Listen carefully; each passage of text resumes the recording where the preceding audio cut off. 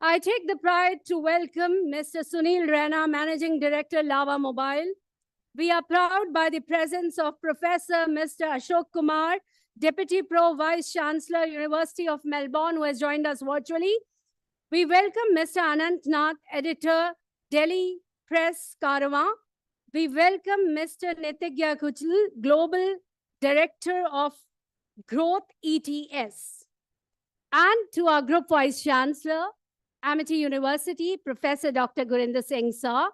And I also take the pride to welcome all the stalwarts of Amity University who have joined us here physically and watching us live.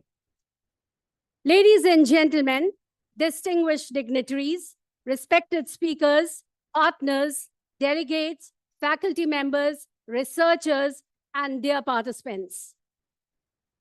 As we arrive at the valedictory moment of the INBUSH World Summit, it is both an honor and a privilege to stand before you and reflect on 4 extraordinary days of dialogue, discovery, and direction. The theme Frontiers of the Future, Reflections, Recognition, and the Road Ahead has not merely guided our conversations, it has shaped our collective thinking. Over these days, we have reflected on the realities of the rapidly transforming world, recognized the mind and institutions driving meaningful change, and most importantly, chartered a purposeful road ahead.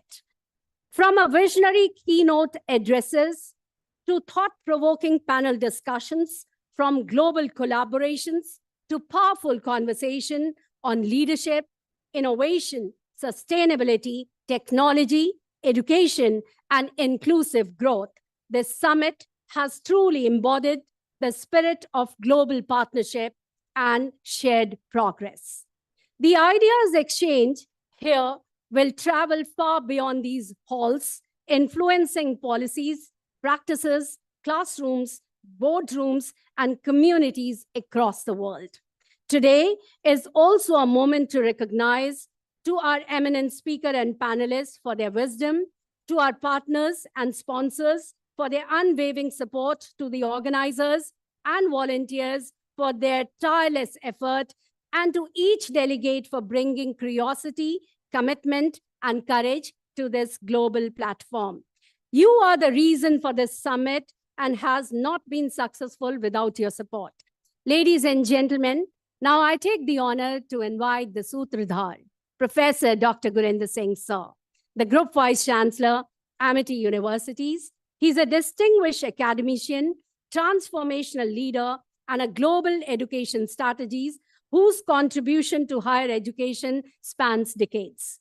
He has played a pivotal role in strengthening academic governance, fostering interdisciplinary research, and deepening global collaboration across continents. Under his leadership, Amity Universities has expanded their global footprint while maintaining academic rigor, innovation, and inclusivity.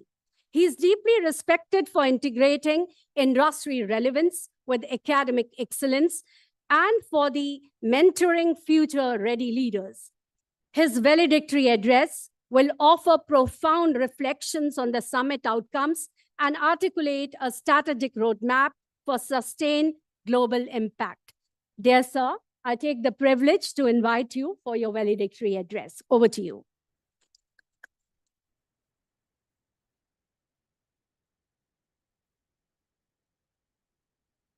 Seems that amazing 4 days have just gone, but I can see large number of our partners from across the globe. Especially, I would like to mention IEEE UP section, which supported us. I was told by Dr.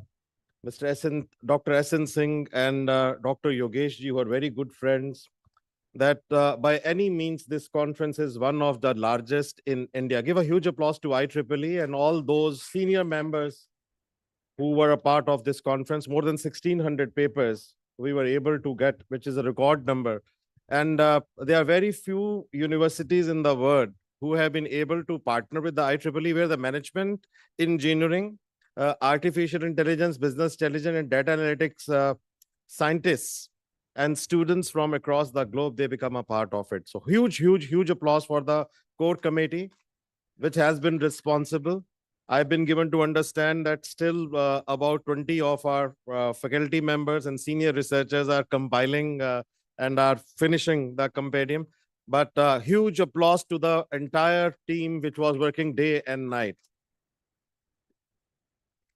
On behalf of our Honorable Founder President, Dr. Ashok K. Chauhan, who is watching you live, our Honorable Chancellor, Dr. Atul Chauhan, on my own behalf as a Group Vice Chancellor, we have got 12 universities, all 12 Vice Chancellors. We have got about 56 Director Generals, Deans, very senior people who are present here. I welcome all of you. As we say that any institution, any university can't progress without their academic partners and without the industry. So in this conference, I feel so proud that we were not only able to expand our network, as you know, that at Amity, we have already got an advisory board of 100 CHROs and more than 300 CEOs who are a part of our ecosystem. We wanted that we should be able to create meaningful relationships with all of them. As an outcome of the INBUSH, more than 300 placements, internships, research projects have been created. A huge applause to all the industry leaders who have been able to offer it. My special thanks to our sponsors, Acer and ETS. Give a huge applause to them. I think that there are people who will always sponsor your programs which are full of glamour, but there are very few companies who will come forward to sponsor the research. But this time, companies were standing in a queue to support the research conference. So we got record number of sponsorships, which we have never got. So huge, huge, huge applause to the industry, which has supported it. We were able to organize a lot of events, but I would like to first name the Deputy Vice Chancellor, Professor Ashok Kumar, who has joined us virtually. Thank you so very much. Professor Ashok Kumar is joining us from Australia, one of the most respected universities of the world, and of course, the best university, both by QS and THE, which has given University of Melbourne the best university, and they are our strategic partners. With them, we are taking some bold initiatives in the area of management, computer science, AI, data science, and also exploring that how we can further strengthen our relationship. Many of our students, they are going on 100% scholarship on their winter program. And when we have a summer, they have a winter. So they will be going in June to be a part of their ecosystem. Professor Kumar, thank you so much. Give a huge applause to Professor Ashok Kumar. Those who don't know, Professor Ashok Kumar is not only a very well-renowned researcher of the world, but is also instrumental in the Melbourne, India strategy. They have opened up a Melbourne, India center in Connaught Place. And what an amazing center they have been able to create, where every month, every week, there is a program. And both University of Melbourne and Amity, they are supporting each other so that this center not only flourishes, but also tries to bring a strong research ecosystem for the country, India. Huge applause for Professor Kumar. Also with the University of Melbourne, we are further developing a program where large number of our students will be going in summer. So you know that we have got a study abroad program where the students, they go to various countries. So this year, in their summer program, we will be sending large number of students to University of Melbourne and then trying to create an ecosystem where we'll be supporting. So there will be faculty development programs, especially focusing on research. I can see Professor K.M. Soni sitting here. So Professor Soni, I think that this is something amazing that first time any Indian university is taking these steps to bring and to strengthen the research ecosystem. University of Melbourne and Amity, they will be coming together and will be doing many research exercises. I can also see good number of researchers from the interdisciplinary areas. So I think this partnership as an outcome of this conference is not only going to strengthen the citations and H index of both the institutions and universities, but will also help large number of young students to be a part of this ecosystem.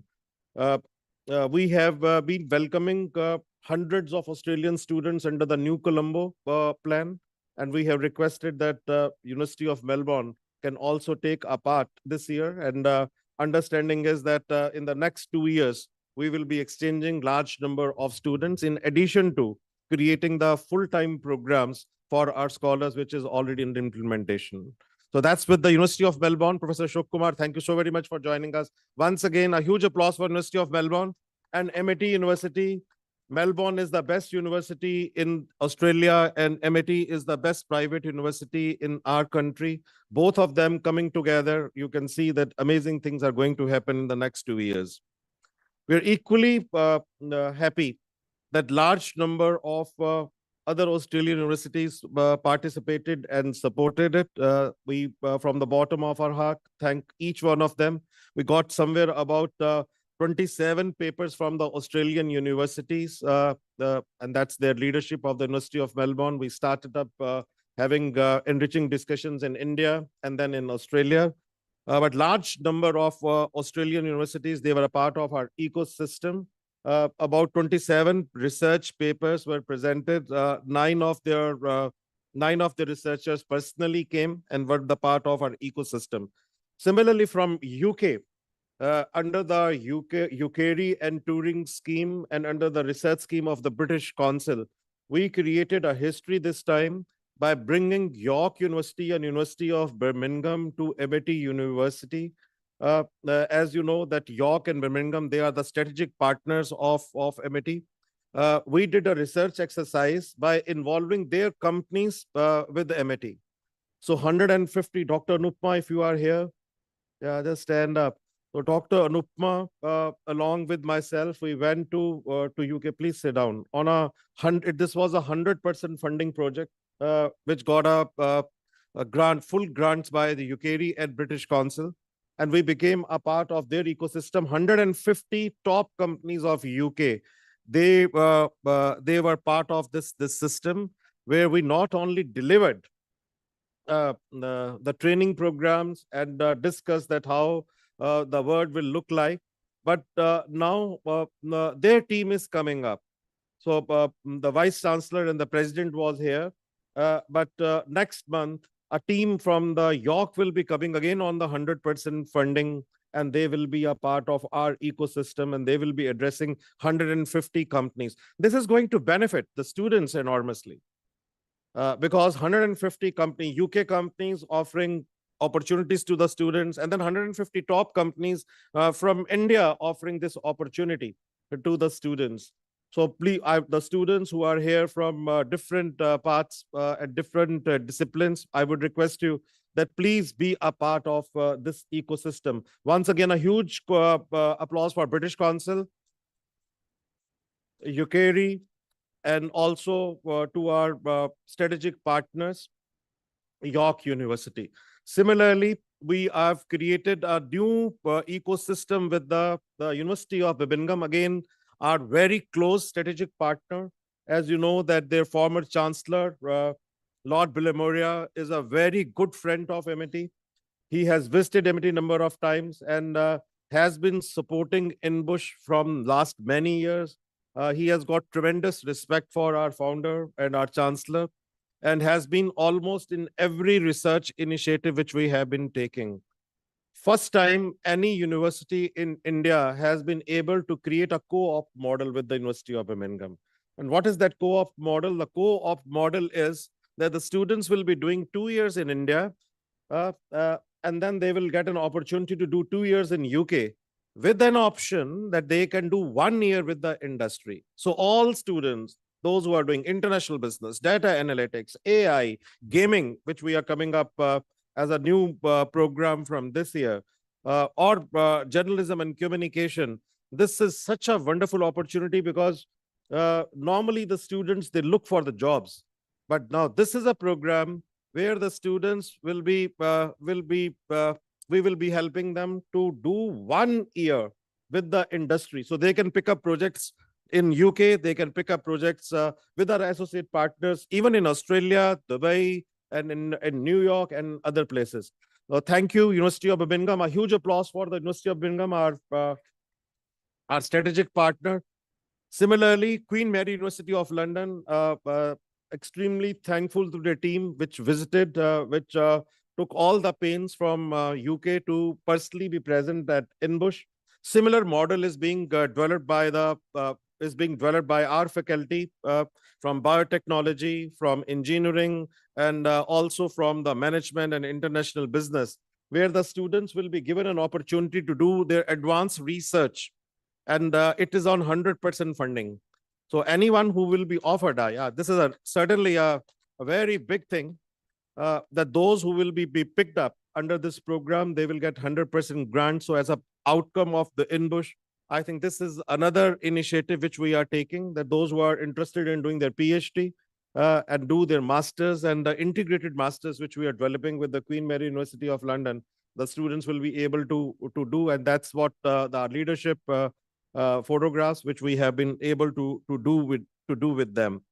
Also, we got our Professor Miller from Scotland, and we drew a program called India Immersion Program. It is one of the strongest programs which any university in India is offering. And this is a program where the students come and they become a part of the ecosystem of India. So it's a reverse transfer of students, where the students will come and they will understand that what India has to offer. India today, which is the fourth largest economy and poised to be amongst the top 2 economies in the world, as per the World Bank estimates in the next 6 years. I think the world has to know us. The world has to understand that what we are offering, how Indian academics is changing. And that is why our founder, Dr. Chauhan, long time back, gave this responsibility to our chancellor to create a program which can attract large number of students. As you know, that in Africa, we launched Pan-African e-Network project, through which 80,000 African students became a part of it. Our now goal is that through India Immersion Program, we should be able to attract thousands of students, which is a dream of our Honorable Prime Minister, Modi ji, that world should know that what India has to offer. So under the India Immersion Program, we are attracting large number of students. We are very happy that last year, about 400 students from Australia, about 180 students from the UK, about 18 students from Europe, and about 11 students from US, they will become a part of it. A large number of Latin American countries, they are interested. Large number of Russian students are interested. Last year, we offered 20 scholarships to our students, including including airfare. If the students are here, I think I can see Gurleen, stand up. And the students who went to Russia. So they went to Russia, please stand up. And we paid their airfare, and it was 100% scholarship. Please sit down. But we also want that large number of students from their side should also come. So Russia and India, they are coming together, and India will be a strategic partner. You can see all chief ministers of some of the, along with Piyush Goyal ji and our Honorable Chief Minister, we announced at that point of time that we will be creating this program, and we can now see good number of students from that side coming here and from our side going there. And congratulations to these students. And I think that quite a few of them, they're very young, about 19, 20-year-old, but then becoming their part of their ecosystem. And then their students, 20-year-old, coming up and becoming a part of our ecosystem. We are also trying to create an economic summit in Russia, and then they coming to India in next INBUSH to becoming a part of it. But under the immersion program, we want that hundreds and thousands of students from all parts of the world, and especially from the countries who have never experienced this kind of exposure. So our focus would be towards the Latin American countries also, with whom we are developing this relationship, and also to Africa, Russia, and to oceanic countries with whom we are developing it. Thank you very much, all the researchers, for helping us. In Europe, through INBUSH, we got a number of projects. If Dr. Meghna Sharma is here, Dr. Meghna Sharma, along with Dr. Jimny, if you are here, they went on a 100% grant this time under the Erasmus project. Give a huge applause to both of them. And this time in INBUSH, a large delegation from Hungary, they came and they became a part of our ecosystem. And that is the advantage of INBUSH, that when you meet people, you are able to converse, you are able to understand that where the opportunities are existing. Yesterday, we saw that 3 German universities showing interest, and they are saying that we would like to do Erasmus project with us. We saw Iceland offering 50 internship projects to the students. So I think that opportunities are give a huge applause to, and their CMD was here. We bet on the dinner, and I think so. If you look at 50, 20, 30, 10, 100, and if you total all of them, you will find that all students who are present here and very senior people who are present, you have got enormous opportunities which are being created through this one of the largest events in the world. My request to all of you would be that please focus on the outcomes. Weekly, let's do reviews with our partners, with the industry empathizers, advisors, and let's try to see that we gain out of the every initiative which we are taking. I'm equally proud that there is no research conference in India which is able to bring so many Scopus Index journals. First, with the IEEE, Scopus Index proceedings are coming up, but also with the Springer, we are coming up with the 3 books. The first one is ICRTM Conference Proceeding Springer. The other one is on the Handbook of Computational Intelligence for Strategic Decisions, Technology and Application by Taylor and Francis. Then we are also doing with Taylor and Francis another book, which is a compilation of the case studies. We are working with the Case Center, as you know, that this is the largest case center of the world. And we are creating and bringing out a compendium of 2 books, which will be having somewhere about 200 books. And thank you, Professor Vicky Lester, their CMD, the chairman of the Case Center, which is helping us to bring these ones.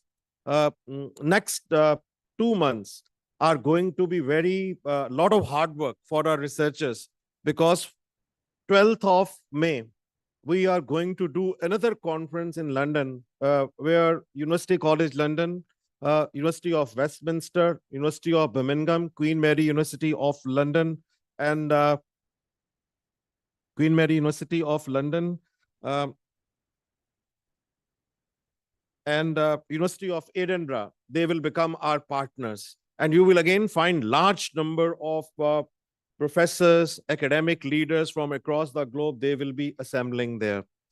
Also, at the same time, along with the quite a few journals, which includes AI and Tech, Next Generation AI Information Technology, book on technology. We are, for the first time, included an hackathon this time at Amity. And this is going to be in the 3 rounds. We saw somewhere about 27 teams from some of the leading institutions, which includes IITs, which includes ISC for the first time, that they became a part of it. But the second part of the hackathon is going to be in UK, and the final is going to be in New Jersey. So first group, which is practically taking all the problems from the industry and is trying to give the solutions. And we are so proud that IBM is sponsoring it. Give a huge applause to IBM, and truly grateful to our partners, Acer, if they are here. The team of Acer, but if they are not here, Ayushi, if you are here.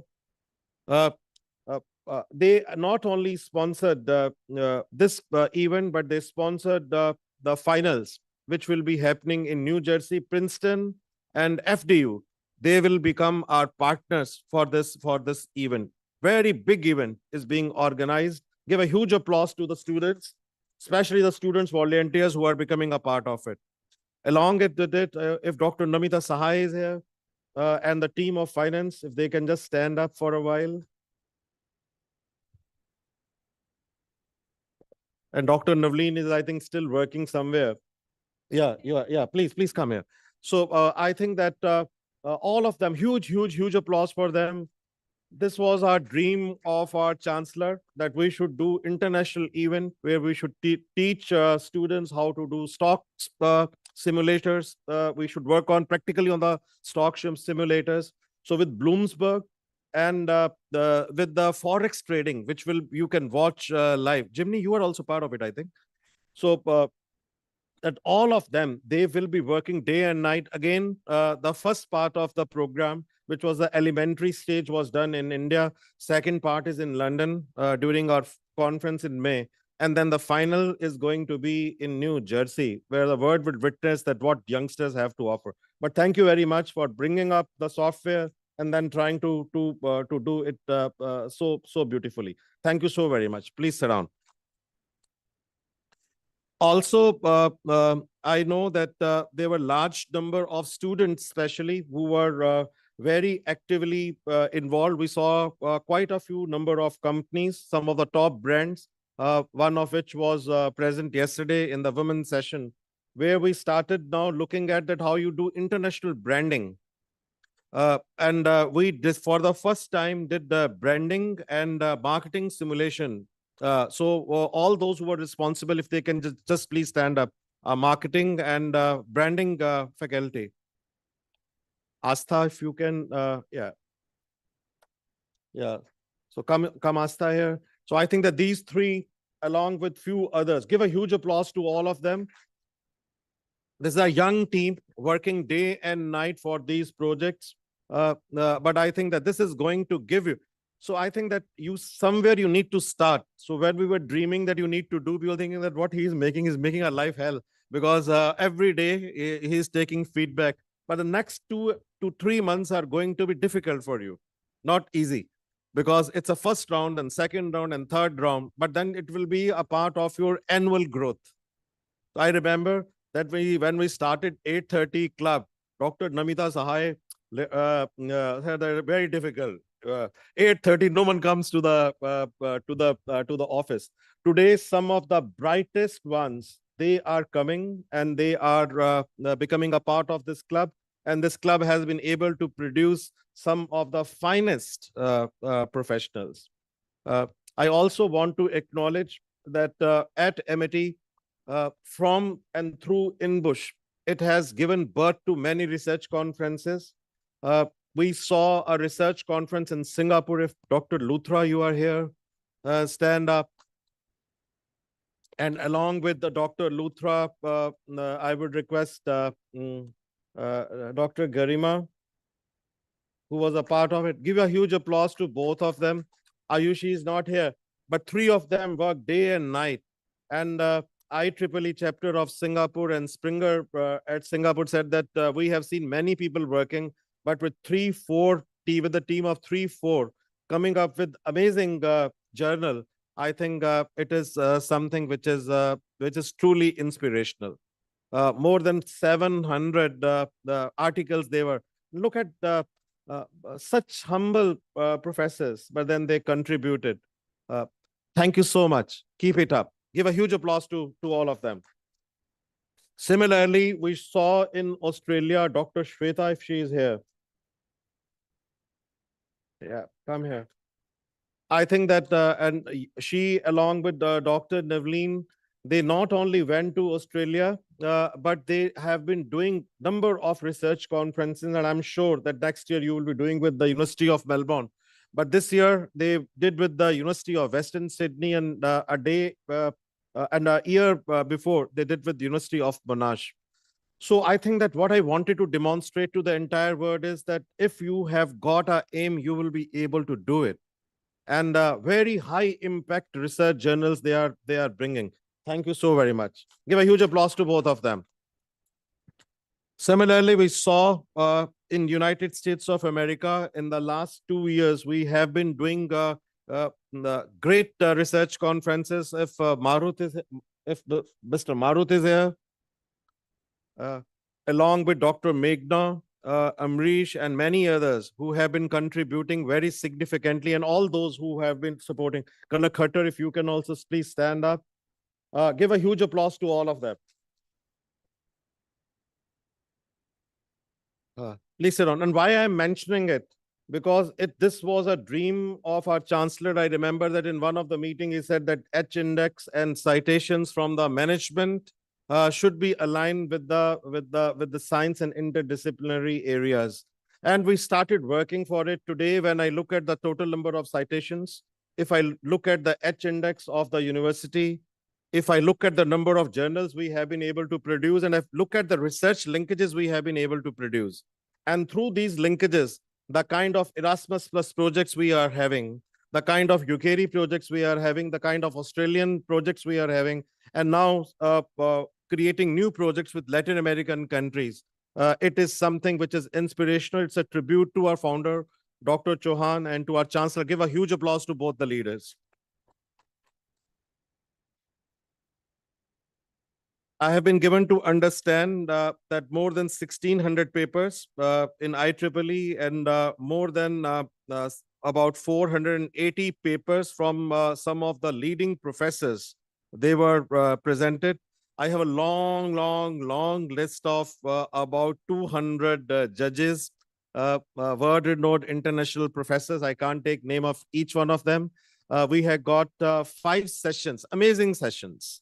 And yesterday, someone from Europe commented that we have seen the World Economic Forum, but I think that in India, if anyone is able to do an equally important event, it is INBUSH under the leadership of Amity family. Give a huge applause to Amity family and to yourself who has been able to do it. I am going as a very satisfied person on 26th INBUSH, and I'm sure that we are going to welcome 27th INBUSH with more energy, with more international participation. The word belongs to all of you, and we'll stop there with recognizing our industry leaders for whom we have got tremendous respect. Mr. Sunil Raina, Managing Director of Lava Mobile, who is here. Give a huge applause to him. I always say that industry leaders are the ones who not only give you a new definition, but they are the biggest social workers. In this world, no one has got a time. So anyone, young children who are here, professionals, I would say, anyone who gives you time, who speaks to you affectionately, always remember him, because sometimes small ideas can give birth to many new organizations. For example, when I was talking to Acer and Microsoft and Lava last year, we got an idea that AI is great, but youngsters, they need the new programs, and the programs will be focusing more on gaming. So we did some research. 78% of the boys, they spent somewhere about 60% of their time on the gaming. And then amazing figure came that after every 2 minutes, every youngster looks at the mobile.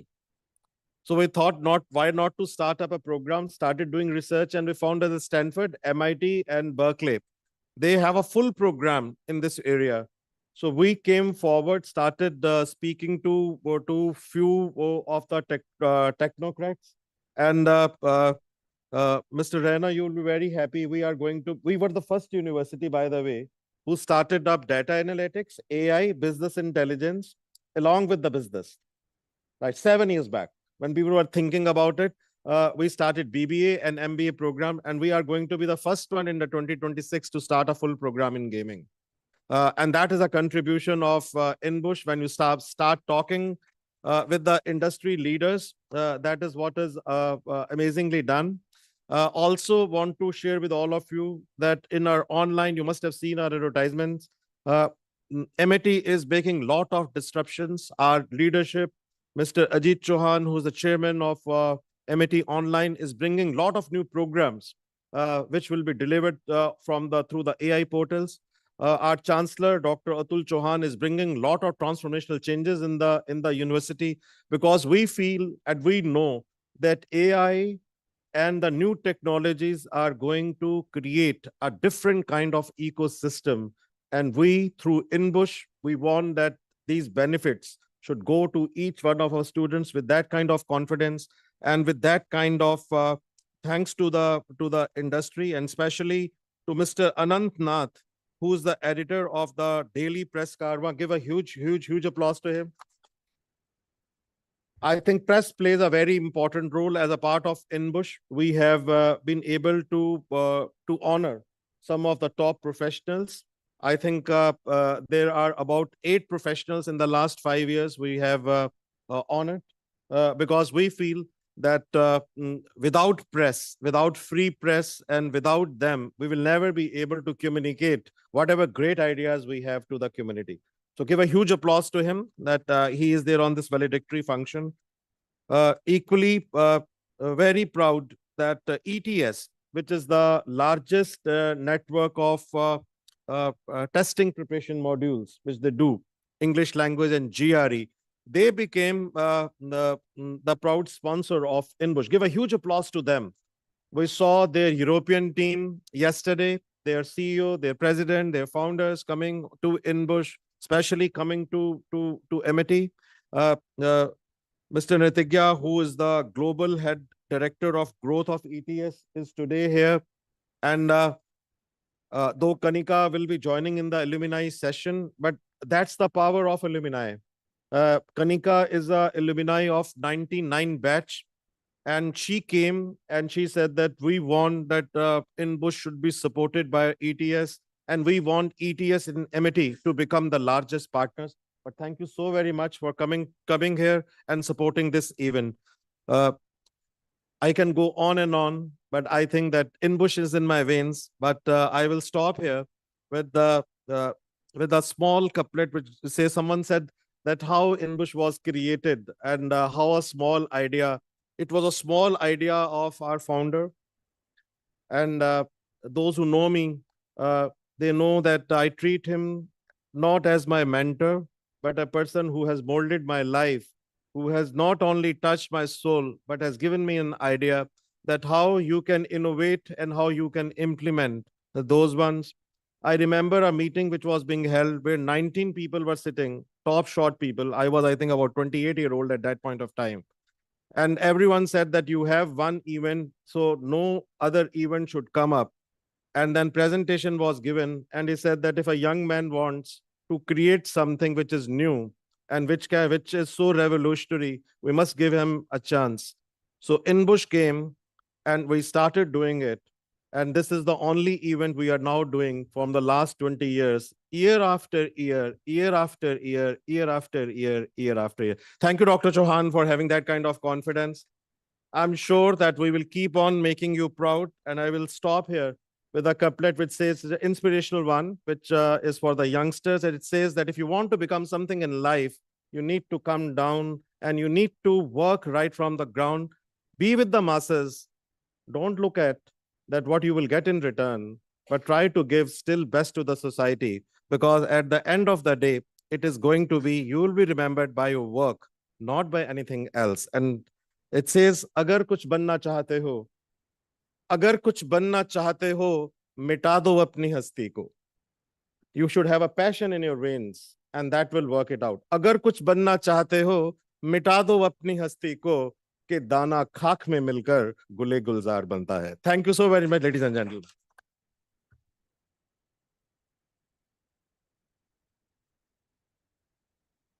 Ladies and gentlemen, this was our Group Vice Chancellor, Professor Dr. Gurinder Singh. He has spoken and covered each and every aspect.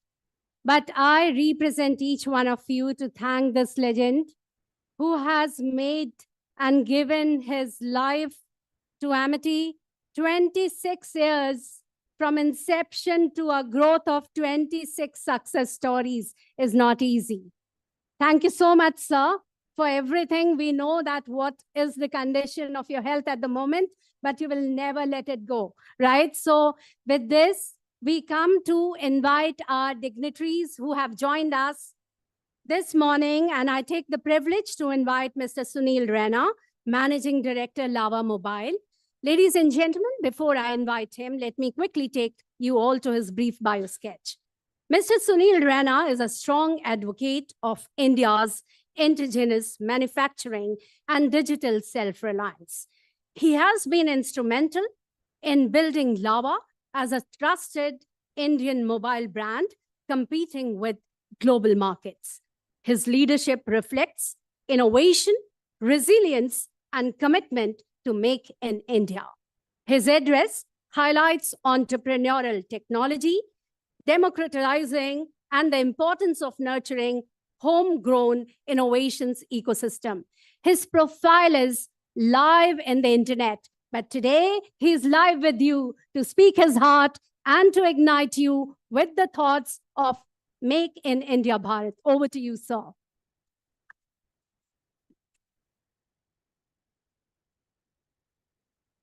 Thank you for coming.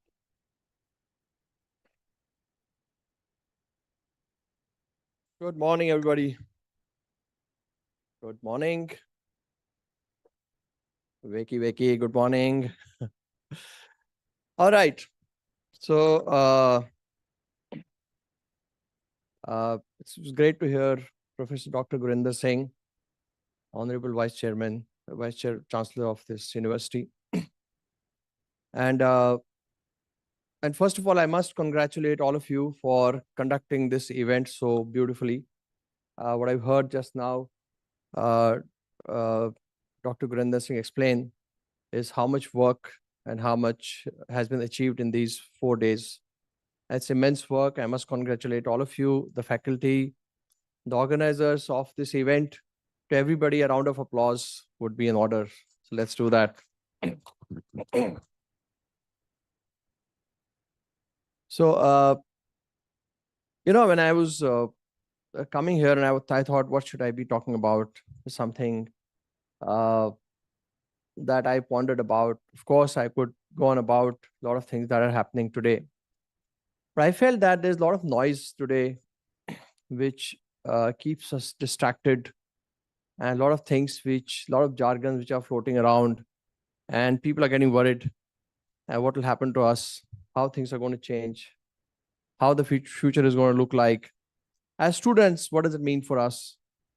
What will happen to the jobs? What will happen to the skills? A lot of questions which are there in everybody's mind. And I just heard one line from our Prime Minister yesterday, which he said, in AI, there are two ways to look at AI. There are two types of people who look at AI differently. One type of people are those who feel bhai, which is the fear of AI, right? And second set of people are those who see bhavish in AI, the future in AI. So this was very, very powerful words, because with every change, these two emotions happen, and there are very few people who really see opportunities in change. But those who do see change really get great opportunities and really are able to create success. So therefore, I thought, let me just talk about 3 things today, because a lot of things are going to become redundant. A lot of things are going to become obsolete. But there are certain things which will never become old, which will never change. I thought, let me just talk about 3 such things which will never change. And as students, as human beings per se, that's something that we must always keep in mind. And because once we keep them in mind, we'll always see opportunities and we'll not see so much of a threat to our lives. I think, first of all, there are 3 things that I want to talk about, three areas which will never change. Number 1, the change itself. The change will never change. There is no permanency of anything in this world. So we must understand that the change is always going to be there. So we have to live with this reality. And second is what we call understanding, the insights.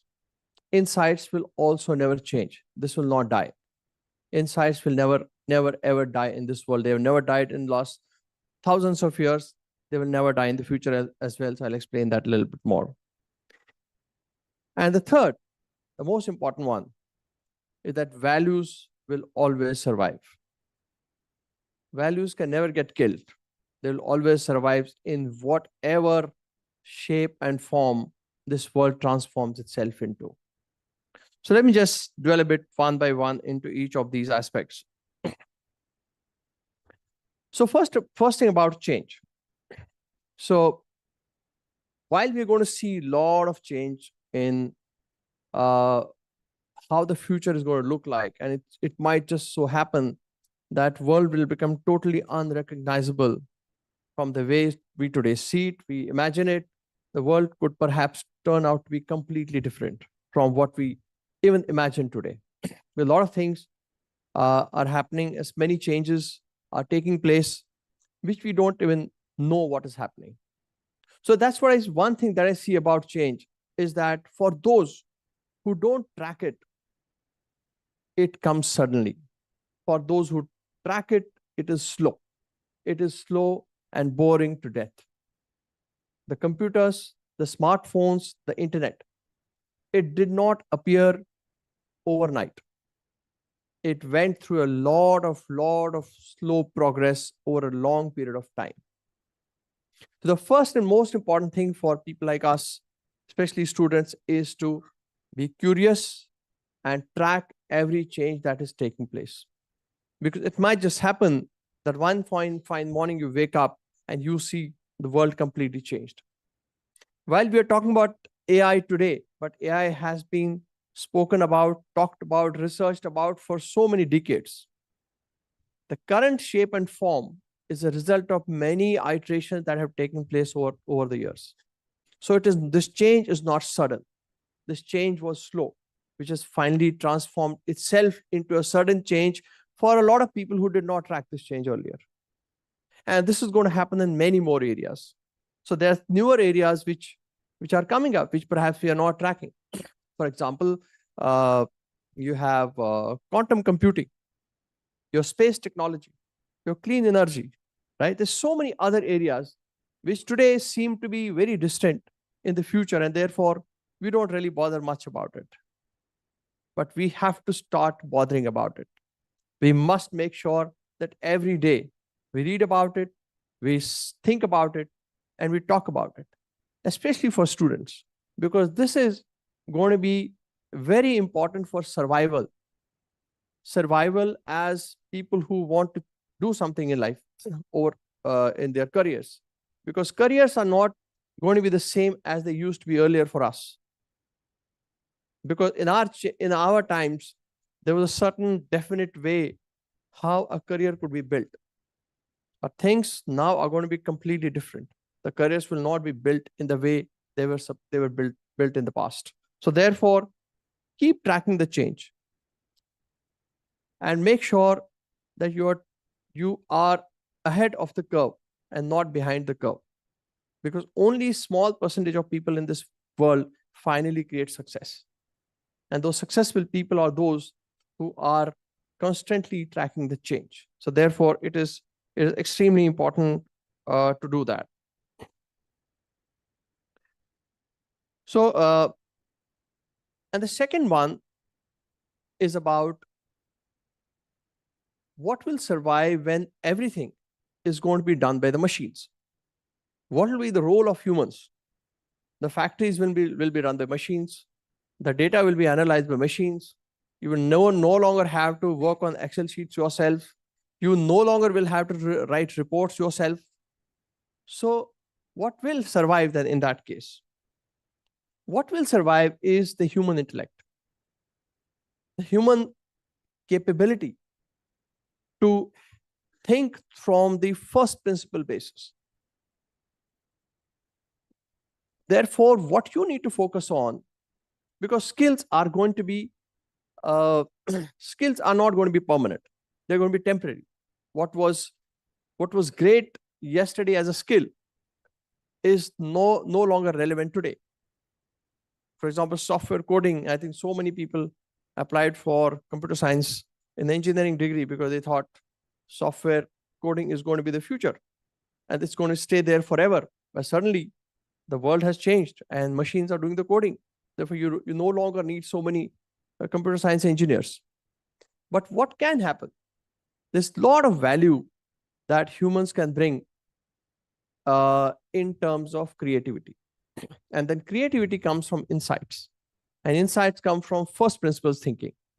First principle thinking is something that will always be true in whichever situation, in whichever condition this world transforms itself into. So if you're thinking everything from the first principle perspective, you will be able to design so many things in this world based on the current technology that will become extremely useful and meaningful for the humanity. Because what we do, what Dr. Singh just said some time back, that we are here not just to earn bread and livelihood for ourselves. We have to make meaningful impacts as businesses, like he said, and institutions like yours. We have to make meaningful impacts in the people's lives. While there are commercial interests all of us have, but at the same time, it is so important that we are able to create positive impact in the society, in the country that we live in. Because I say this always, there are two dimensions to success. One is your purpose, and second is your ambition. You can aspire for something, but if it is not backed up by the purpose that you serve to the humanity, the success is going to be very hard to get. Therefore, these two-dimensional matrix for success is something that institutions like ours will always have to keep in mind. And for that, we have to be highly, highly insightful. We have to think from the first principle basis. In fact, all the technologies that have been built today, whether it was earlier Google, whether it is today's large language models, they all built on first principles. They think about how the humans behave, how the humans act, what emotions people go through. Therefore, this holistic understanding, the conceptual understanding of everything, how the world works, how the systems work, how the human emotions work, what triggers people. So all those things, if you get a deeper, insightful understanding of all these concepts, you'll find it easier to build on top of what is already existing in the form of technology. So therefore, that's something which I would say is very, very important. And then the third one is the values, which will never change. They have never changed. They have never been able to, nobody has been able to challenge the importance of values.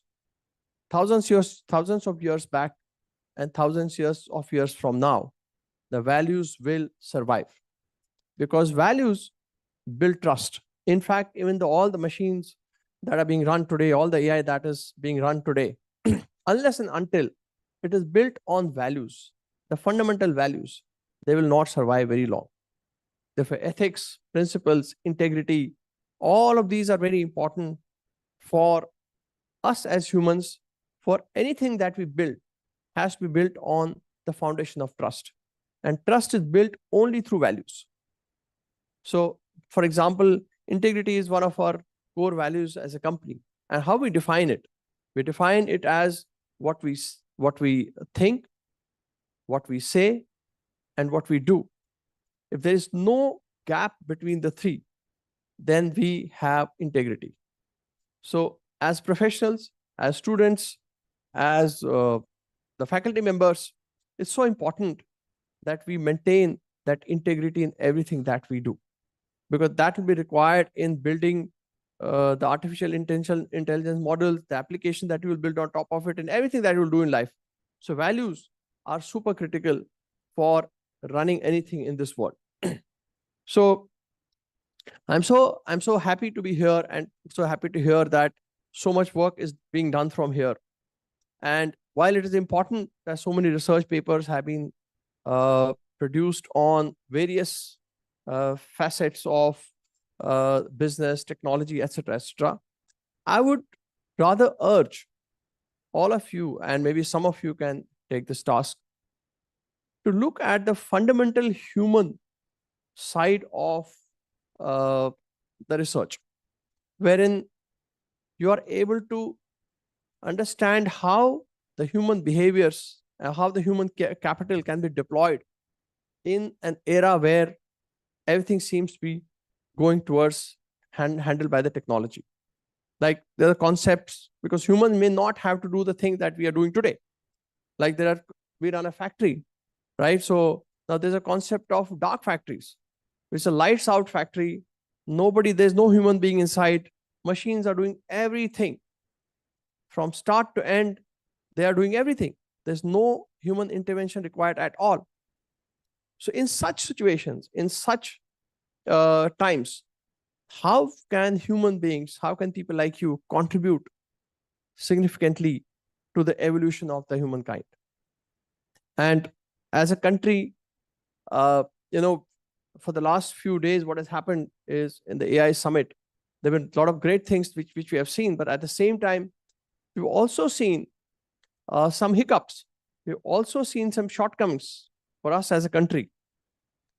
But I believe these shortcomings and these hiccups are a part of evolution of a country. So rather than laughing at it, criticizing it, what we must do is encourage those who are making an effort to move forward. We must really, because as a country, we still are very far away from where we should be. Therefore, we are making mistakes. People are making mistakes. And you all, whatever you want to will do, you will make some mistakes. I think as a country, we have to come together and cheer for each other and make sure that whatever anybody is trying to build, we support it, we wholeheartedly support it, and of course, point out the mistakes, but see it as a process of evolution. So that mindset and that attitude is what is going to take this country forward. Well, it's good to criticize, but at the same time, it's also important to encourage those who are making an effort, who are pushing the envelope on technology. And as a country, that's what we need. If we really have to beat China and maybe at some point in time US, we will have to be tolerant of our mistakes and then move forward. And that's all I wanted to say today. I will not take much of your time. Thank you. And once again, congratulations to all of you for doing such a wonderful job. Thank you.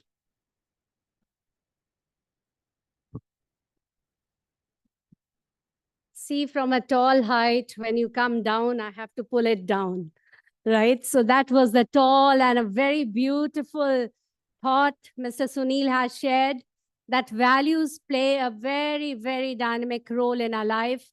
And a valued person is ahead than any AI. So this is the most important thought which has come for the day today, that values are more important than any technological amalgamation. Ladies and gentlemen, now I take the honor to invite Professor M. Ashok Kumar, Deputy Pro Vice Chancellor, University of Melbourne, who is live with us. Before I invite Sir to address, let me quickly take you all to his bio profile. Professor M. Ashok Kumar, Deputy Pro Vice Chancellor, University of Melbourne, offers a distinguished global academic lens. His leadership spans international education, strategy, research excellence, and institutional partnership. His virtual address strengthens INBUSH global academic dialogue and reinforces cross-border collaboration in higher education. Sir, I humbly hand over the mic to you. Over to you now. Thank you, Chair. I'm hoping that you can all hear me. If there is a problem, please let me know. Honorable Group Vice Chancellor, Processing, Honorable Senior Dignitaries, colleagues and friends, good morning and greetings from Melbourne. I'm really sorry that I'm not attending the event in person. I have just returned from India to attend some important meetings here in Melbourne. It is a great honor for me to join you all today at the session that you are participating. At the outset, let me thank the Group Vice Chancellor and the Amity University for providing this opportunity to me to highlight University of Melbourne's approach to academic partnerships. The University of Melbourne is very particular about building long-lasting, sustainable, and deep partnerships. This takes time. Sometimes it may take a year or maybe a few years to build trust, sustainable transnational education and transnational research networks, and other engagement activities. One such long-lasting partnership is between the University of Melbourne and Amity University. I will come to this point a bit later in a bit more detail. First, let me introduce myself and my institution. As I was introduced, I am Muthupandiyan Ashok Kumar, born and brought up in South India in a village very close to Madurai. Moved to Melbourne in late 95 and worked as an academic since January 96 at the University of Melbourne. I started here as an academic staff in the School of Chemistry. Currently have 2 roles at the university in addition to the professor role in the School of Chemistry. I am the Deputy Private Chancellor International for South Asia and Middle East, taking care of all sorts of engagement activities. I'm also the director of the Melbourne Global Center, Delhi, that Professor Singh mentioned earlier. Let me also share a few facts about the University of Melbourne. The University of Melbourne was established in 1853, the second oldest university in Australia. The past 20 years or so, we are number 1 in terms of the ranking, whether it is QS or the Times Higher Education or any other rankings. Currently, globally, we are 19 based on QS ranking, 37 based on the Times Higher Education ranking. The university spends quite a bit of money in terms of research, close to about $1.3 billion annually. And that's mainly because we want to be a research-led university. It is a comprehensive university. We teach almost every aspect of every discipline, whether it is medicine or science or engineering or business economics, etc. We have about 60,000 students studying on campus. Almost half of them are international students from about 150 different countries. The university has 7 campuses in and around Melbourne. The Parkville campus, which is very close to the city, that's where majority of the activity happens. The rest of the campuses are in and around Melbourne, purpose-built. For example, we have a campus for agricultural research, veterinary science, and so on. One last thing that I would like to mention is I'm proud to say that one of my colleagues from the School of Chemistry, Professor Richard Robson, was awarded the Nobel Prize in the last round for his work that he did about 50 years ago on metal organic frameworks. The university's commitment to engagement with India is long-term and built on a foundation of multi-layered partnerships and a shared future. We have established strong engagement with academic institutions for transnational education and transnational research activities. We have established strong partnerships with industries and businesses to address growing need for future readiness graduates in emerging technologies such as quantum computing, artificial intelligence, medtech, and so on. We work closely with government departments and diplomats on policy developments, for example, on sustainability, academic industry engagement, etc. And Amity has been part of these kind of roundtable discussions for many times. We work with state governments on school engagement programs, being part of Knowledge City to be established by the Tamil Nadu state government, Quantum Valley to be established by the Andhra Pradesh state government. We are kind of part of all those kind of developments.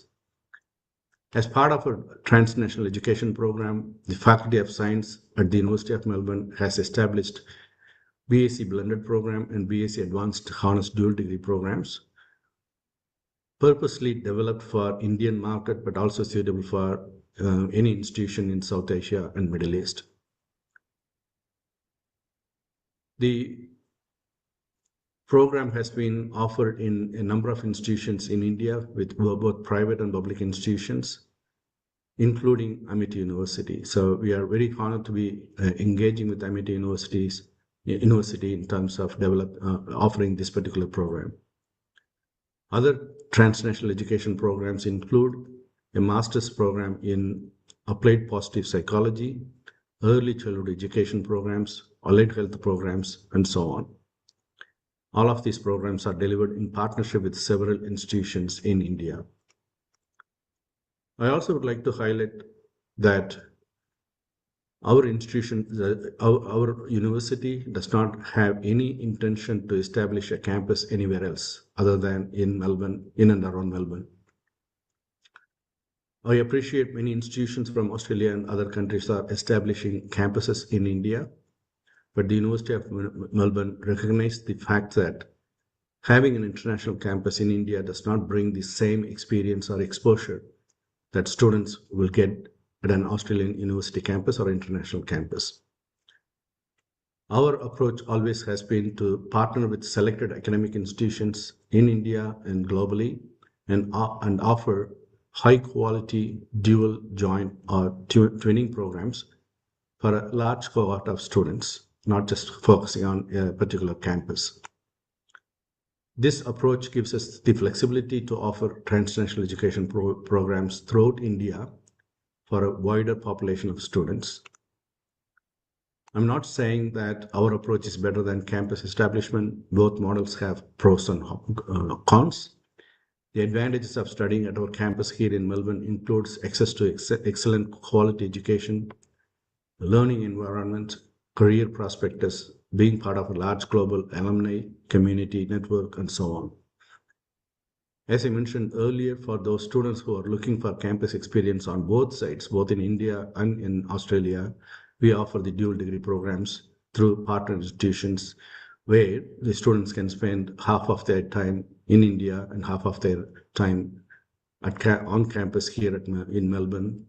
And end of the day, students can get 2 degrees, one from the Indian partner institution and one from the University of Melbourne.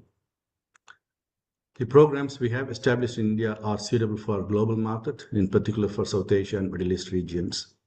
As the Deputy Pro-Vice Chancellor International for South Asia and Middle East, I'm trying to expand these programs to other regions as well.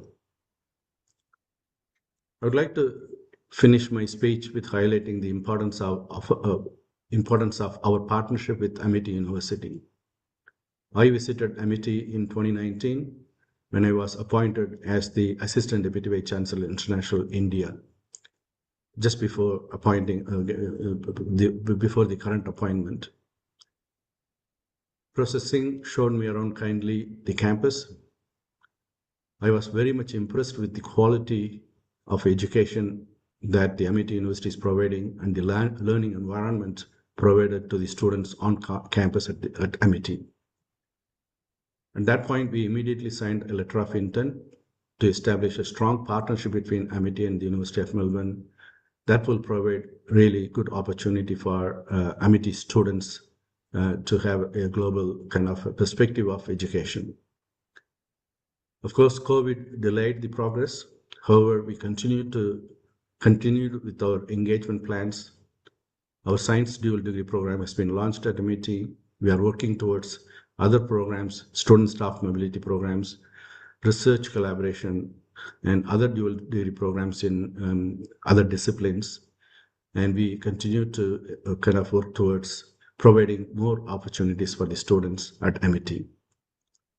I'm confident that Amity University of Melbourne partnership will continue to grow with initiatives taken by Processing and his colleagues at Amity and my colleagues at the University of Melbourne. Once again, thank you for the opportunity. My best wishes to all students at Amity for success in your academic endeavors. Thank you. Thank you so much, sir, for your warm address. Looking forward to meet you in Amity soon. Ladies and gentlemen, now I take the opportunity to invite Mr. Nitigya Kuchal, Global Director of Growth, ETS. Mr. Nitigya Kuchal brings a global perspective on education, assessment, and future skills. At ETS, he works toward building fair, credible, and future-ready evaluation systems worldwide. His insights emphasize lifelong learning, skill-based education, and global mobility.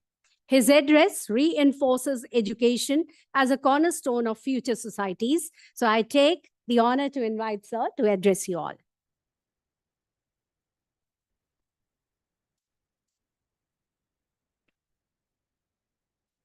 Good morning, everyone. First of all, I'd like to thank Dr. Govinder sir and Amity family to give us this opportunity for ETS to partner with Amity. Dr. Govinder sir and met our ETS leadership, I think just a week ago. And it seems like it has already been a year. We have covered so much ground, created so many plans for the future to make this partnership very long-standing. And we are delighted, humbled, and honored to be part of INBUSH, the 26th edition. And I have been here for all 4 days. And I can proudly say that I haven't seen this level of event, not only in India, but maybe elsewhere also. So thank you, Vinay sir, for your vision under the able leadership of the founding leadership of Amity family. I'll just talk about, start with what we have been talking about for 4 days, starting with Mr. Chirag Paswan talked about India, the road that India is in, the position that India is in, right? So we all know, it doesn't need any proof, any data point to say that India is not only contributing to global growth, not just solving global problems, but it is definitely at the forefront and epicenter of globalization, be it solving global problems, leading with technologies, right, all across the technology domains, be it healthcare, we proved to the world with the COVID vaccine, in fintech with UPI, right? So UPI, as we all know, is the best fintech technology that has come across from any country across the globe, right? Be it space, AI. So the AI summit is happening, and which has already become the biggest AI summit across the globe, right? And also looking at whatever talks I attended last 3 days, be it the deep sea mining research that we are contributing to in Oceania with Australia, all the research papers, all the research work being done. This is a reflection of what further steps India is taking to spearhead the global growth and global problem solving. And of course, all of this is only possible because of the young stars that are sitting here, right? Again, Mr. Chirag Paswan clearly said that none of us will be here apart from you who have to take this juggernaut forward, right? And I'm so much delighted that I consider the Amity universities, the family, not only as a little India, but a little world. The global nature of this community, international students coming to Amity University students going to all global destinations, right? No better place in the world to see what is happening in the whole globe. Okay. Now, if we, in terms of opportunities, right? So in both the depth and breadth, so opportunities are opening up for you all. Not even in terms of which countries you can go to, right? So of course, US, UK, Australia, Canada have been there. But again, we saw in the Europe session, not only Germany, which is doing a lot of great work in data science, AI, computer science, other European countries, be it France, Italy. We saw Hungary opening up pathways for Indian students, right? And then elsewhere also. And if we look at it, right? So jokingly, so I have a 12-year-old daughter. When I ask her that which country she would like to go, she tells Japan, right? So the opportunities that you all are looking at, the global opportunities, I don't see these are only limited to studies, right? You are looking for a specific destination for its culture, for exposure, for knowledge and experience, right? So for your 360-degree growth, which the Amity University's vision truly reflects. And in terms of different streams, right? So again, AI, not only again the standard streams of engineering, medical, be it law, be it business, every other opportunity is possible to you. And now, like, I'm delighted to see that Amity launching a gaming program. And I very selfishly feel jealous, envious of you all, that when I had this opportunity, we had only 3 options: engineering, be an engineer, be a doctor, or be a CA. Like, if I am given a chance, I would like to be reborn and take benefit of that.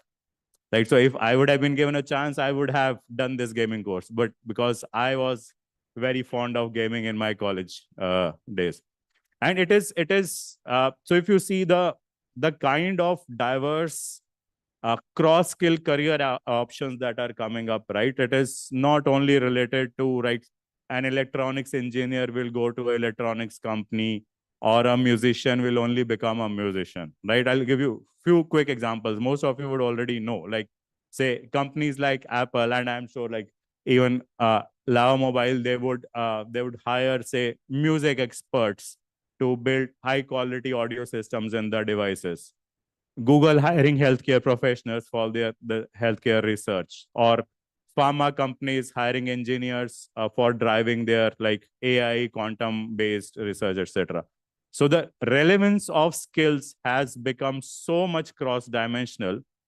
The challenge this comes up now is how to decide what option to take up, right? And in professional world, and many of you would have been involved in research, right? And all the educators are there. The main single most important tool which is required for decision making is data, right? So not only in professional world, not only in academic world, right? Even if you talk about sports. So I'm a huge sports fan, and I'm a like a amateur cricketer also. So every day it is only data that is driving your decisions. And apart from a tool for decision making, data is a way to showcase. So, right, when we talk about Sachin Tendulkar's 100 centuries, 18,000 runs, this is data which is showcasing not only the potential but performance of an individual.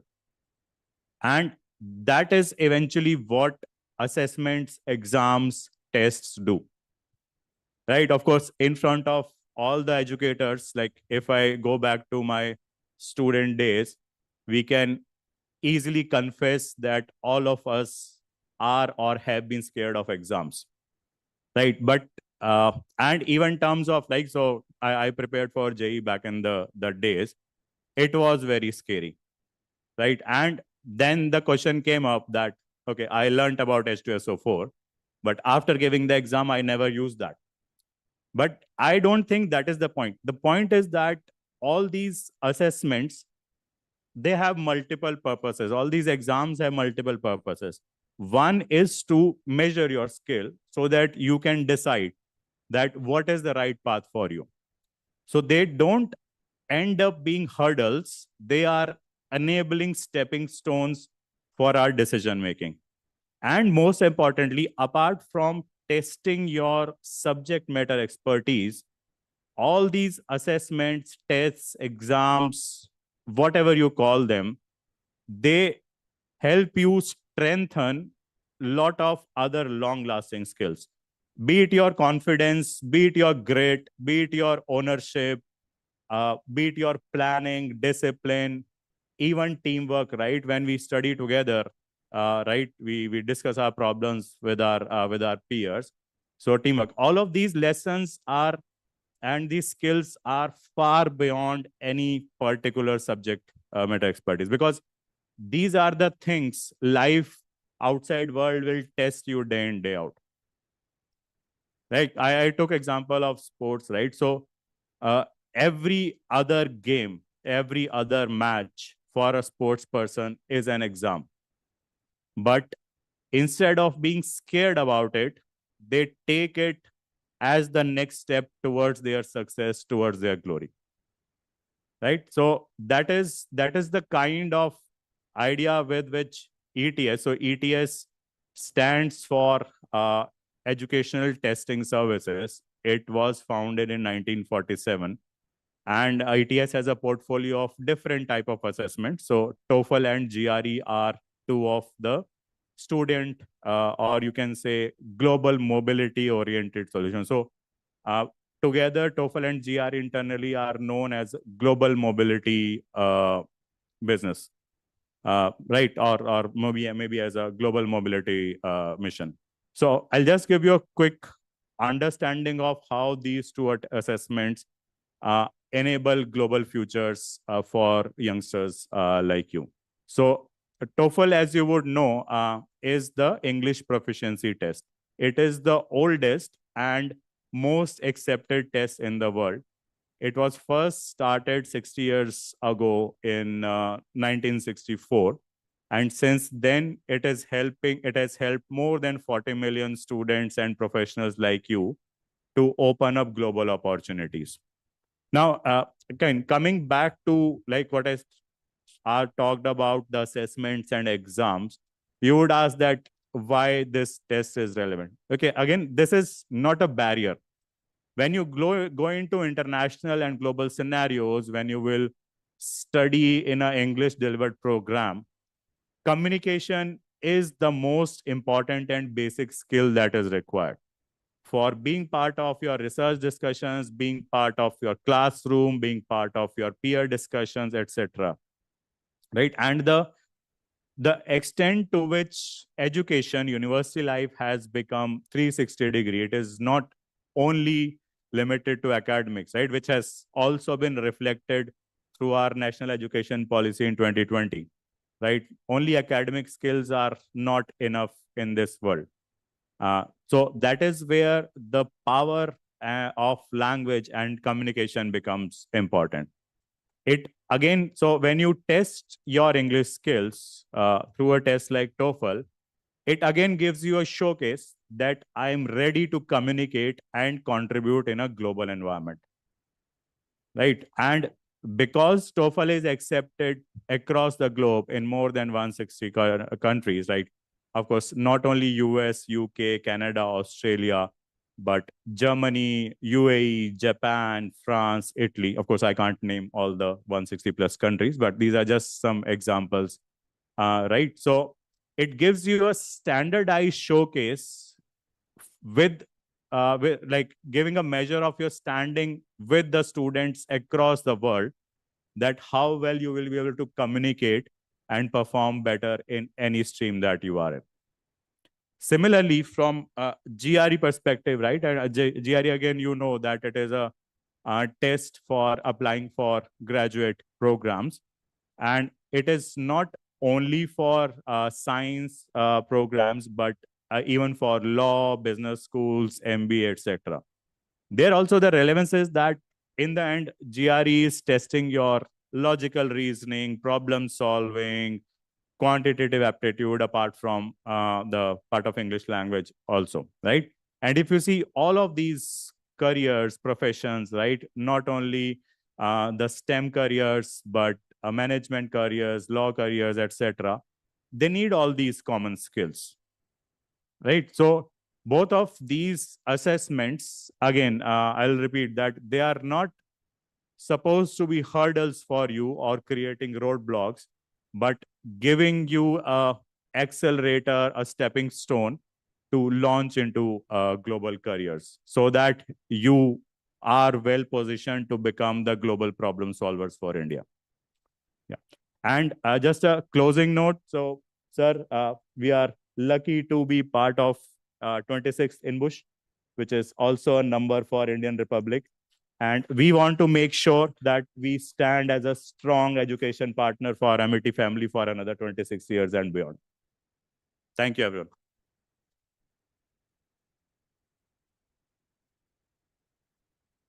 Thank you so much.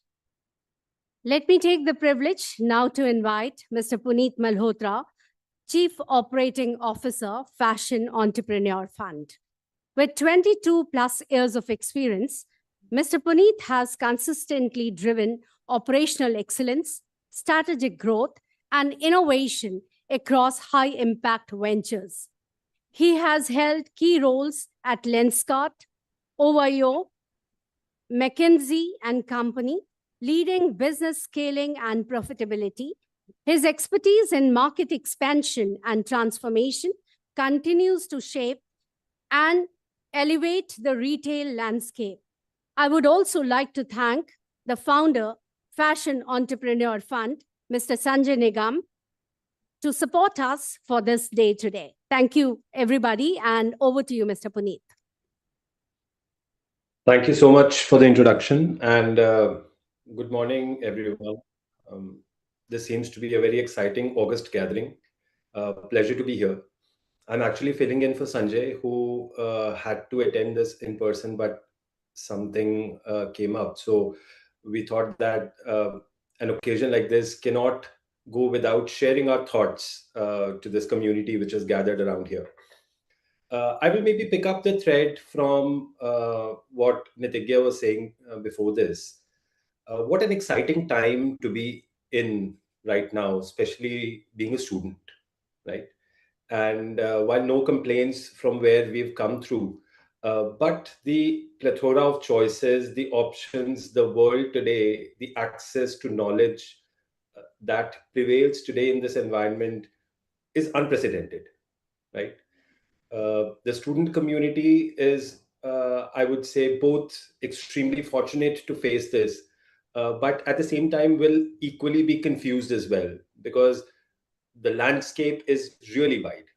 But I think it's a fantastic opportunity to create something very, very special, something which nobody else has done it till now. So it's the cookie cutter model is no longer there as far as business is concerned, as far as education is concerned. And I'll take up a small story. A couple of months back, a very dear friend of mine who lives in Dubai, he was here in Delhi, and he called me up and he said that, Puneet, why don't you come home? My daughter wants to have a conversation. And I went in, and it was obviously a nice place to be in. Meeting friends is always a pleasure.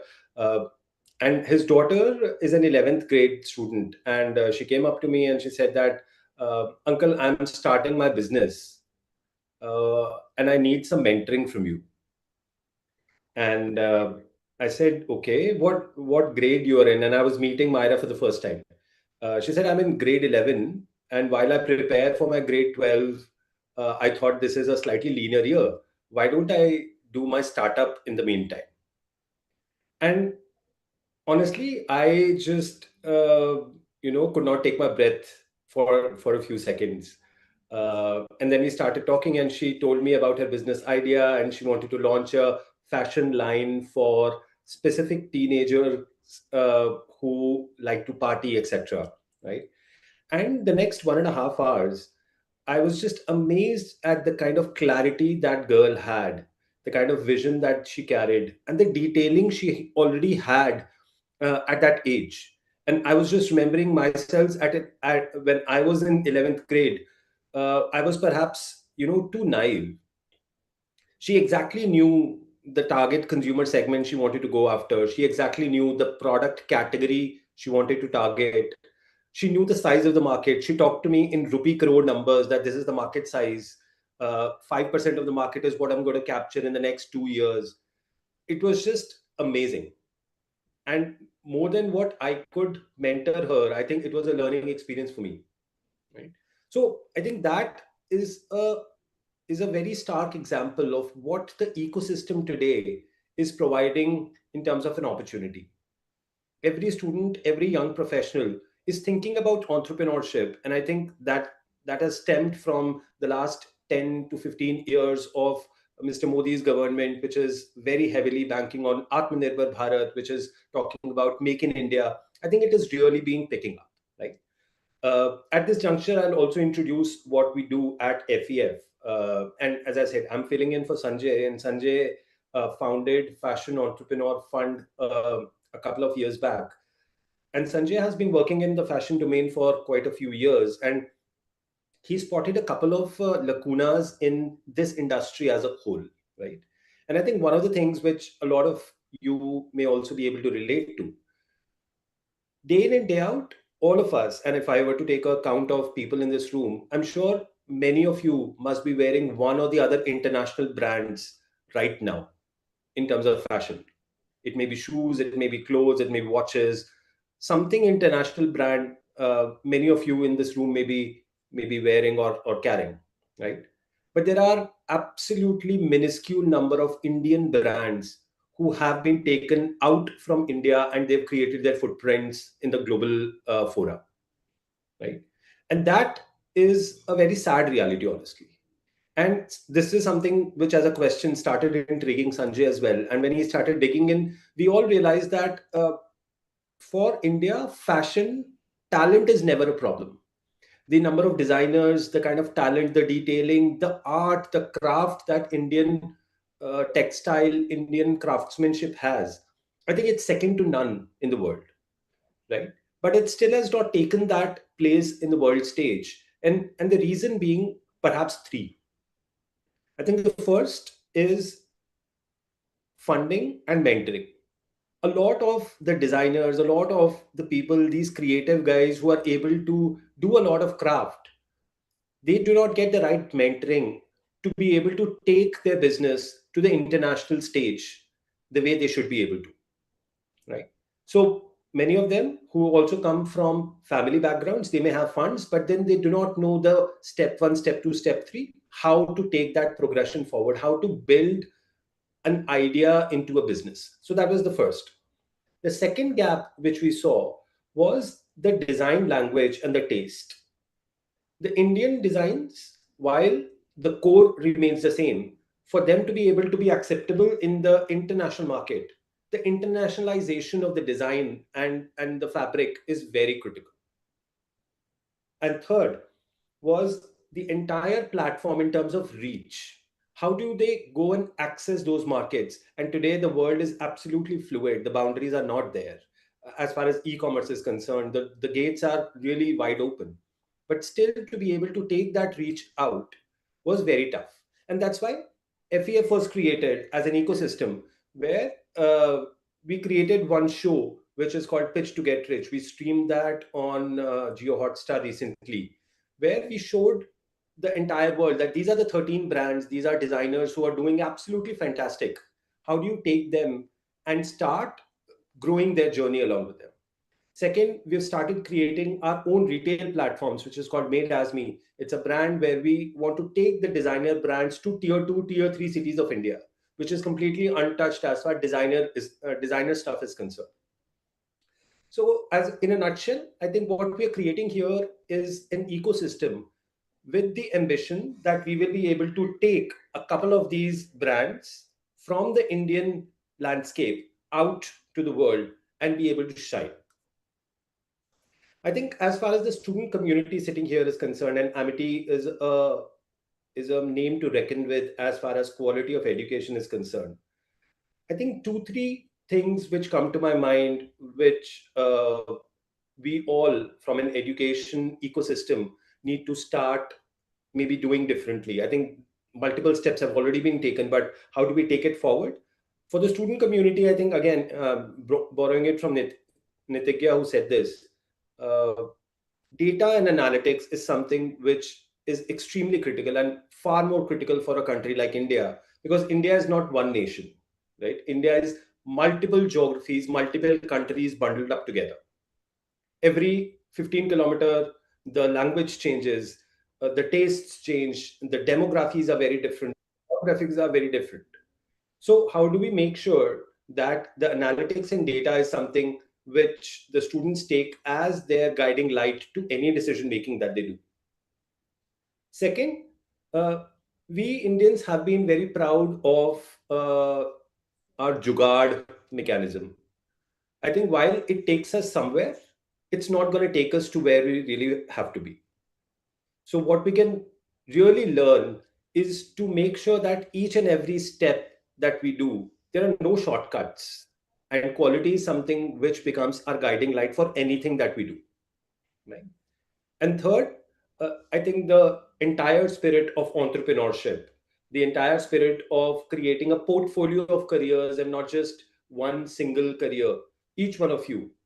How do we become employment generators rather than just employees? Because this stream of people who are sitting here, they owe to the nation that they create employment for the next layer and make India come to the stage where it really deserves. I think as a nation, this is our time. Thank you, Everyone. Mr. Puneet, for your valuable insight. And we look forward, our student team will be joining you soon to take a great mentorship from you to develop how Indian brands can become international. Thank you so much for coming to INBUSH on the valedictory day.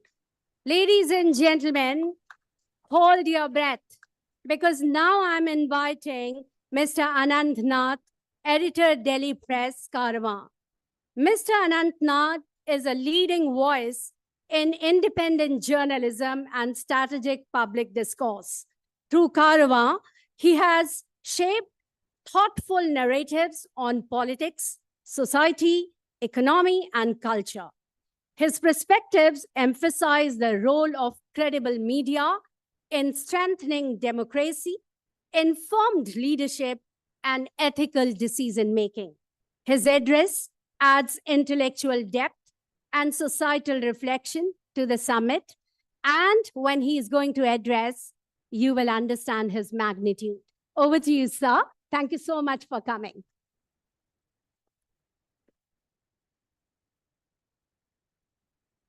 Thank you for such a generously worded introduction. Firstly, congratulations, Dr. Singh and the entire Amity University for 26th year of the INBUSH Summit. I know there have been a bevy of speakers for the last 3 days. I know some of them. Am I audible? Yeah. There've been a bevy of speakers. So everybody has been, I'm sure, given a lot of perspectives. All the students have been given a lot of perspectives about life ahead. I think one important lesson that I'm sure everybody would have heard through multiple sessions, and I'm sure through university as well, through your time at Amity itself. You know, education, the university degree is only a beginning of a journey. You know, it's not something that is the end of it, because, you know, I too did my MBA. Before that, I did economics. And at some point, you know, when you're entering the university, you think this is the end of it. You know, getting through a good university is the end to itself. But no, actually, it's the beginning of it. Because life has to teach a lot of lessons, when you get into the professional sphere. One important lesson, and there are a few things I would like to talk about. I mean, I'm sure everybody here is a consumer of media in the new age sense. If I was to ask how many of you actually read a newspaper or magazine, I'm not even going to ask the question, because I'm going to feel very depressed by the end of it, because very few people will raise their hand. But you're all consuming media on your mobiles. Lava Mobile is here. I'm sure they have data. I'm a publisher, editor. I read a lot. But every end of the week, when I see how much time I've spent on my phone, I actually get shocked. I spend almost 3 to 5 hours a day on mobile, which is at one end dangerous. You know, it is depressing that this is the amount of time being spent away from life. I mean, take out the time that you're spending, you know, doing your, you know, basic human chores. And in the remaining 10 to 12 hours, if 4 hours are being spent on phone, for many of you, it might be even longer. It's a fairly depressing statistic to reconcile with. Yet, that's what the reality is. We are holding this conference at the shadows of AI Summit, which, while it opens a lot of possibilities, it also sort of has a very ominous, you know, future to it. What if everything is being done by machine learning? What if everything is being done by the Anthropics and ChatGPTs and clouds and Geminis of the world? What if, you know, it takes away the basic human instinct? And I think this has been talked about. I'm sure it was talked about in the morning. I'm sure it was talked about in the last 2 days. What if it actually hinders our ability to be original thinkers And these are, of course, important questions, and nothing, and few industries will be impacted with it as much as media.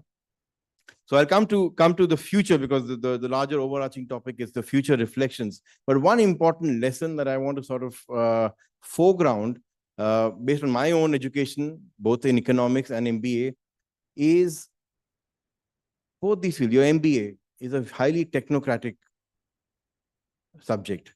I'm sure, here, let me raise a poll. How many of you did engineering before coming to MBA? Just show of hands.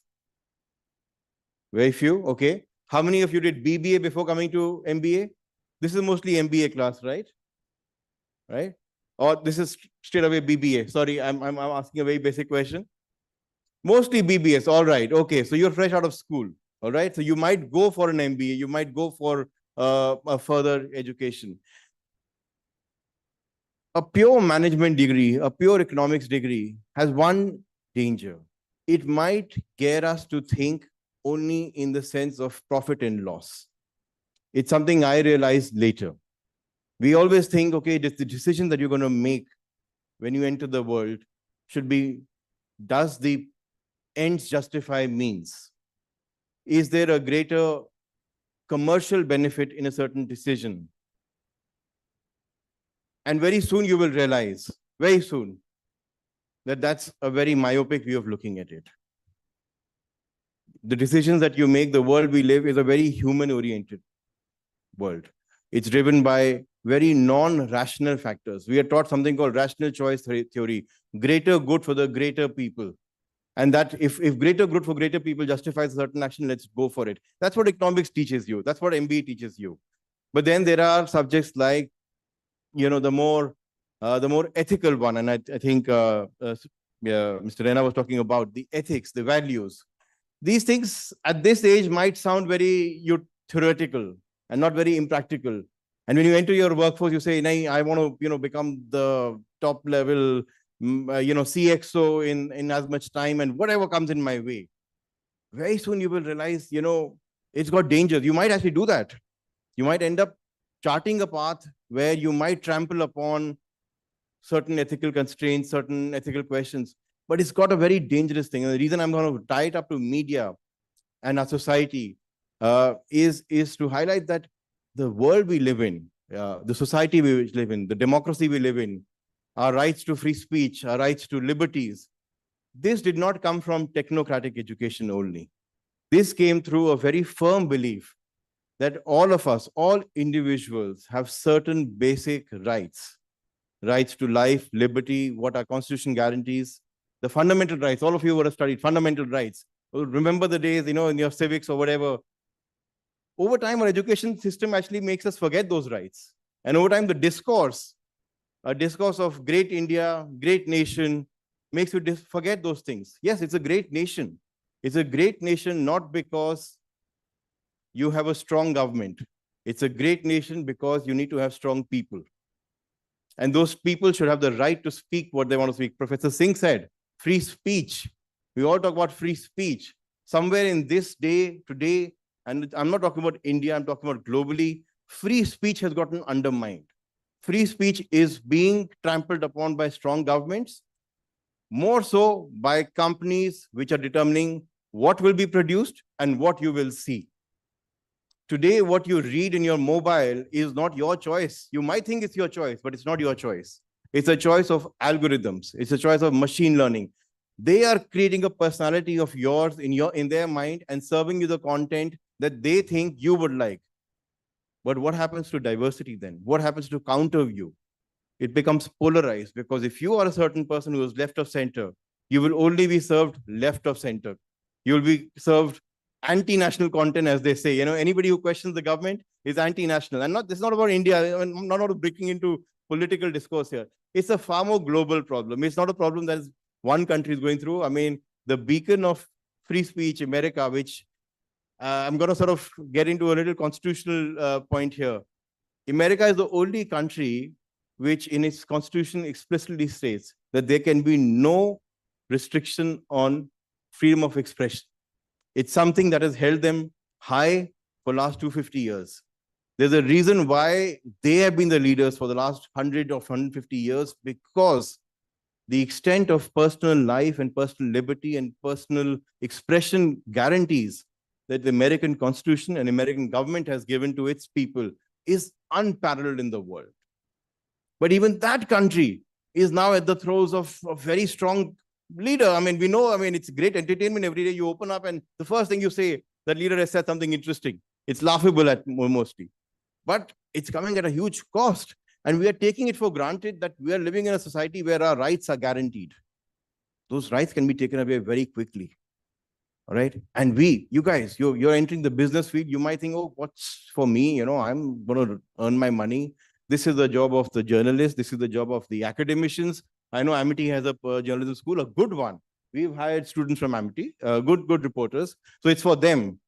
This battle is not my battle. Let me just praise my company. Let me just praise my country. And that's it. But you're not living in a society that is bereft of the whole society's rights. Edmund Burke was one philosopher who said the only thing possible or needed for evil to triumph is for good people to not do anything.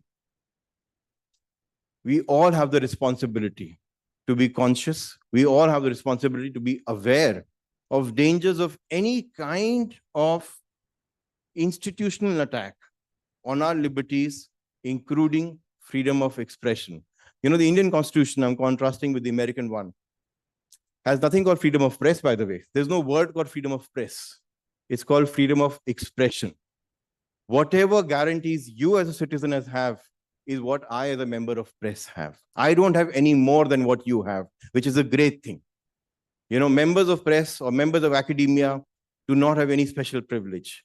All of us have a special privilege. We all have to have a right to basic life, liberty, and expression. Now, unfortunately, our Constitution, which is a great document, by the way, I'm sure most of you haven't read it. Even I haven't read the Constitution entirely.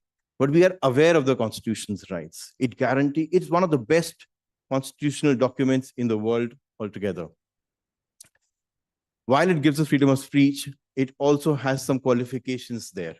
It's qualified by things like national security, public decent order, national, affairs, friendly relations with foreign countries. Now, all those exceptions are very broad, very, very, very vague. Those can be used to curtail freedom of speech, and that's happening. That's happening. That's been happening for the last 80 years. It's happening now. And you as citizens should be aware of that how these exceptions can take away your right one day. Tomorrow, if you want to, like I think in US, this become a problem that if you are applying for a visa and your social media post, you have criticized the American government, they might not give you a visa. And that's the exact contrary idea to what America as a country was. Right? And this is happening all over the world.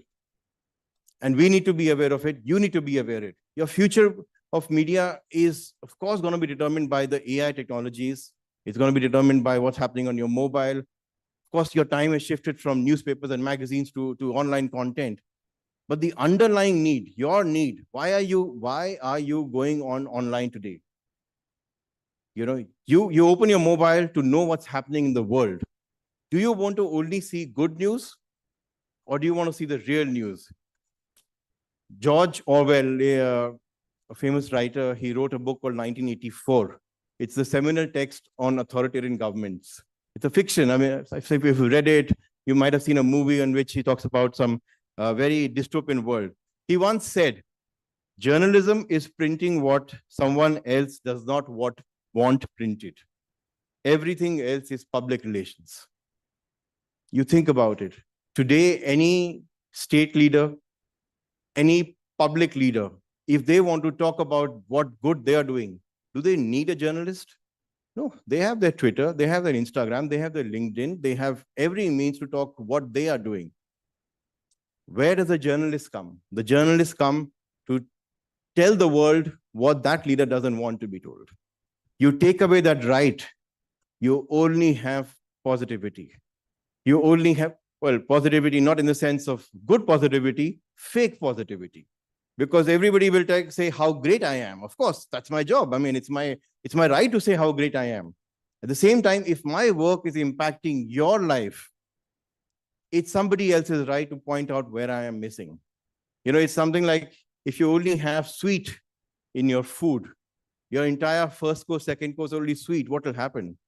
You will just throw up at some point. It has to be balanced with sour and spice. So treat journalism as the sour and spice, which brings flavor to the food. Questioning is not bringing down anybody. Questioning is making you better. The reason we as journalists, and I call myself in that slightly smallish camp today of being independent journalists. The reason we question our government is not because we hate our country. We love our country. We want our country to be better. Who will question our government? Do we want the foreigners to question our government? No, that's our job. Self-reflection. One of the things that you learn in management, self-reflection, introspection. Think what you're doing. Think how you can be better. Think back on your action. You always do that subconsciously. I could have done better in that presentation. I could have done better than exam. Or I think I did not prepare here much. You're questioning yourself. In a society, the leaders will not question themselves, necessarily. You need a third agency. You need, therefore, a media. You need a very strong judiciary to ensure that the society questions itself, not because we don't want the society to grow. On the contrary, we want the society to grow rightly, maybe faster, and maybe for everybody's benefit, not to the benefits of the few. Because what is happening right now, and again, I'm sure you're all reading news, the world is getting more and more consolidated with powers within few. There was a time when power was decentralized. There was a time, the dark ages, the times of monarchies, where power was held by very few. You think about whatever, 200 years ago, power was held by the king and the high priest. That's it. Much of the society had no power, no livelihood. Then what happened? Last 300 years, the society has developed at an unprecedented level. That did happen, of course, because of innovation in science, technology, all those things. But it also happened because power got decentralized. I heard a very good quote by somebody who said, there are two countries, one with great philosophers and very bad plumbers, and one with great plumbers and no philosophers. The second country will be bereft of any ideas of where to go. But the first country might have lots of great ideas, but with pipes which leak. So you need philosophers, you need plumbers, you need technocrats, you need scientists.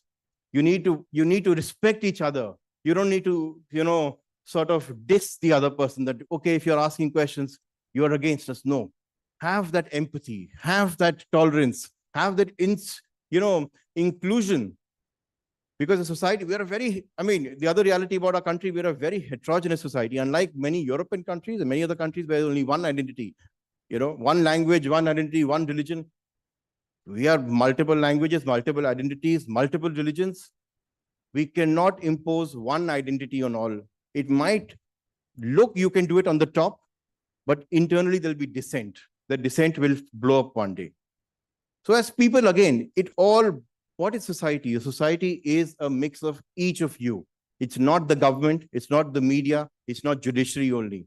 It's people who make the society, and our values will reflect eventually what the leadership of the country determines. So we have to make sure, for our own interest, by the way, for our own interest, that we as a country remain peaceful, progressive, that there is inclusion, respect, empathy, all the rights that are taught to all of us at some point, but they get just trampled by the force of life that as it takes up by the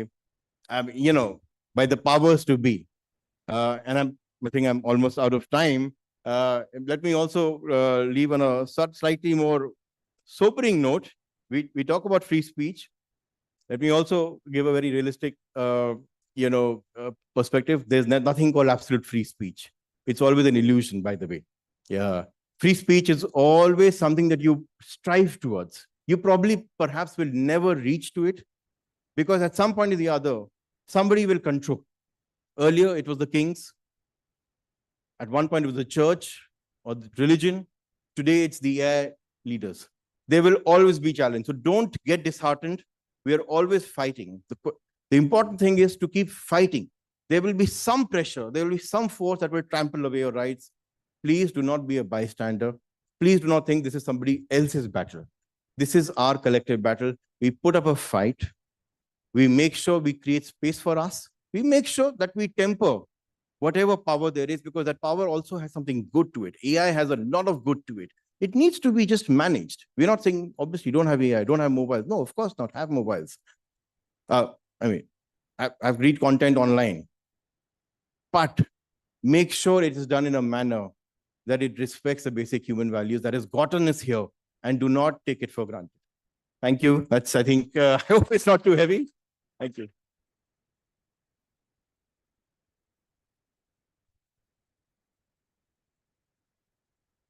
Thank you, Mr. Anand, for such a beautiful remark. It's well said, good, better, best. Let them not rest until good is better and better becomes the best. So with this, I request all the dignitaries to kindly step forward for the awards ceremony.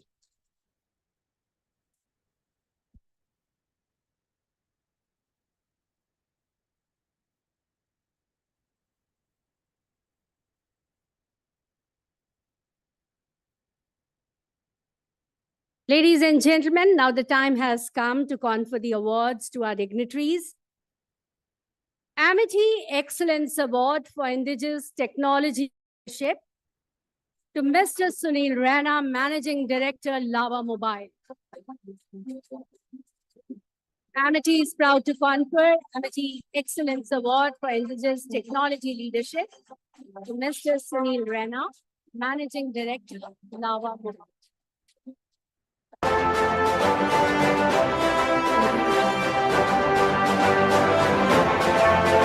Amity is proud to confer Amity Global Academic Leadership Award to Professor M. Ashok Kumar, Deputy Pro Vice Chancellor, University of Melbourne. Thank you so much, sir, for joining us live today and giving your valuable insight. This award goes to you.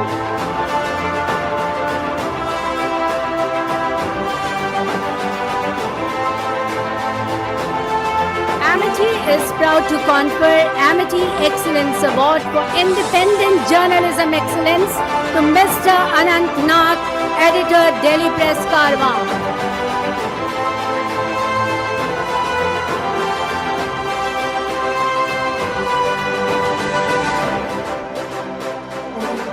Amity is proud to confer Amity Excellence Award for Leadership in Technology Innovation and Empowering Digital Learning to Mr. Nitigya Kachu, Global Director of Growth ETS.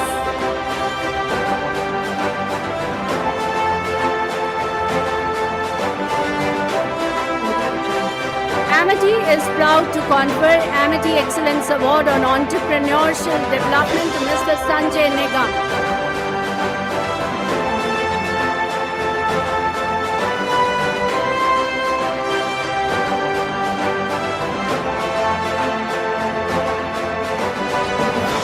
Ladies and gentlemen, give a big round to all the dignitaries who supported us today in this great valedictory session for INBUSH World Summit 2026.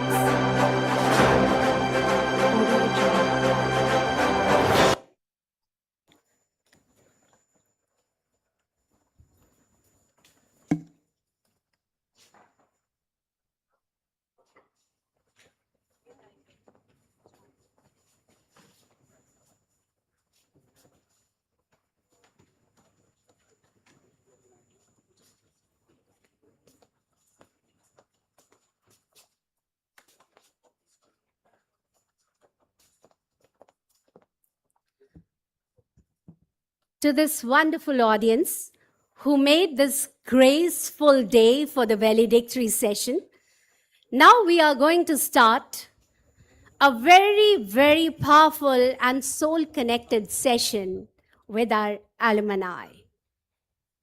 Our alumni who are the brand ambassadors and icon of Amity. So our next session in a short while will be with our alumni who have joined us today. And after the valedictory session, every time, whenever there's a next session, that is the alumni session. So stay tuned. In a short while, we will be starting. All the event coordinators, all these sponsors, the student community, and various event bodies, stay tuned, because in the alumni session, in front of your alumni, we are going to release all the awards and the hard work that you have bestowed to make this great saga happen. Without you, the show was impossible. So stay with us. Everybody is a contributor and a team. Together, everyone achieves more. So stay with me. We will join back in a short while where we will be thanking, meeting, and greeting each one of you again. It's a big day. So just be with us because alumni are joining. So we will be starting the alumni session shortly. Thank you, everybody.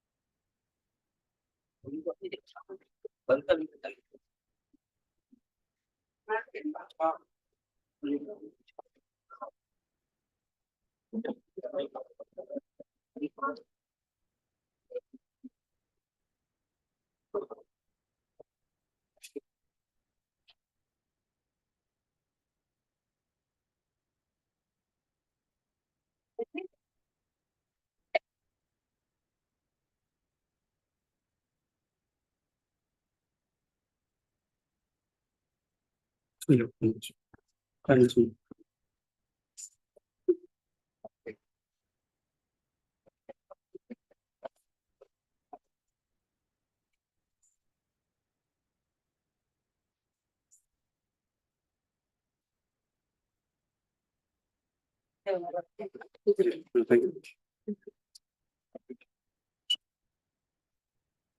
request all students to take their seats, faculty to take their seats as well, and put your phones on mobile, on silent mode. We are starting up with one of our strongest sessions that has been the strength of Amity over the years. It is none other than our alumni, our family members who have traversed the terra firma and are making us proud. Good afternoon, ladies and gentlemen. May I request everyone to please take their seats? A warm welcome to all our distinguished alumni joining us from India and overseas, faculty members, students, and participants attending both in person and virtually. They say the true success of an institution is reflected not only in what it teaches, but in what its alumni achieve. Today's session celebrates exactly that spirit, and it is my privilege to welcome you all to this session themed Legacy in Leadership, Alumni Bridging Purpose, Practice, and Progress Across Continents. Please give a huge round of applause to all the alumni who have joined us. We are equally honored with the presence of our respected Chancellor, Dr. Atul Chauhan, sir. We have also been joined on stage by our Honorable Group Vice Chancellor, Dr. Gurinder Singh, sir. And I would request our respected Chancellor, Dr. Atul Chauhan, sir, to please bless the alumni, give his blessings, and deliver a welcome address.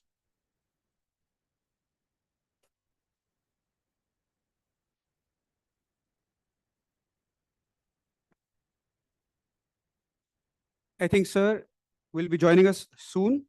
On this note, I pass on the baton to our respected Group Vice Chancellor, Dr. Gurinder Singh, sir, to welcome his people back to their home, their alma mater, Amity. Please give a huge round of applause and welcome our alumni.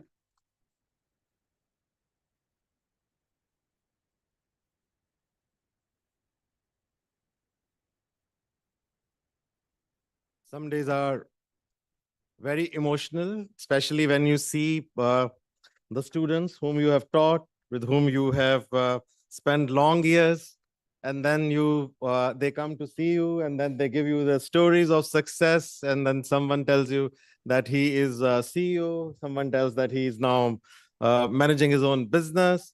A few of them, they have the stories that how their life is going on. Some of them, they are even asking that, can you recommend us some good girls? Yeah. So welcome home, I would say. Give a huge applause to all of them.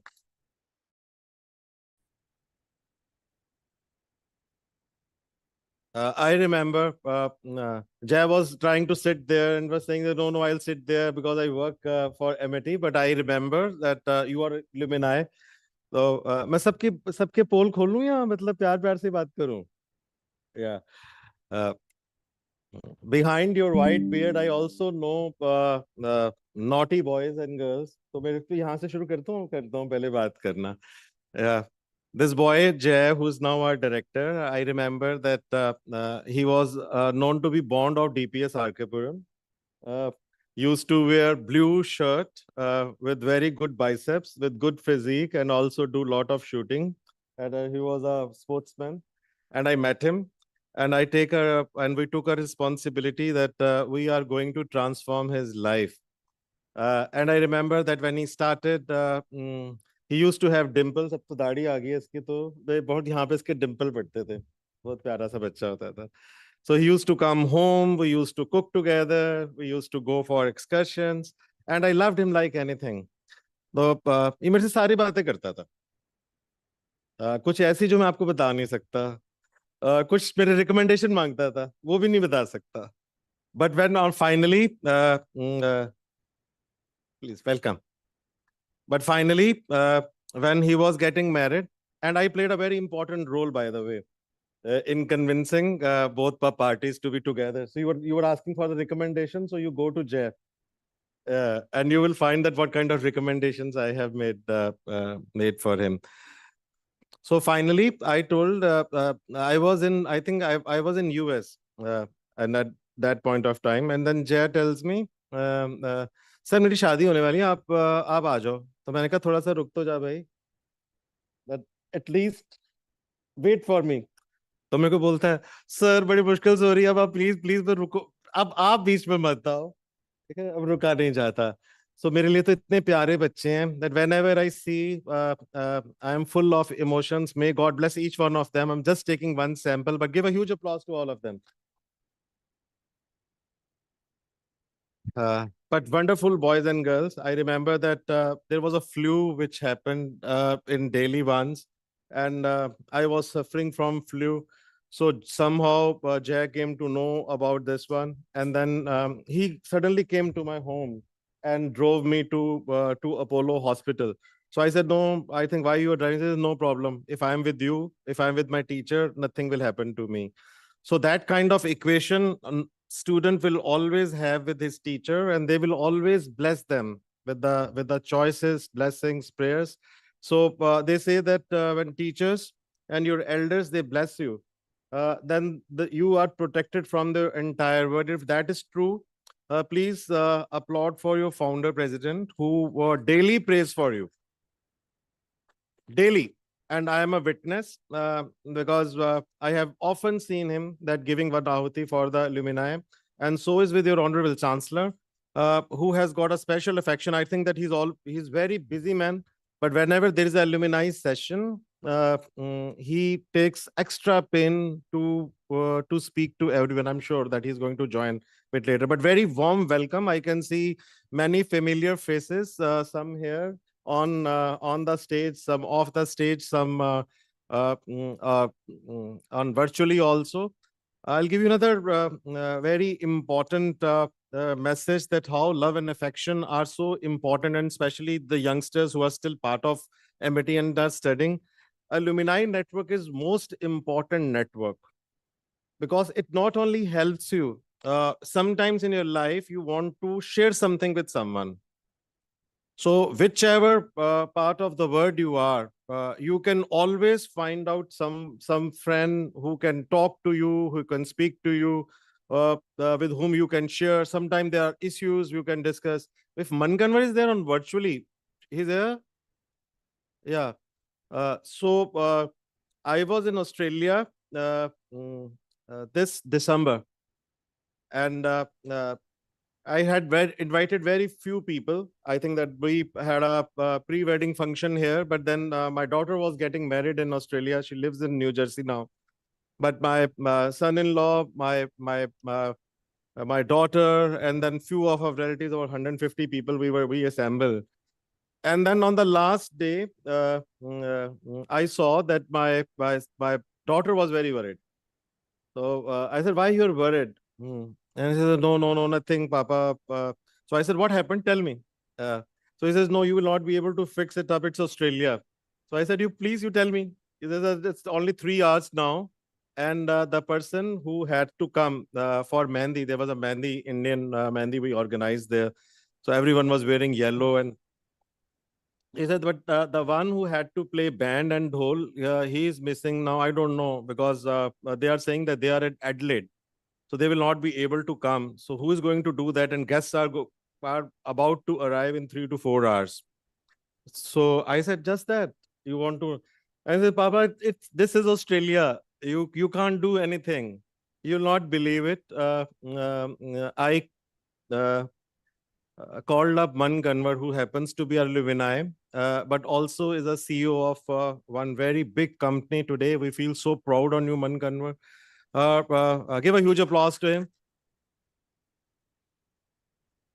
And I said, Mankanwar, I am here. He said that, sir, but you should have told me. I could have come to receive you. He said, no, but can I request you? I need, he says that this is my problem now.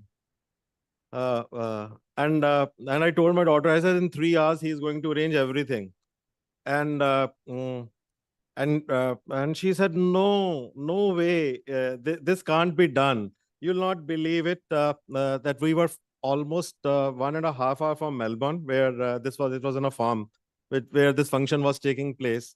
And Mankanwar went out of the way, came with his very sweet daughters, became a part of the function, arranged everything, and Australians especially.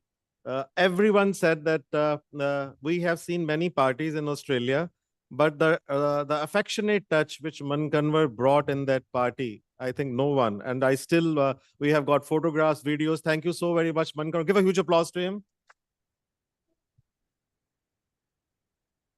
But that is what all alumni, affection, and Mankanwar, which batch you were, Mankanwar? 2001 to 2003. But I stayed with you from 2001 batch. Look, that you are meeting someone after 23, 24 years, and the gentleman comes up, he stays whole night, books a hotel, come with a family, and then he's dancing, he's arranging everything as it's the marriage of his own sister. So Lumini has a lot of things. I think that it's affection, it's bond. It's not only about the job or placements, which in any way they are going to help you up. But anytime you have any issues, you can go to them, you can talk to them. And I always say that blessed are those who become teachers, because not everyone can become a teacher also. To become a good teacher, you require a heart of a parent. So I feel someone was saying that the next, if you take birth next time. So I said, no, I don't want to take birth. But then someone says, if you take birth again, what will you like to become? So I said, teacher again. Because for a teacher will always remain a teacher. He will always bless you. He will always be close to you. And that is something which we want, that we should strengthen at Amity. That kind of network where we know you, where you can come, you can sit with us, you can talk to us, any problems you have, anything which you want to share with us. When today I saw most of you, I was very happy to see your contribution. And I was remembering that how you used to organize INBUSH. Karthike was sitting with me, and then he was saying that, sir, aapne mere se bada kaam karwaya tha. Those who don't know Karthike, he started his company while he was here. And this was known as Click. And this was a professional company. He was doing business administration, but he's very smart. But those days he was a very slim boy. Now he looks smarter. But he was very slim at that point of time, was having keen interest in doing fashion modeling. By the way, he's married to a fashion student of Amity only. But he used to do a lot of good photography. So I think in almost all functions, he was doing photography. He created a club. Then he involved so many students. He created his event company, and he's doing really well. Welcome to you. Give a huge applause to him also. Is Shivani there? I can't see. आंखें थोड़ी सी वो कमजोर हो गई हैं शायद. Okay, but I can see many familiar faces. A very warm welcome to all of you. I think that there is a story behind each student. If I will start speaking, they'll say that, well, you have taken 2 hours, but I will keep on commenting. But very warm welcome to all of you, to Manoj, to Sahil. Rahul is here.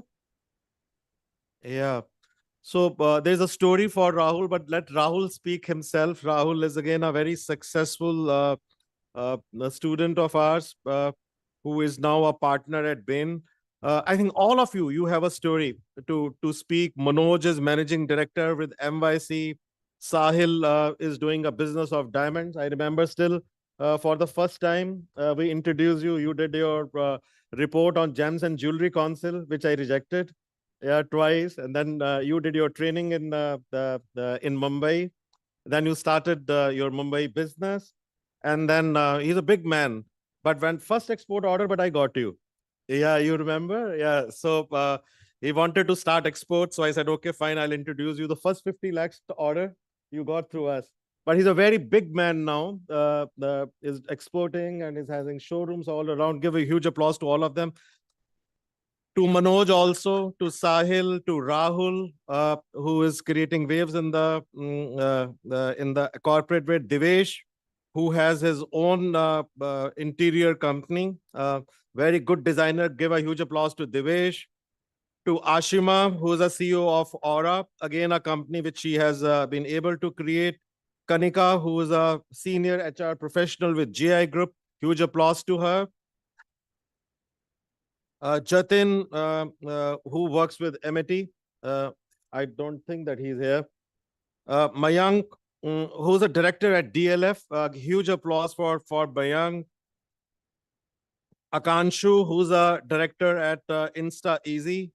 Chandpal Singh, who's a founder, and I feel so happy that he has been able to create a very big company. Take your dose. Very warm welcome, Chandan Pal Singh. A huge applause for him. Tarandeep Ratra, again, who is a co-founder of Charge City. Nikhil, who has joined us from Adani Ports. And Nikhil, I was discussing with him. Very studious, very good student. बता दूं रहने दो अभी. ये eligible bachelor है तो उसके लिए कोई देखना में कोई रिकमेंड कर सको तो मैंने प्रॉमिस किया है कि 1 हफ्ते में मेरे को इसका रिश्ता कराना है. तो मैंने बोला कि तेरी शादी नहीं हुई अभी तक. तो बहुत सक्सेसफुल लड़का है, बहुत अच्छे से पैसे कमा रहा है. तो मेरे को बोलता है कि सर आप मिले नहीं ना, तो आजकल अच्छे लोग मिलते कहाँ हैं. तो मैंने चैलेंज लिया है, win 1 week I'll propose at least 5 good matches for you, if you trust me. Okay. तो आप सब लोग मेरे को हेल्प करोगे इसके लिए, राइट? वो 2-3 तो मेरे को अभी बोल रहे हैं कि सर हम बता देंगे. Good. Then we have got Vishwas, who's an analyst at WM. Darpan, who's a director at. Please keep on applauding for all of them. They are coming for you. Then there's a Darpan Bajaj, who's a director at Laika. And then Ayash Tyagi, who is a senior consultant at EY.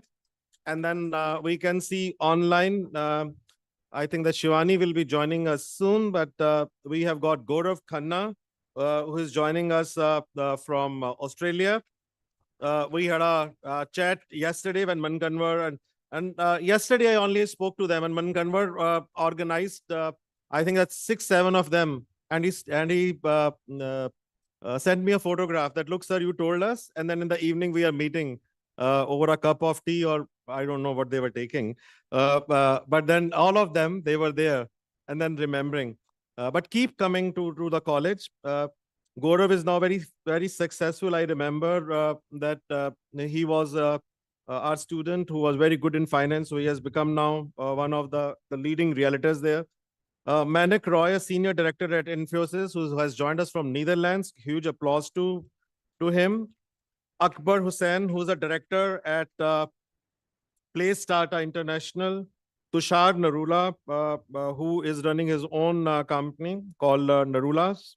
Abhinav Bhagat, who's the head of marketing research and at Franchise India. Keep on applauding for all of them. Nishant Mongia, who is Vice President Business Strategy, Bennett and Coleman, and Kanika, who is here. Kanika was here yesterday also. So I will stop here. We'd like to listen more from you. But for the last one, Kanika, I remember that how institution plays a role. Kanika was a very shy girl. I think super senior, 98 batch. You were 98 batch, 99 batch? It's a 2003 batch, sir. Oh, 2003 batch. Little younger than. Yeah, little younger. No, you are young today also. But Kanika was from Amritsar, a girl who used to speak only one word in one day.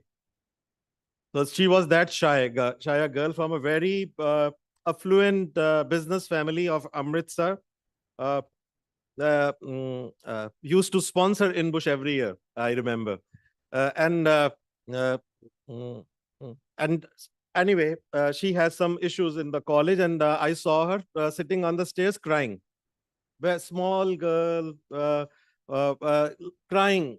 So I said, why are you crying? I don't know. I want to speak to my papa. So I said, I think that you can speak to me. No, you are not my papa. I want to speak to my papa. Please call my papa. I want to go back. So I said, okay, fine. Please come to my room. No, I don't want to go with you. So I said, what is the problem? This gentleman is saying that I have not paid my hostel fee. So you used to have Mr. Rekhi, very strict in finance, and one should be very strict in finance. This gentleman is saying I have not paid the fee. I have paid fees, sir. So somehow we sorted it out. And then I convinced that it's a good institution. You should stay. Our father came in the evening, and then we met. And then she started speaking 2 sentences in a day, then 3 sentences in a day, then 4 sentences in a day, then years, and then she graduated and she started giving presentations, and good. Years later, I came to know that she is a big girl now. And I couldn't imagine that now she is head of TOEFL. And this time she said that, sir, you remember me? So I said, yes, I remember. You were an INBUSH girl. You used to always sponsor. So they sponsored INBUSH this time also. And also our research conference, which is going to happen in UK and in New York. Stories for everyone, but I think I would want all of you to speak. But on behalf of your founder, Dr. Chauhan, who's watching you live, your Honorable Chancellor, my own behalf, all teachers who are present here, all of you may be knowing, and I'm sure that you should feel proud that the institution where you studied, it is today the largest private education group of India. We have got 12 universities. Yeah, huge applause for yourself. It has got 12 universities. It has got 16 foreign campuses. And many of you who are joining us from abroad, you know the kind of reputation we have, whether you go to UK, Australia, Singapore, Netherlands, Mauritius, Dubai, anywhere in the world, you will find that many times when I am going, my wife tells me that why you are wearing a suit. So I say, I don't know who meets. So कहते आपको कौन मिलेगा? तो मैंने कहा नहीं, और कोई मिले ना मिले जिंदगी में मेरे को मेरे इल्यूमिनाई जरूर मिल जाते हैं, right? So I have that kind of affection, that kind of love for you. Keep coming. It's your home. We don't know that for how many years we will be living, but wherever we are, our blessings will be with you. Our good wishes will be with you. Our prayers will be with you. May God bless each one of you, and you become a success story. Thank you so very much.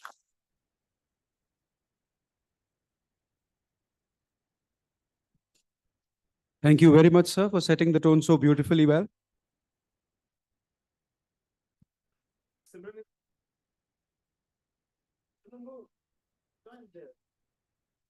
Give a chair to her. Amity's global alumni network spans over 140 countries, leading organizations, building enterprises, and driving innovation, creating an impact across industries. Today, we celebrate their journeys, their leadership, and their continued connection with their own Amity family. On this note, I would request Rahul to go first because he has paucity of time. We understand our alumni are now also professionals, but thank you for sparing your invaluable time. Over to you, Rahul, followed by our dearest Man Kanwarji in Australia. Please give a huge round of applause to these champions, the Amity alumni champions, making Amity proud. Over to you. Thank you. Thank you. Just want to do a sound check. I'm audible? Perfect. Perfect. Thanks. Good afternoon, everyone. And good afternoon, Gurvinder sir. It feels like great to be back here in this campus virtually. I was told it starts at 12:30, so I had a very important investment banker call at Saudi Arabia time right now, but I could not say no to Gurvinder, so here I am. Rescheduled few calls to be here.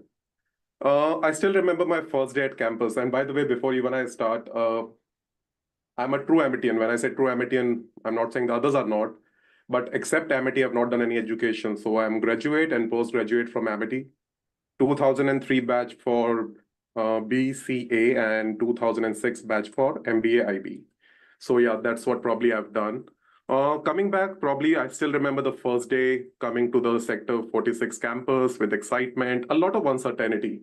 That time Amity did not have 12 universities, probably few campuses, but just got started. Remember long days coding in BCA, remember long days doing case preparation for in MBA. I remember a lot of friendships that I made and a lot of mentors that influenced me. Just want to probably leave you with some of my memories that I have and what I probably took along. Firstly, see, Amity will give you a lot of ability to learn fast. Now it's up to you to basically grasp it, the infra that you have, right? Second, do not get into comfort. Do not get into comfort. Rather, like start playing with ambiguity. Real life does not come with answer keys. That's what I've lately realized after working 20 years in the corporate. And what's going to stay with you after leaving Amity is network and relationships. As Sir was saying, he will get someone married in 7 days. Like that's relationship, that's network, right? That's what really works a lot outside Amity. And third chapter, which I want to quickly discuss today, there are certain things that you should probably know as a student, which I did not, right? Which I probably learned after I left. See, your first job is important, but that's not your final identity. What I've really learned is like careers are not linear, as in it does not go linear. Skills compound, titles do not. So focus on your capabilities, not the destination, not the designation, I should say, right? So designations will keep on changing, but focus on what you really can carry along with you after leaving Amity. In terms of reality of the professional world, the students specifically were sitting out there, nobody is fully ready. You grow into your roles, right? I was never ready to be a partner at Bain & Company with all the IIM, ABC alumni sitting outside my room. So I was never ready, right? And performance matters, but character is more important. That's lately I've realized after a decade and two of working. The biggest differentiator that you bring to the work is reliability and how much people can trust you in tough situations, right? And that is basically what takes you upwards and onwards. Just to probably close with a perspective, see, when I was sitting where you are sitting, I could not predict what I will do after 15 to 20 years, right?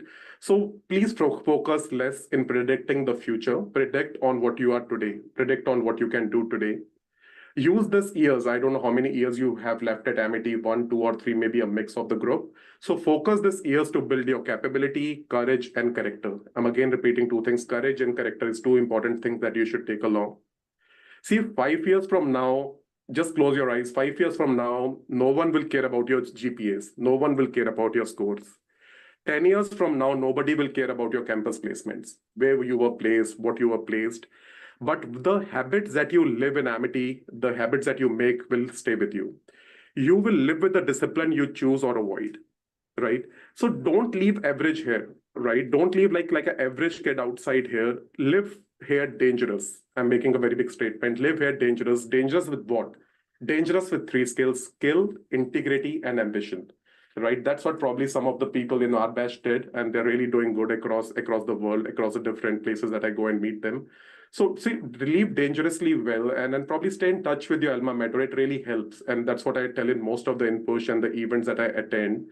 Feel free to reach out to your alumni, right? Ping them on LinkedIn. I'm more than happy to meet anyone in the Gurgaon office if I'm not traveling. So please ping your alumni, talk to them what worked for them, what did not work for them, and I'm more than approachable. And with this, probably I will hand it back. I think there's less of time for others to also come in. And thanks, Gurvinder sir, for again calling me. Happy to be a part of this. Rahul, if you permit, let me add, because many youngsters are sitting here so that they know your inspirational story. He's a very humble boy, and he speaks with emotions, and he's a very good speaker. Rahul, will you permit me if I share your personal story? If you... Please, sir, please go ahead. I thought it will be repetitive, so I did not go for it. Yeah. But why Rahul is so successful, and today he's taking reports of most of the kids who are studying at IIMs or in some of the Ivy Leagues or Russell Group of universities. He is one of the most respected names in the industry, by the way. And I feel so proud. But I feel more proud to see that from where he started up. In your life, and he said that courage, and to face the difficult situations in your life is never like this. It is never straight. It's never a straight line. It will go up, it will go down, it will go up, it will go down. So when it's a darkness, don't lose hope, because then good days will come, and they will surely come. So I don't know how much I should say, because many of you will start crying if I'll tell the story of Rahul. Rahul lost one of his parents, and same day he gave the exam. That was the courage of this boy, who drove to the examination center himself when the people will lose their hope. And he was the one who not only studied hard, made most of the presentations when the companies were coming here. He was the one who started his own company, started doing business because he had to earn money. Rahul, I feel so proud that where you are, and God will always bless you. Your parents will always bless you, and Amity will always remember you, that you are a son of Amity. Feel so proud on you. Thank you so much. Thank you. Thank you so much. Thank you so much, Rahul, for highlighting that legacy is not built in buildings, but from what we build within. The program is also being compared by your alumni. That is Marut. Thank you very much, Marut has been with us from quite long, and he has also got a long story. I will not tell, otherwise they'll say that, sir, aap mere ko fir embarrass kar rahe ho. Perfect, मैं इसकी story नहीं सुनाता. But Marut is also our alumni. He has studied here. We remember, do you remember, Jay, where we found him? He was a hero of the at one point of time. अभी भी होएगा पता नहीं, अभी तो मतलब मेरे साथ ही काम करता तो मेरा ध्यान नहीं जाता, पर मेरे जितने बच्चे रहे ना, सब ये हीरो रहे हैं, अभी भी लगते हैं थोड़े बहुत. So Marut was a hero at one point of time. He was a singer. तो ये जितना बड़ा जेंटल सा लगता है, ऐसे नहीं होता था. बड़े लंबे से बाल, बाली, कान में, हाथ में गिटार, और खूब, और जैज़ को स्टेज पे लेके आता था दोनों. हाँ, ही वो शोर मचता था, लोग, हजारों लोग. तो मैंने से पूछा, तुझे क्या करना है? सिंगर बनूंगा. तो जय भी कहता, सिंगर बनाएंगे इसको सर, ये तो स्टार बनेगा. So and he used to sing quite a lot, and then from there our journey started. And I remember that a day, and that's the role of I think institution of a university, to guide you and to bring you to a place where you really belong to. And I remember, Marut, if you permit me to share, that there was a day when he said that, no, sir, life has no meaning. So, and then someone said that he will do nothing. So I said, you will sit in front of my office every day. So he used to sit in that office, and look where he is today, taking most of the major decisions, flying from one country to another, organizing and coordinating everything. We feel so proud on you, Marut, whatever you have done. Humble. God bless. Thank you very much, sir. I think mentors identify mentees. Mentees do not identify mentors. And I echo your sentiments when you say that there is a story about me, but all of us are very small stories when it comes to the great grand story, Dr. Gurinder Singh, our mentor. So on this note, I move on to the man who's taught me patience over this Zoom call, Mankanwarji, who's been waiting since 30 minutes. This is one virtue, sir, I have imbibed from you. I hand it over to you most respectfully to learn more tenets of life from my senior, Mr. Mankanwar Singh, Bobby, the name in Australia. Please give it up for Mr. Mankanwar. Thank you. It's been overwhelming. I mean, not a great mentor or anything. I'll keep mixing in Hindi के सब दिल्ली वाले लोग बैठे हैं तो थोड़ा हिंदी में चलेंगे. It becomes a little bit personal because Amity का नाम आते हुए थोड़ा सा personal काम हो जाता है. It's a personal experience. Amity has taught a lot. It's given me friends for life. Kanika यहाँ पे है. I'll say I'll add to what Sir said before. When I met Kanika, I was a bit scared. Oh man, this woman is something. But look, life takes us alongside a lot of different journeys. Amity, जैसे राहुल ने बोला, Amity does give you experience. It does give you lessons. It does give you friends. Friends for life. It does give you a build up a family. A lot of our friends have found partners in Amity, which is definitely it's a beautiful love that we have seen.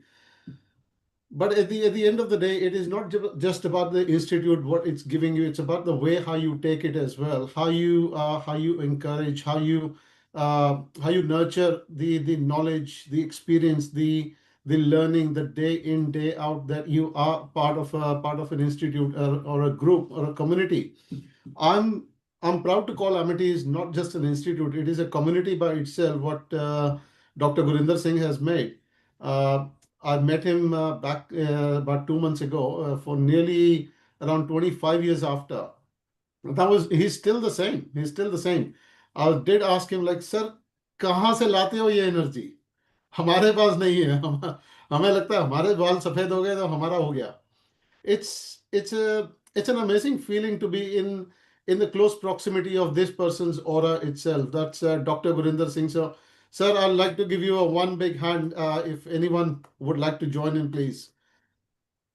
It's amazing the way you have retained that energy and everything. That is a portion what every time I've been going through all different highs and lows, I'd say I've been looking back in time through the journey and stuff, and Dr. Gurinder Singh has been one of the mentors from afar that I never had his direct phone number before. But I would always think अगर मैं Gurinder sir के पास गया, उन्होंने मुझे ये एक दिन समझाया था, आज वो मुझे अगर इस तरह की सिचुएशन हो तो क्या समझाएंगे? A very few teachers who touch your life, he's been one of them. So pick a mentor as well. I would suggest there's plenty good experiences. Pick a friend who you can share with. But a mentor is definitely somebody who would guide you, and the person's guidance that you would actually follow at any given time. It has helped me from Dr. Gurinder Singh's experience and his knowledge, the way he conveys a particular message, the way he used to back from since 2001 to 2003 that I've known him. It's been an amazing journey. I do give him a lot of credit on what I'm doing is from him. The lessons I've learned, the lectures I've attended, even the way he talks, it's amazing. It's plus, in addition, my first day in Amity, I would love to share that today. I'll take this opportunity. When I came into Amity, I was like, man, this is a big institute. I will definitely be lost in these the bricks and mortar of this building. I did not know where to go, and the photocopier machine. I don't know how many of you still know that Sector 44 building. The photocopier machine and the canteen, the canteen counter at the in the basement, and then there's a different levels of the basement, the library, and that's nostalgia. I was talking to somebody, the guys that we met yesterday. We had a small gathering, 5 or 6 of us. We were talking about the whole Amity's layout and the structure where we used to sit in exams, and the library, the books where we picked. It was an amazing feeling. So one day, one of you people or many of you people will be here. It's a few of us, Kanika and I are from the same batch. 2 of us are here 25 years after. So what the journey and the life has been, it's been a roller coaster, but it's been an amazing journey, I would say. A lot of you people will be sitting here. The way it is growing, the way that we are getting connected, it's not going to be just two of you. There will be a lot more of you who will be sitting on this side of the screen or in front at the panel in the audience along your side, shaking hands with you, definitely. तो बहुत कुछ है life में, लेकिन उसको grasp जरूर करो, उसको छोड़ना मत. Don't let that go. And keep the lessons that you learn in Amity together with you is going to be very, very helpful for you. If there is anything I can help you with in Australia or with my lessons I've learned through life, I'm always a phone call away. Sir and his panel can share my contact details with you. Just send me a WhatsApp or a message. I'll be here to help you through. Thank you. Thank you very much, Mr. Mankanwa, for this welcoming address. Yeah, and Marut, Mankar, just 2 minutes. Mankar was again. This girl is here from Kanika is here. Kanika is okay. She's online.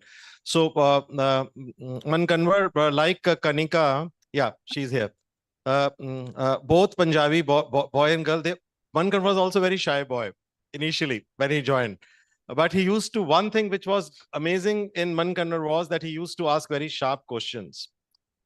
Always in a class, he will ask a question, and we have to tell him. So number of times I had long sessions with him, and at that time mentor-mentee system was very strong.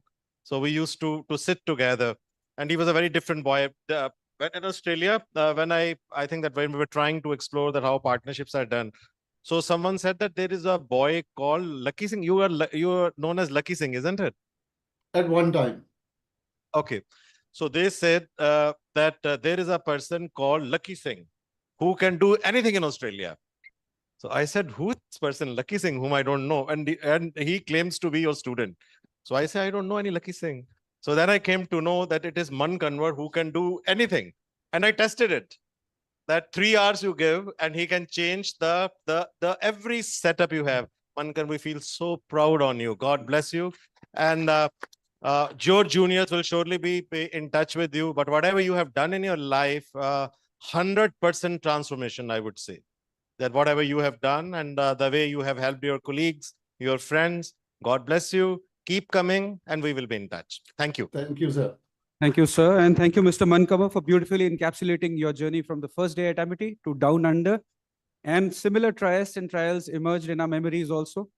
Up next, we have a special appearance joining us from UK, Ms. Flora Hamilton. She is the Chief Executive Officer at the Chartered Association of Business Schools. She has held various leadership positions at the CBI, ATM Industry Association, and Kando Events Limited, with a background in event management and consulting. Flora has also served as the Director General of PRC and Commercial Manager at Profile Group UK Limited. There is a lot more that I can go saying about Ms. Flora, but I think her presence itself on this panel to share experiences with our alumni and to bless them is great enough. So over to you, Ms. Flora Hamilton, amidst the applauses of the audiences and alumni joining you. Thank you very much. It is a great honor and pleasure to join you today. I'm going to try and get my presentation up online so you can see it. I think you can now see it. It is a real honor and a huge appreciation to Dr. Gurinder Singh for this very kind invitation. And it's just been wonderful that his office invited me to join half an hour ago. So good morning from the UK, because listening to Rahul's and Mankanwar's story is just amazing. And they certainly bring to light some of the, let's say, theories that I'm hoping to share with you this morning, some thoughts. So I would like to start, I would like to give you an introduction to the Chartered Association of Business Schools here in the UK. And if you bear with me, let me get that up on screen now. I'm hoping that this is, you are able to see my presentation. Fantastic. So a little bit about us. What is our role? Our role as an association here in the UK, We represent 126 business schools in the UK, is to support and champion business schools for the benefit of both business and society. How do we do that? Well, we advocate on behalf of business schools. We build deep relationships with stakeholders within government, here in the UK, with other important international stakeholders to actually support and put forward the impact that our business schools can be delivering.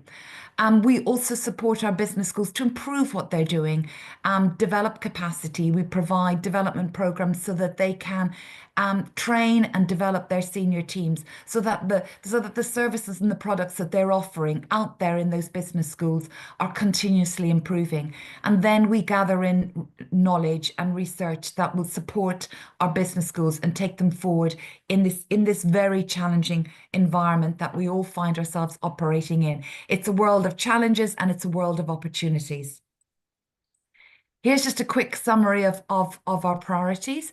We care passionately about the financial sustainability of business schools, so that business schools hang on to their net income. In the UK, the business schools are the net income generators for the universities, but it's very important that they are continuously improving how they support, work with their students and their alumni.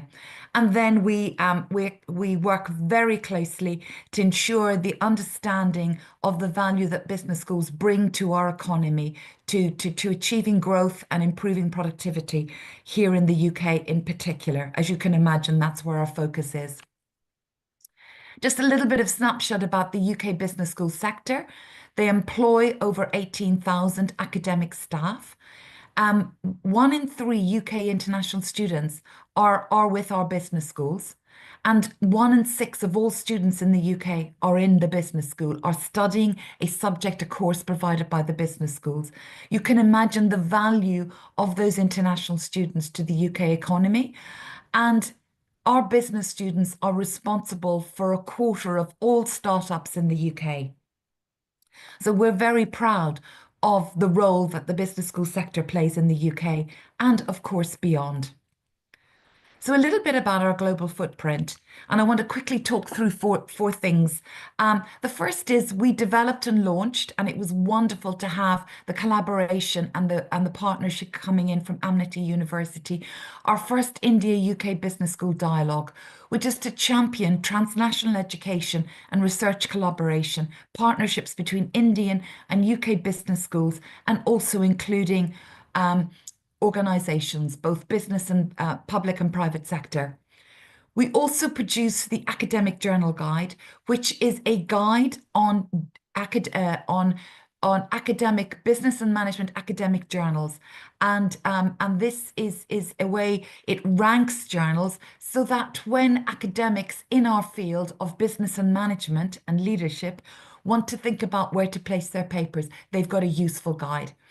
We also have a certified management and business educator scheme, which is about encouraging continuous professional development to ensure teaching excellence in our business schools. And this is something that we have subscribers from over 30 countries across the world. And then we have our Small Business Charter, which is the world's only business school accreditation looking for SME excellence within business schools. And I'll tell you a little bit more about all of these very quickly. So just a bit about our first business school dialogue. This is a 2-day conference. We held it in September last year. We're coming back in September this year, and it's to look to deepen those collaborations between India and UK business schools, to help identify those partnerships, and to deepen and help to build on the great offering to our students and to our alumni. We had 33 business schools from the UK and 33 from India attended the first one. And we were supported by IMA and AMDISA. And Amity University came in to support the UK visiting delegation along with Srivnadar University. And we also took UK delegates in to see Gift City. And we had some great outcomes. We had partnerships and negotiations going on. We had progressions of existing relationships. And I even heard from one UK business school that they signed up a multi-million T&E partnership at that dialogue. And that's exactly the purpose of the dialogue. It's to build networks that support and enhance the offering to students and also to alumni. We will be back in New Delhi again. We have about 35 UK business schools getting ready to sign up. And this year, we're planning to include an alumni engagement. We want to showcase the great alumni and the great achievements of our collective of alumni at the event in New Delhi this coming September. A little bit about the academic journal guide. For those of you who went on to pursue a career in academia, it is recognized across the globe. It is designed and run by a governance. Our scientific committee has got academics from every continent in there. And it is something that grew very small about 13 years ago in the UK and now has a global offering. And it ranks journals and it enables our research academics to actually identify the right journals for them to aim to get their academic papers published. And just a little bit more about the additions that we did in 2024. It's updated every 3 years. So about professional development, teaching excellence is something that we really, really have to sign up to across our business schools. Listening to the stories, meeting alumni, we know it's from the teaching experience. It's that rounded experience of what the teachers bring to those students that brings that value. And it's so wonderful to hear from Rahul about, become a reliable person. Reliability are the factors. It's not necessarily the grades that you're getting. It's not necessarily, where you did your first placement, but it's about your own reputation as being a reliable manager and leader. That's what will grow your career. So this sense of our CPD scheme is about encouraging our business and management educators to also continuously to focus on their continuous professional development, to make sure that they are going to conferences, to make sure that they are doing work and that they are dedicating time around their teaching to make sure that they continuously want to be a better teacher. And there's just a little bit about how what the scheme offers. It focuses on individuals and it also gives a very useful framework to our business schools. And we're very proud that we have a role in elevating the quality and impact of our business and management educators within our business schools globally. The last thing I want to share with you is about the Small Business Charter. This is a scheme that we set up in collaboration with the UK government in 2014. And it's designed as an accreditation standard. Many of you will have heard of AMBA, ACSB, EFMD, EQUIS, the global standard accreditation standard bodies. This is very different. This is about going into a business school and saying, are you a center of excellence for SME businesses? What is your focus? And therefore, are you offering professional development, executive education offering that is suitable for SME businesses?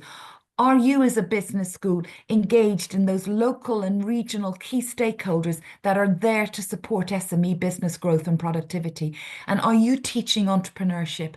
Are you running enterprise centers and innovation hubs that actually support students and academics from the business school and also from other faculties within the university? And that's what we deem as being centers of excellence. And therefore, if you tick the 30 dimensions, if you satisfy the dimensions within our standard, we will accredit you and award you the Small Business Charter. It is our mission within the Charter is that we empower small business success and economic growth through a network of expert business schools. So we're looking for excellence in small businesses, student entrepreneurship, and local economic engagement. And we're very proud. We have 67 business schools across the UK that have attained this out of our 126 business school members. And we have one in the Republic of Ireland, and we've just accredited Deakin in Australia. So we are really, really excited to be taking this accreditation standard globally. And we have a number of very, very, you would all call hot prospects in India. We are really looking forward to having our first Indian business school accredited for the Small Business Charter, I hope within the next 9 to 12 months. It is a proven model. We've proven it very successfully here in the UK. And right now we're entering into our 6th year of 8 years of funding from the UK government that the business schools deliver a growth enterprise program called Help to Grow Management. And we have enrolled so far over 13,000 SME business leaders on that program. And we have a very active alumni of over 10,000 SME business leaders. And what our business schools have done is they have worked with government here in the UK to identify where ambition for growth lies in their SME communities. And when you have ambition and you put education, management education with ambition, and then you get the funding coming in from organizations like the British Business Bank, then you have an opportunity to improve productivity and growth. So let me share some thoughts with you today around some topics that I want to talk to you. And I'm going to have to just stop sharing so I can get my script up on my screen here. Just give me 1 second. Bear with me while I get to the logistics. And I talk to these topics around alumni bridging, purpose, practice, and progress across communities. So let me come back to screen and I can get my script up in front of you so I don't forget my key points. So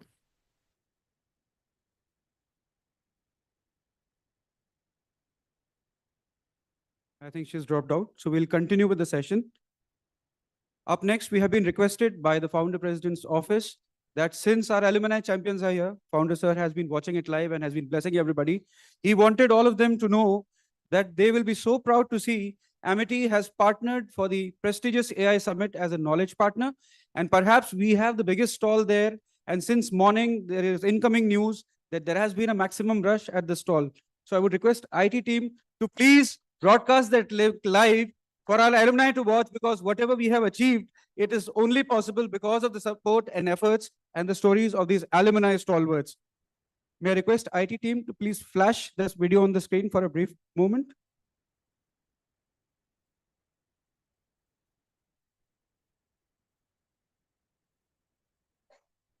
These are some footages from the stall at the Bharat Mandapam. It talks about the quality of research that happens at Amity.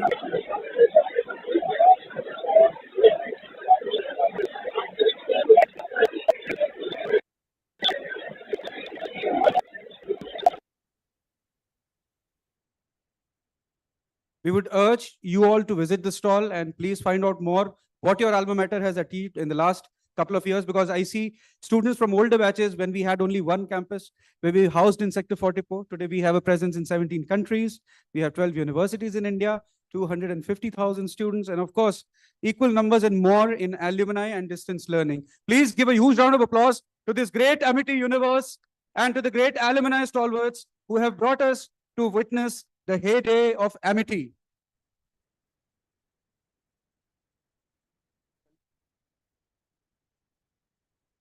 We would request all of you to visit the stall, and we continue with our alumni experience sharing. I would request Mainak, my senior, my buddy, my friend who's joining us from Netherlands, to please go next, followed by Darpan next. Mainak, if you're there on the screen, we would request you to please say a few words. Yeah, hi everyone. Good afternoon. I hope I'm audible, right? You are. Okay. So first of all, thanks a lot for inviting me to this panel. Hello everyone. Hello Gurinder sir. It's nice to see you after so many years. I still remember you taking classes on cross-culture management.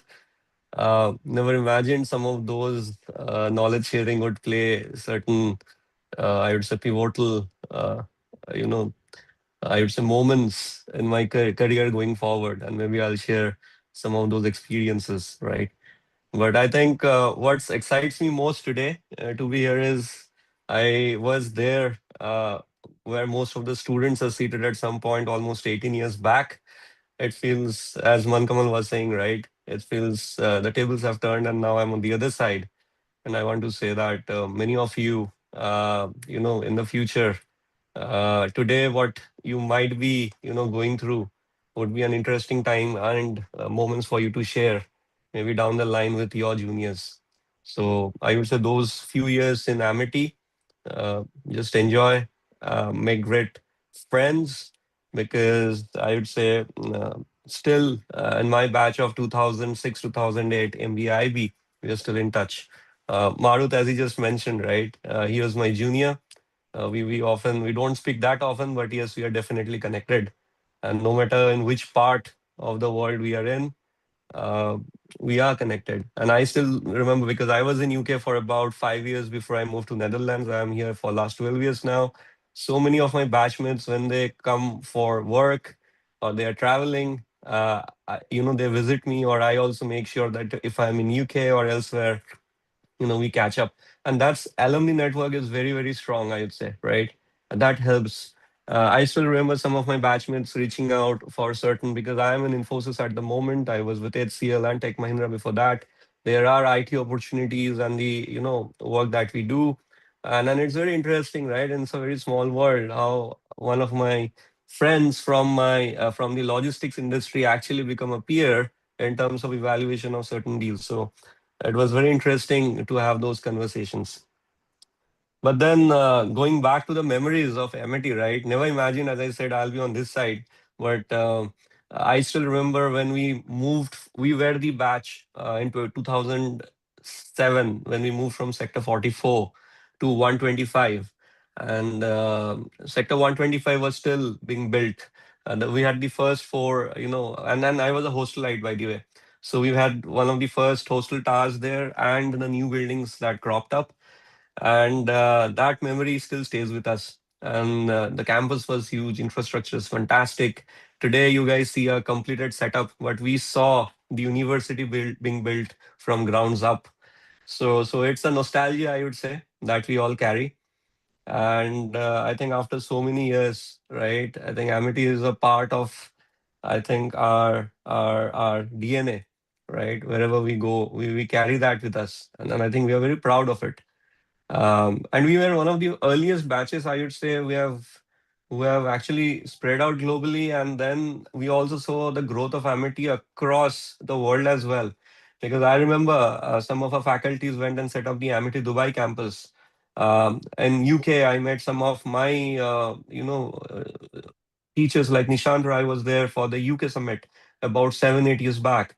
So it was very interesting, the growth of Amity across the globe and not just within India, right? And finally, I just want to, leave with a couple of, interesting experiences, which I never realized I would link it. First would be, I'm thankful to Amity because my campus placement was with HCL, and I believe I was one of the first in my batch to get placed, and that was the year 2008. And if you all recall, we got our placement in May 2008, and by December, there was a financial meltdown. And I was one of the lucky few who was not that badly impacted. But then I stayed with that company, which was HCL, for about 14 years. So I would say that experience of 14 years, that campus placement from Amity, helped me shape where I am today, because that was a tremendous learning experience for me, and it has groomed me to be a business leader in the IT sector. And I think thanks to Amity for that. The other interesting personal tidbit is, while I don't know how many of you are aware, the hostel that we used to live in had a direct line of sight to your 126 Dell HCL campus. And from my room, I used to see the HCL building. So I don't know if it's a coincidence, but it eventually became my first organization I worked with, and that too for 14 years. The other interesting part is about the international languages that we had to choose during our MBA curriculum. So I had chosen Japanese, and the primary reason for selecting that is I had to see what is the easiest one to pick up, because as compared to French and Spanish, apparently Japanese had the similar syntax like Hindi. And it's quite easier to learn. I remember we used to study for an hour or two before the exam and used to get easily 90%, whereas my friends used to study for a week and barely, was able to make it in French or Spanish. But I was always wondering, how come Japanese may ever help, right? Ever. And you would be surprised to know in 2019, I had to travel to Japan. I was in UK at that point. I had to apply for a visa. And if you're aware, they are very strict in terms of following processes, and they had a 5-day rule. Unfortunately, I had 3 day before I had to travel. And I wrote a request letter in Japanese. So that's the other thing. I never imagined it would come in handy. And trust me, they were so impressed. They told me, yes, and then they gave me a proper response in Japanese, appreciating that we did it. And I never imagined. So imagine the cross linkages of some language that you learned way back 7-8 years. Obviously, I was not that fluent, but the basics of arigato gozaimasu and all the basics were there, right? So it came in handy.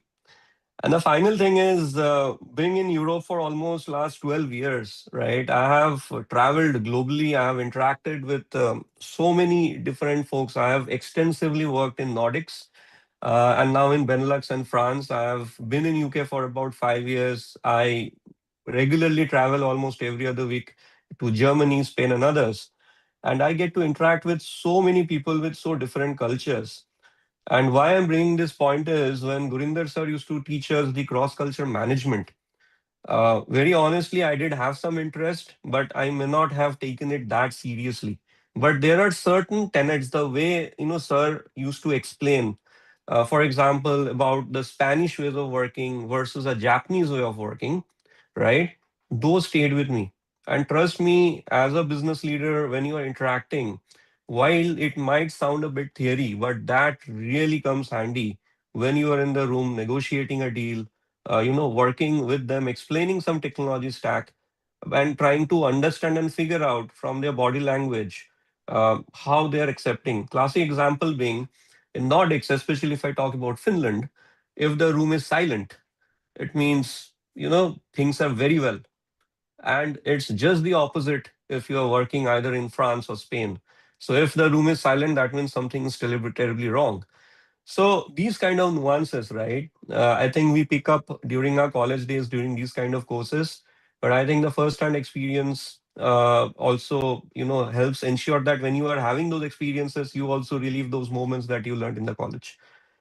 So I think on that part, I would say the Erin Mayer's Culture Code is one book which I often read, and I recall all the key, nuggets that Gurinder sir used to share with us during his classes with us, and that's kind of a good revisit for me always. So I think with that being said, I'm very grateful for for Amity team and Gurinder sir and Marut for inviting me. So if there's anything specific, anybody has any questions, happy to answer. But again, great to be here. Thank you. Great, Manik. I think it's after long years we are meeting, but so proud on you and what you have achieved. I think one thing which we have always tried to inculcate in Amity is that you should always be loyal to the brand wherever you go. So happy that you got a placement from the college, and I remember you celebrating your placement once you got it. Professor Chaudhary, all of us, we feel so proud that what you did. And also 14 years in an organization is a long time. So I think that you build HCL here, but keep on coming. And good to know that you still remember the case studies which we discussed in the class. May God bless you. Next time I'm in Europe or I'm coming on the Netherlands, I'll surely meet you. But very Sure, happy. sir. Convey our best wishes to the family also. Thank you. Thank you, sir. Thank you so much. Thank you, sir, and thank you, Manak, for taking us to this time travel journey of Amity of yesteryears. We still have videos of that 125 campus coming up. Across continents, cultures, the Amity spirit still remains our common language. Thank you for elucidating this. On this note, I request Darpan Bajaj to take over the dais, followed by Shivani. Darpan, over to you for experience sharing anyway. Yes. Please give a huge round of applause to Darpan. Good afternoon, ladies and gentlemen. So I am Darpan. I am a pass out of 2009-11 batch from AIBS, Amity International Business School. So first of all, thank you so much for inviting me here. I am here almost after 15 years, almost a vanvas, right? So what I learned from Amity, I have always implemented it, be it my personal life, be it my professional life. I still remember Gurinder sir's words that you can move out of the Amity, but Amity will never move out of you. So that is the thing that we are still being invited here. We are still taking the league forward from our great teachers, professors, that we still build a nation. We are still working for so many big corporates, and we are still taking those teachings along with us. So definitely those teachings, that loyalties, that those ethics, integrities with us, which we learned from Amity professors. So I would just like to say to the budding leaders who are going to come, I'm an environment consultant. I did MBA in international business and marketing, but somehow my life had some different plans for me. So I joined one environment consultancy. After that, I did my post-graduation in environmental studies. And today we are one of the leading environment consultancies in Delhi NCR region. So as you all know, how the environment is treating us or how we are treating the environment. So being the budding leaders, it is very, very important for you to take right decisions. You have to understand that beyond good or bad, there is right and wrong. So to get the right decisions in place, I suggest that you all should read good books, do meditate, take the guidance from your mentors. Once you go out from the Amity, get placed in big brands, please be in touch with your professors, be in touch with your friends who were with you during the college days. I'll take one example. I'm still in touch with Navleen ma'am, has been a very big inspiration. I'm a marketing guy. She's a finance teacher, but I always had a very, very special bond with her.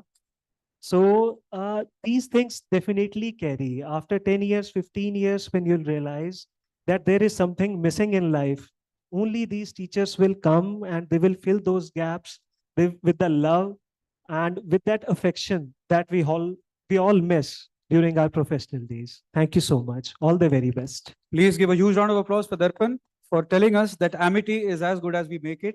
Our name will be associated with Amity for all times to come. And Dharman, we feel so proud on you. Today, you are a director of Alpine Solutions, but keep coming, keep guiding your youngsters also. Yeah. Great to see you. Thank you, sir. And on this note, I bring to you a very special alumni who's very close to sir. Again, personally mentored by our Group Vice Chancellor, Dr. Gurinder Singh, sir. And she happens to lead one of the leading institutions in Singapore. She is an executive director at DVS, Miss Shivani Singh. Over to you for your words of wisdom and pathways for aspirants who are sitting in the audiences where you were at one point of time. Getting promotion every year. Yes, sir.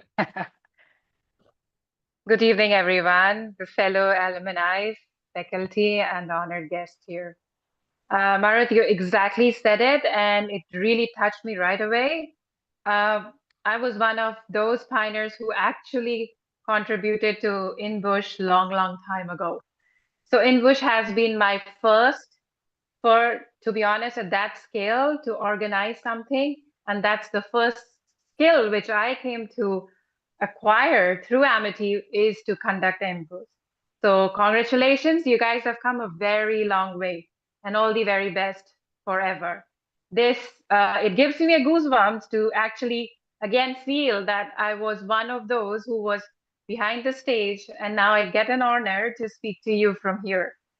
I will just go back and would like to say that it's really a pleasure as well as a privilege, to be honest, to speaking to all of you. I've been in Amity and been in touch with Amity all along. It happened because of two big things. One, because of what Amity has contributed in the terms of education across the nation, across the globe. So Amity has done really proud to all of us. Not only we are proud of Amity, but Amity is also proud of us, which I believe most of the alumni have given back to Amity.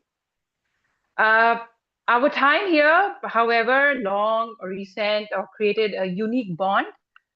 We navigated challenges for sure at that point of time.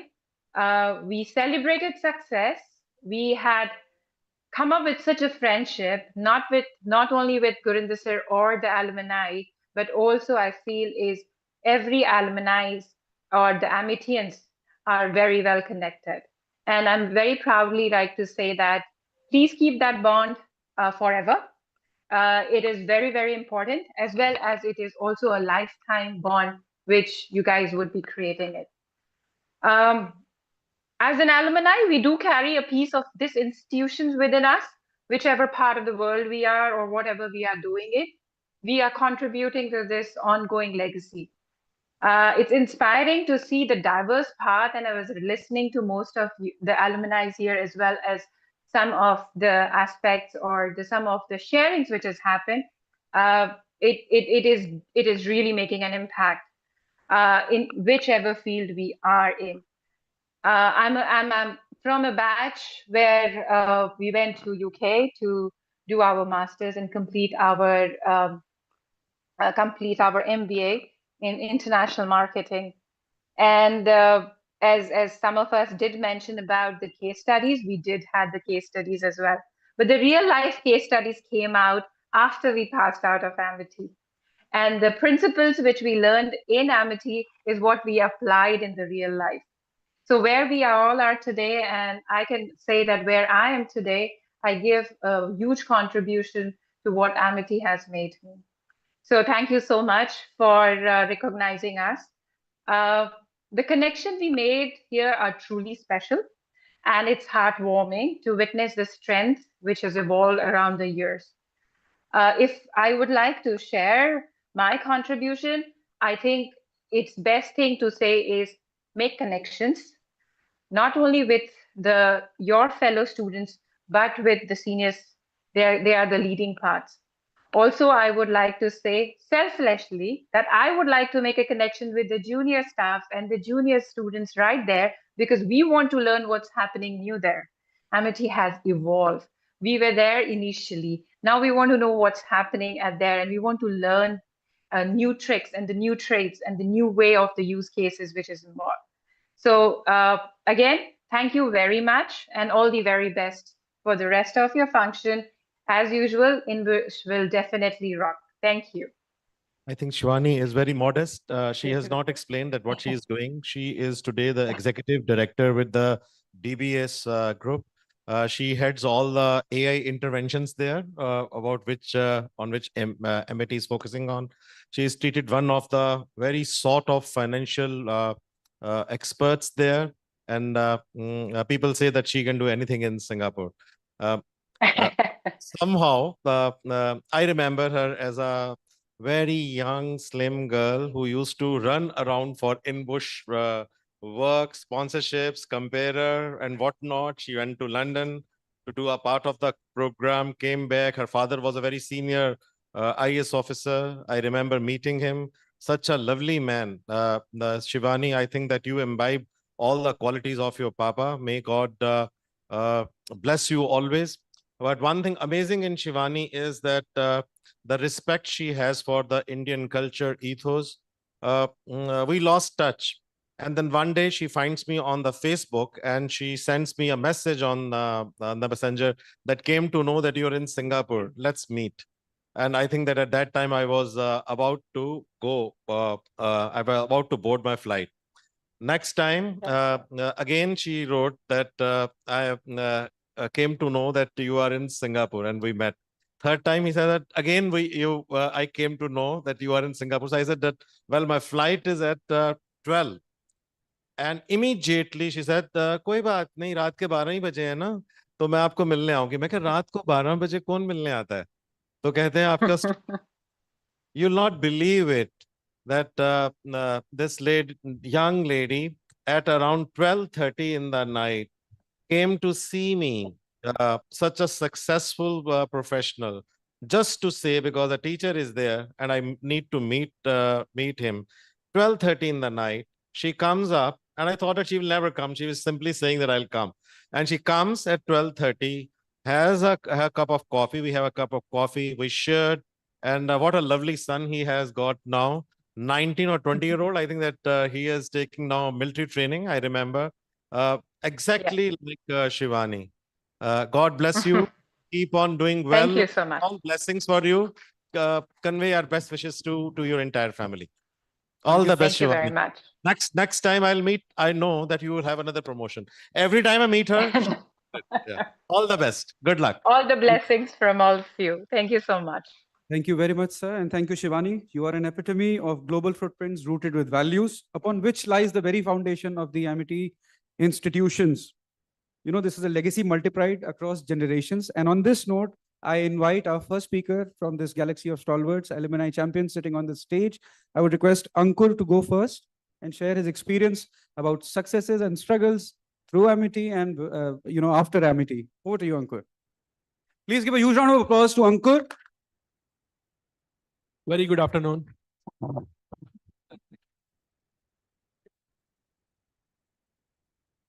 मैं आप लोगों के 5 minute लूंगा सिर्फ, और मुझे उस side जब हम बैठते थे ना, वो वाले दिन याद आ रहे हैं, इसलिए मैं थोड़ा अलग बोलना चाहूंगा with the permission of Gurinder sir.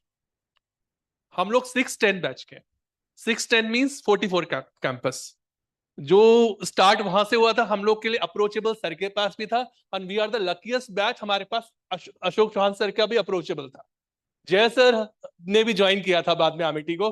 तो इनबुश उस समय स्टार्ट होता था, मतलब उस समय की एरा है जब हमारा फर्स्ट सेकंड इनबुश हुआ करता था। आई स्टिल रिमेंबर, मैं आईआईसी टीम का पार्ट था सर की, तो आईआईसी टीम का सबसे मुश्किल काम होता था जब ये इनबुश होता था, तो हम लोग को स्पॉन्सरशिप लानी होती थी। तो जो लोग भी ऑर्गेनाइज कर रहे हैं, तो मुझे मालूम है कि कैसे कितनी मेहनत की है हम सब ने। वो एरा इनडायरेक्टली मुझे वो कॉर्पोरेट अपॉइंटमेंट लेना सिखाया।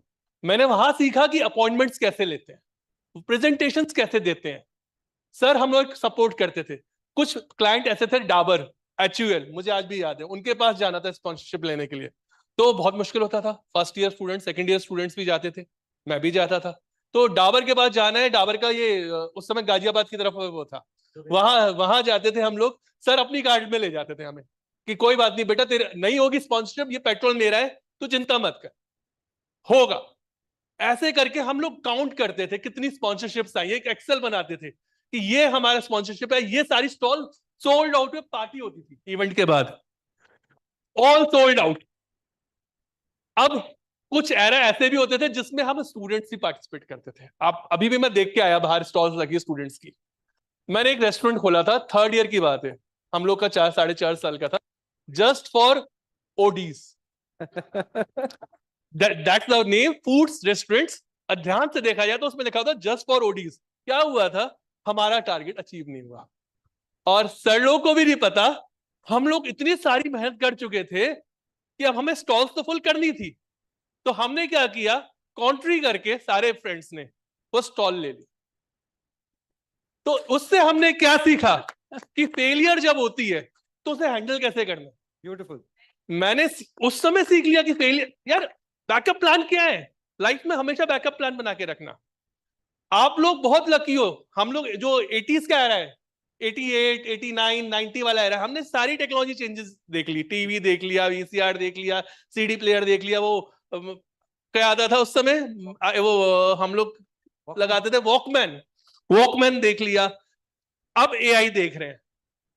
तो literally in the corporate world where I am representing MENA region in India as a president sales.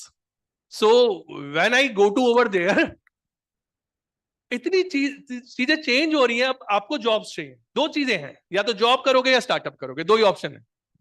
तो जॉब चाहिए और स्टार्टअप। तो क्या सीखना है अपने को, alumni, as a alumni I am speaking, आप हमारे फील्ड में आके हमसे कंपीट करोगे, मुश्किल है, क्योंकि we are master of negotiation, we are master of presentation. हमने बनाई है 2-2 मिनट में प्रेजेंटेशन, हमें पता होता था टॉपिक दिया, हम क्लास में पहुंचते थे, टीचर बोलते थे आज प्रेजेंटेशन है, और जो बच्चे ने लास्ट क्लास मिस की होती थी 2 मिनट में बनानी पड़ती थी। रोल नंबर का वेट करते थे और मेरा नाम अंकुर है, तो आप समझ सकते हैं। तो 2 मिनट के अंदर प्रेजेंटेशन रेडी करनी हो, सारे जो अच्छे जीपीए वाले बच्चे हैं उनके ऊपर रिस्पॉन्सिबिलिटी बाकी 6 की भी होती है।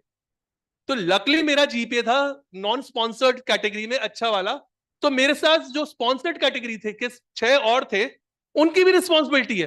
तो वहां मैंने टीम बिल्डिंग सीखी कि भाई अपना तो अच्छा करना ही करना है, ये जो 6 है इन्हें भी साथ लेके चलना है। तो टीम बिल्डिंग हमें कहाँ आई और रिस्क टेकिंग एबिलिटी कहाँ पे आई? वो जो प्रेजेंटेशन 2 मिनट के अंदर देनी है, उस समय सच में एआई नहीं था, गूगल से ही कॉपी करना है। अब एमिटी में आप कॉपी भी नहीं कर सकते, मैंने पता चला है। अब आपके पास एक डीमेरिट आ गया, if you copy that content वो मैच हो जाता है, तो आपको खुद बनानी है। लेकिन आप कहां कंपीट कर सकते हैं सीरियसली? एआई टेक्नोलॉजीज, आप अपने जो नॉर्मल सेल्स की स्किल्स हैं। सर का मुझे एक लेक्चर याद है, स्टार्टिंग हम लोग का पहला लेक्चर होता है, इंडक्शन बोलते हैं, आज भी होता है। सर आए थे हमारे इंडक्शन में, हम लोग पूरा बैच बैठा हुआ था, आईएमबीए का मनन हड़नेजा, ये सब आपको सर एकदम याद होंगे, ये सब वो वाला बैच था हमारा। तो सर से पूछा कि क्या सर क्या सीखेंगे, कहाँ जॉब लगेगी हमारी? सबसे पहला बच्चा एमबीए में आके या आईएमबी में आके सर यही सवाल पूछता है, जॉब कहाँ लगेगी? सर ने ना बोर्ड पे 5 लेटर का वर्ड लिखा। Anyone guesses? 5 लेटर का वर्ड, उसी से स्टार्ट होता है, उसी से खत्म होता है। Very rightly, sales. सर ने बोला सेल्स। अब मैंने, यार एमबीए करना है, इतनी मेहनत से आए हैं, सेल्स में जाने के लिए आए हैं? सर ने बोला हाँ सेल्स, ये तेरे साथ जिंदगी भर रहेगा। तू फाइनेंस में गया तो फाइनेंशियल इक्विपमेंट सेल्स करेगा, तू एचआर में गया तो एचआर प्रोसेसेस सेल्स करेगा, तू मार्केटिंग में गया कोर मार्केटिंग सेल्स करेगा, टेक्नोलॉजी में गया तो टेक्नोलॉजी सेल्स करेगा।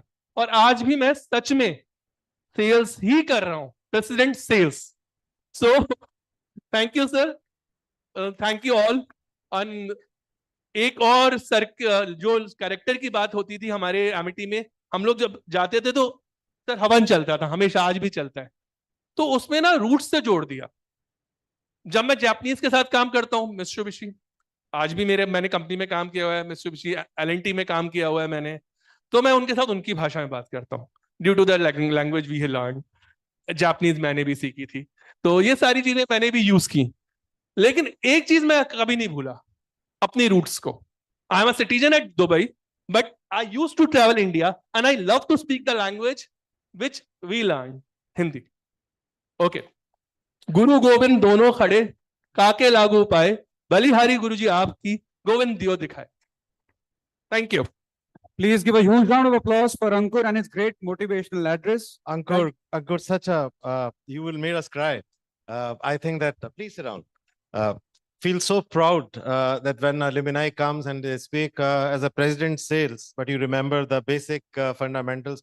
And I think that's the power of alumni. All those who are sitting here, when you grow up after 5, 10, 20, 30, 40 years, I will be here till I'm living. So please keep on coming. It gives you, I think this is the best promotion, best increment any teacher can get. When a student comes up and he starts talking about the best values he has taken from an institution. God bless you. Yeah, and आज तो बहुत अच्छा होने वाला है आपके साथ, पक्का, हमेशा। जोर से ताली इसके लिए। Good.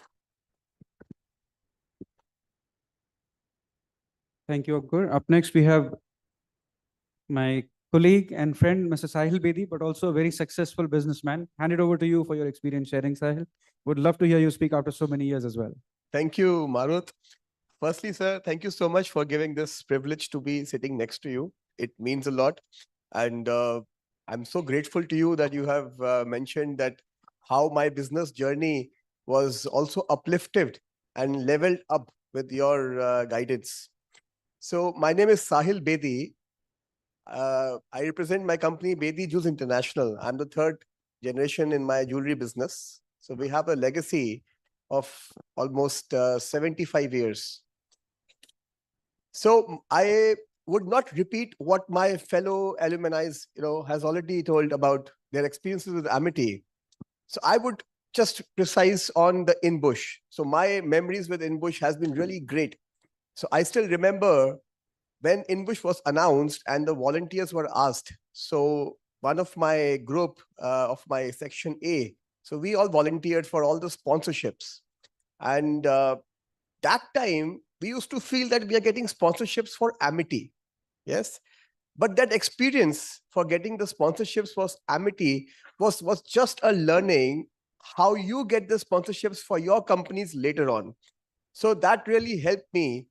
And I remember I was leading one of the fashion ramp show on the stage. So one of my friend, I would name him, his name is Abhishek Jatia. Today we have him in Delhi, but he could not join us. So Abhishek Jatia and me, we headed the fashion team, and he has been linked with the events across the country, across the globe, and he has been very successful. And his expertise of putting the fashion and calling the models for training and the ramp walk, and my expertise of bringing the jewelry in the fashion show. So I happened to meet some jewelers, some top jewelers of Delhi, to bring them as sponsors to INBUSH. So I happened to meet with Mr. Rajendra Bhola. He is from Bhola Sons Jewelers, Gurgaon. So that was the reason why I met him for sponsorship, and he sponsored us with his jewelry. And I think that was the first time in Amity University where real gold and diamond was actually put on the stage. And I would like to tell you that today I have a great relation with Mr. Rajendra Bhola. Since we are into B2B, he has become one of my prime clients. So I'm supplying to Rajendra Bhola, but how I met him? I met him through Amity. I met him with my meeting of sponsorship. So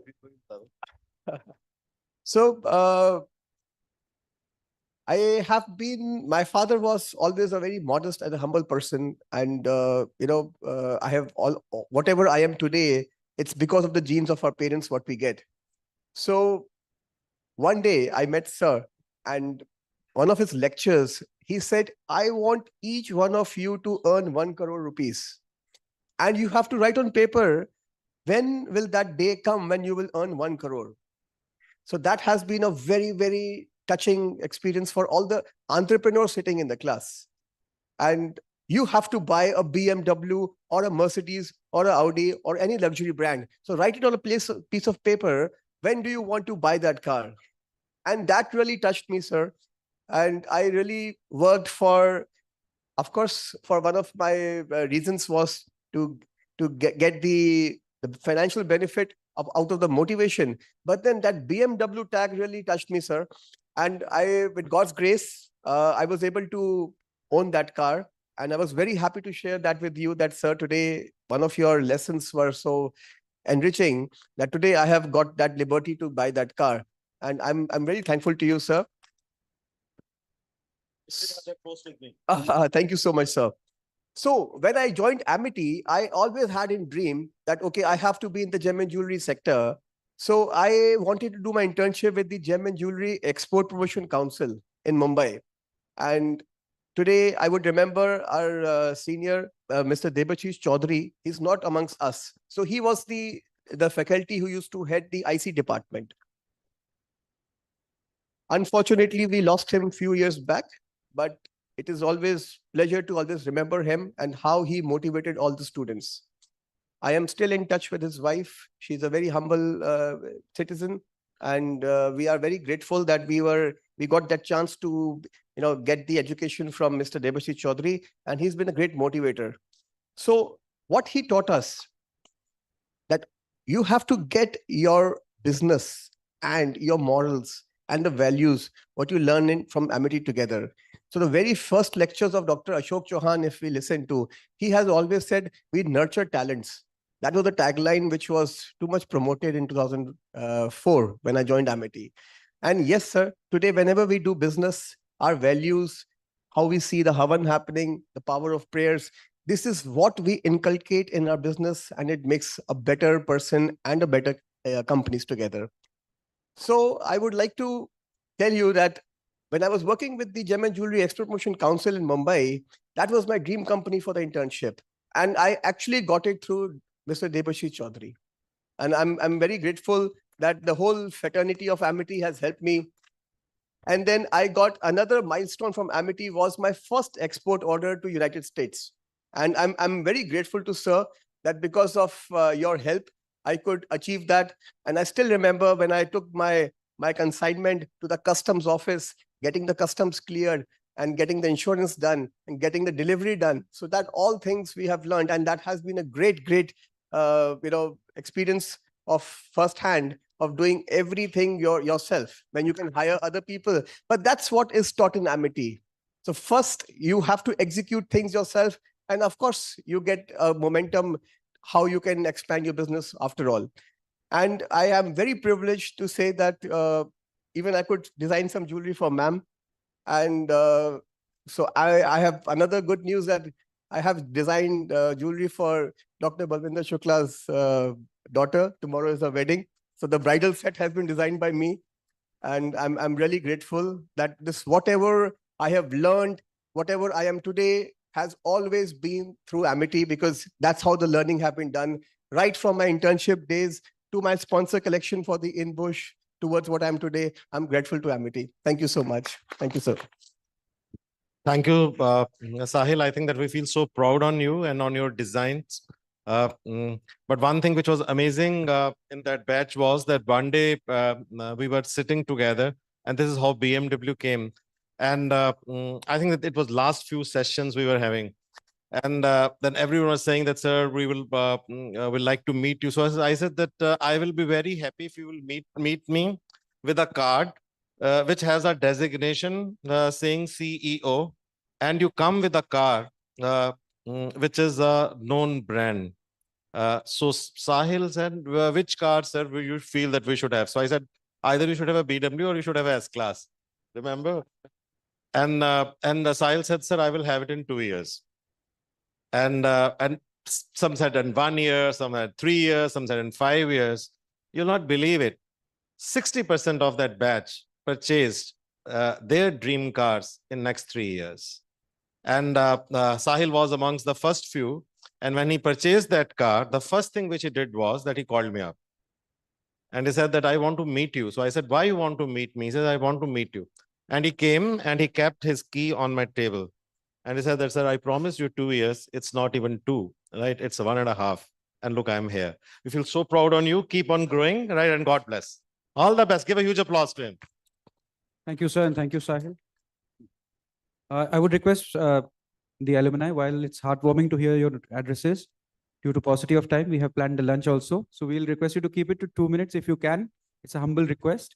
Up next, we have another success story, Kanika Mehra, one of our seniors and very illustrious alumni of AIBS. Over to you, ma'am. Thank you so much. Very good afternoon to my entire Amity family. It's actually heartwarming to witness INBUSH after 23 years precisely. I've been from the 2003 batch, IB batch, and I proudly say that, I'm proud to share. I share it every time. Like sir keeps sharing my stories with all of you here. I would like to share that, we feel proud that, where you all are sitting today. We are having this 26th INBUSH. Amity University, our batch, 2003 batch, was the batch who had laid the foundation stone for the Amity University. From a few hundred students, then 100, we had 3-figure, 4-figure students then. We are a fraternity of 250,000 students in the Amity fraternity now. And, the Amity reaches the global map as well, and we're so happy that we've been a part, and we are tagged as we are the part of the India's largest education group today. Thank you so much, Gurinder sir. Your love, your warmth, you keep inspiring us. The passion which I see in you. I know that you're not well. I saw your hand. It wasn't. You were not able to walk properly, and your hand was also not moving well, and still you're doing such an amazing job at INBUSH. I was just talking to all the alumni, the friends we are in touch with today, this morning only, that sir's enthusiasm and passion is still the same, and we really feel happy that we've been mentored by you. And somewhere, my professional and personal journey, I owe everything to you, sir, somewhere. Yes, this shy little girl has grown up with your blessings, and जो पहले बोल नहीं सकती थी, जो stage पे आ नहीं सकती थी, somewhere, you were the one to get her there. And I was just trying to see that, it's been more than 100,000 students by now I've addressed, just because of, the push and encouragement which I have received from Amity and Gurinder sir. So I owe my, all the success what I've received till now is from him and from Amity fraternity. As the paucity of time, I'll not take much more time. I was so thrilled to hear Dr. Ashok Chauhan and Dr. Atul Chauhan, live after 23 years. And it was actually a bliss coming back to, Amity. And now here, getting, India's largest private education group, Amity, and world's largest testing and assessment organization, ETS, the bond coming closer and I'm happy that I've been the one to get them together, and we'll deepen this, strengthen the partnership together here. And IB, my own program, it actually prepared me and, for the entire global corporate arena. And I'll be always be grateful for that. And just a small, 1 minute, advice to all the students sitting here. We are friends, like, on the same, we were there the same on the other side as you are there today. What I remember is that, we all can grow in our professional lives. That is one. In the morning, one gentleman mentioned that, change, insights, and values are the three things we work at. So I feel that values, of course, will go beyond any technology, any time of the day. And last, your at your last days of your life, on the last day of the life, people will remember you, that how you touched their lives. So, if sir talks about, the incidents which he had with me, is just because, somewhere that touched both of our lives. And we talk about this even after 25 years. And, I believe in giving back to the society. That Havan ceremony, we've attended ample of Havan ceremonies, we've attended at all Amity's occasions, making meaningful impact with whatever professional work you do in life. Keeping that passion, passion in veins. I keep hearing this from sir every day. And, all this, hunger to learn. So I'm just a quick check to all the friends out here, that, whatever you do, please do it joyfully, give your 100% to it, and, believe in yourself, and that sincerity to do it should be there. And I'm sure कायनात बैठी है आपकी सारे dreams को पूरा करने के लिए. Just manifest it and just think big, dream big. You'll be able to achieve. Three Idiots, everybody's seen that movie. And last में बाबा रणछोड़ दास एक छोटा सा सेंटेंस बोलते हैं, काबिल बनो बच्चा, कामयाबी तो जग मार के पीछे आएगी. So I just feel that, all of us need to be, kabil in whatever we do, whatever, just be competent and able in whatever you want to do in life, and success will follow you. You don't have to follow success. Thank you so much, Gurinder sir, for this, platform. And I'm so happy to be here as, one of the alumni talking to, our friends here, younger friends from whom we need to learn a lot now, and, upskill our skills now at this point of time. Thank you so much, Amity family. So happy to be here. हमारी गुड़िया बड़ी हो गई और बोलना लग गई. All the best. Good luck. Thank you, sir. Thank you so much. Ladies and gentlemen, we have just been informed that Honorable Chancellor, sir, has joined us. May we please request Dr. Atul Chauhan, sir, our Honorable Chancellor, to please address and bless everybody. Over to you, sir. Yes, Marut, I'm so happy I was able to join. As all of you know, that the AI Summit is happening, and Amity has a very, very big role and participation in the summit because of our deep focus and being one of the leading universities in the country in the field in terms of the research that is being done there. But Dr. Singh, let me congratulate you for again having so many alumni who have come and who are online. I just heard Kanika. I had met and seen Kanika also a few days ago when I was on campus for the inaugural function. And whenever you meet alumni, there is this tremendous joy that we all feel. And I've always seen campus lights up when alumni are back. The faculty members, the staff who had been there, who interacted, and of course, especially in INBUSH, Dr. Gurinder Singh, who is who has always been, I've always seen that Dr. Singh's biggest strength or passion has been his love for his students, his desire to see all of them successful, and whenever alumni, especially of AIBS, are back on campus or online anywhere in the world, and Dr. Singh travels for us all over and interacts with alumni, and one thing I always sense and I always see is the deep memories that our alumni have with how he has touched their lives individually and as a class. So, Dr. Singh, let me congratulate you. INBUSH is finishing today, but with this alumni session, but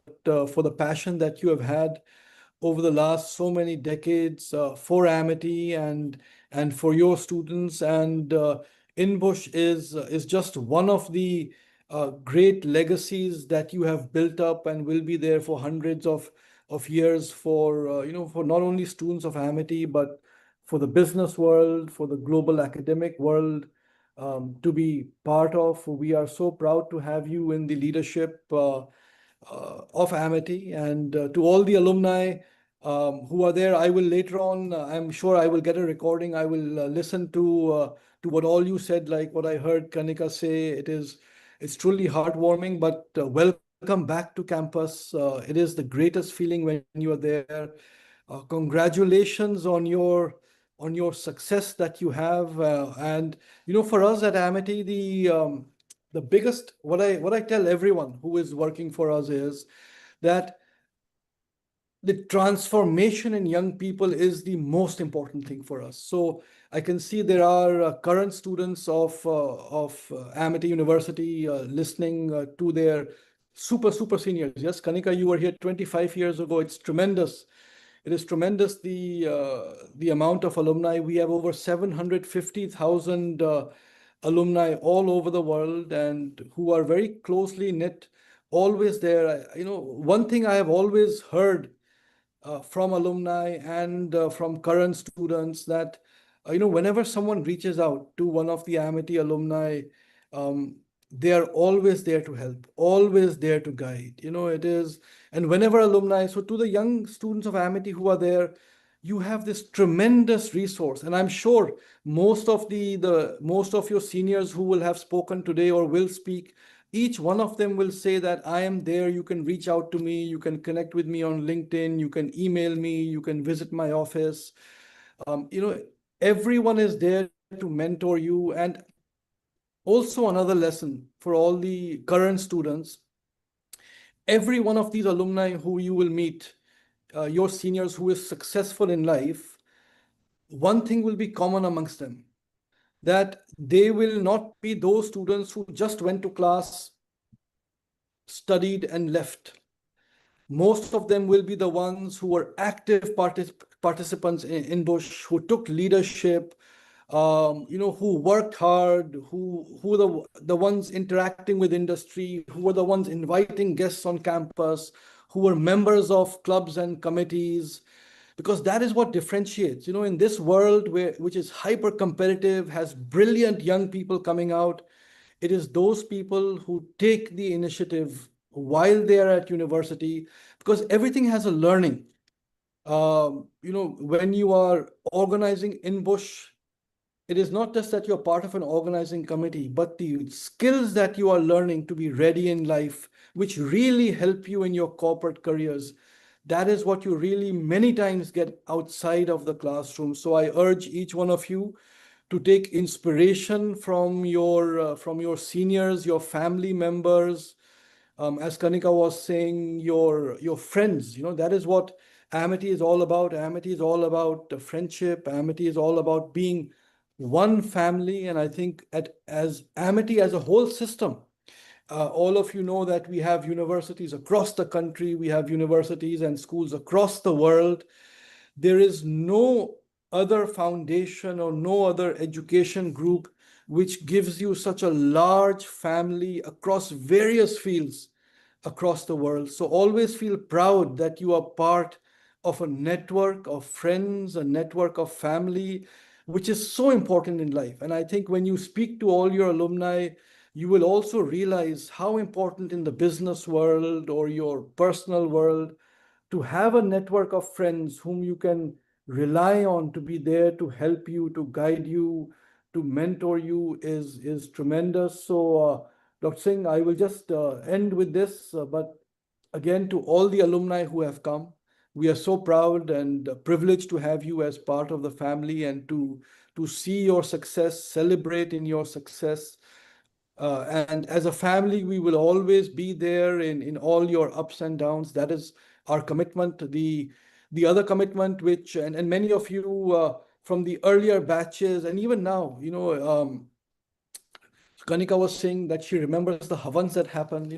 There's so many things that people remember, but one thing I always want every alumni, every Amitian to remember is this great commitment that our founder, honorable founder, Dr. Ashok Chauhan ji has had for all his students. And the dream, this deep passion when he set up Amity was to give the best platform, the best faculty who each has a passion for their students so that the young people of our country can transform and really make a difference to lead our country to an amazing, tremendous leadership. And many of the earlier batches, when Amity was still smaller, when it was just maybe a few thousand students, and Dr. Chauhan, used to visit be on campus so many times and speak and give inspiration. I think it is a big responsibility of these alumni of those batches also to remember our founder. And founder will be online. He will be seeing the alumni. I know he loves it when alumni come and speak. And his blessings are always there with his family members, with all the current students, with all the alumni. So always remember what the responsibility that Dr. Chauhan has given to all of you, to all of us, to work extremely hard in life, become successful in life, but then to give back to society and work for our country, work for this nation. Amitians have to be different. Amitians have to be at the forefront of change. That is the deep, deep trust that we have in all of you. So with that, Dr. Singh, once again, congratulations for INBUSH, your 26th INBUSH, phenomenal that INBUSH is now in its 26th avatar, always getting better. So congratulations to you. Well done to the organizing committee of this year for all the students who have worked extremely hard. And I'm sure after 15, 20 years, you will be back on campus. You will be telling young students what an amazing experience you had organizing INBUSH. Everything is there because of the teachers. To all the faculty and staff who have worked extremely hard, I am so proud on each one of you for the passion that you have for what you do. And to all our alumni, once again, you are will always be the most important part of our family. We are so happy to see you back. All the best to everyone. Thank you so much. Thank you. Thank you so much, respected Chancellor, sir. Your words today were not merely a message, they were a reaffirmation of a great grand vision. Your blessings are not just ceremonial, but they are directional. We thank you for your encouragement and inspiration. On this positive note, we move on to our next alumni for today, Mr. Nikhil Sharma. Hi, everyone. I'm thankful to Amity University, Gurinder sir, faculties, and students for inviting me here. And honestly, it's honor to be here, to be back to the place where we learn the grassroots of career education, internships. Given the time constraints, I'll keep it very short. I will say, according to my experience, that it is very important to have ambition in your life. Obviously, Amity University will also have ambition as an organization, like where do they want to see themselves in 5 years, like they have grown exponentially in the world and shape the careers of the students. Similarly, as an individual, you should also have ambition, like what you want to achieve with regards to your personal or professional life, and be able to utilize the resources available in the university, because faculties are working hard to prepare lectures. Your parents are investing money. Don't let their efforts go in vain. That's it. Thank you. So my experience in Adani is I've been here for 1.5 years. So I moved from Gateway District Parks to Adani Ports and Logistics.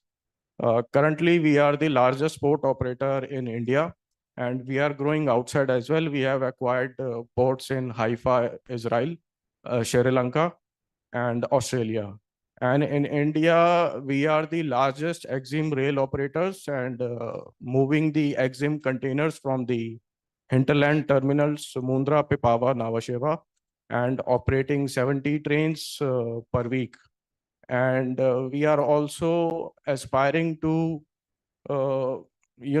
compete with the organizations like DP World, which is a Dubai-based port operator, and very fortunate enough to work with the India's largest organization. And I'm making efforts to make sure that I'm myself growing in the company and contribute maximum to the organization. Thank you. Thank you so much, Nikhil. I think we have a guest waiting online since long. I would request Mr. Akbar Hussaini to go next. Due to paucity of time, Akbar, we would request you to conclude in, say, about 1 to 2 minutes. But nonetheless, your story is invaluable to us. Over to you, Akbar. Yeah, thank you very much. Thank you, Marut, for inviting me. It's really a pleasure to come back to your university, and although virtually, but still. It's really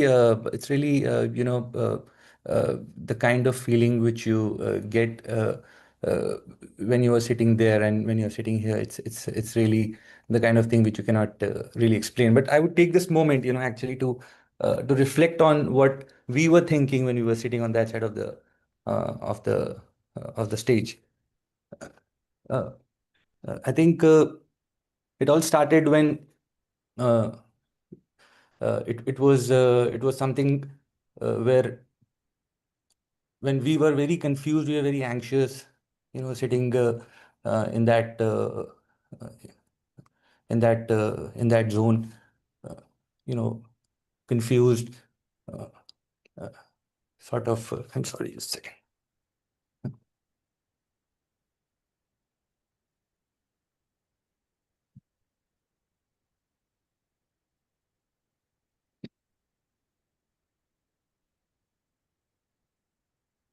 Yeah, so like after Amity, I went on to create a company which was into infrastructure and into film productions is what we do.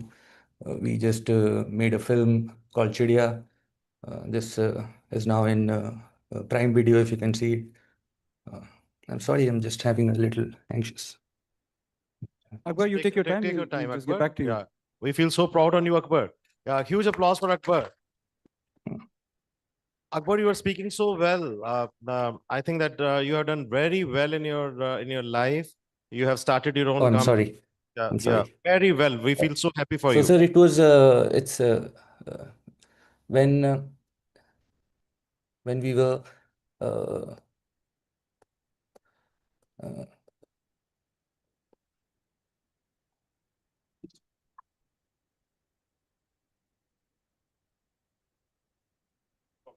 I think that we will continue, Akbar. We will come back to you. But God bless you. You are doing really well. You spoke very well. Huge applause for you. Good. Good. We'll get back to you, Akbar. On this note, I would call Karthik to go next. Karthik is here with us. Karthik also happens to be one of the offsprings of INBUSH. That was the platform that Sir provided him, and today he owns a company. Karthik, over to you. Thank you so much for bringing me back here.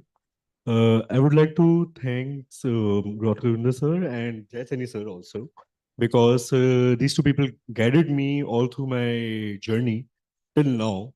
And I still remember जब मैंने shooting ये photography and all start की थी 2014 में 14 and में, तो sir ने बोला था कि कार्तिक कॉफी टेबल बुक बनाओ, और मुझे उस टाइम पे सही बता रहा हूँ सर, मुझे मतलब भी नहीं पता था कॉफी टेबल बुक का होता क्या है.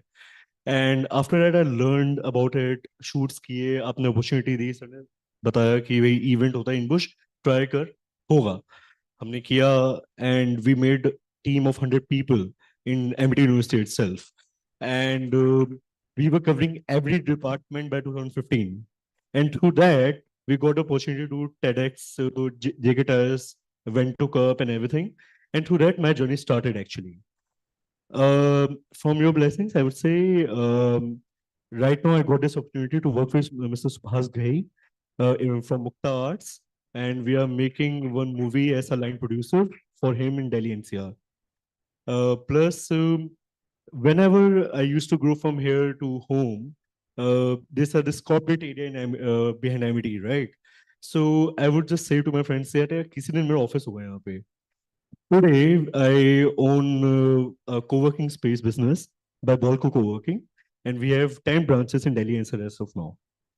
And one of the branches in Sector 25. All thanks to you. Yeah, that's all. Thank you so much.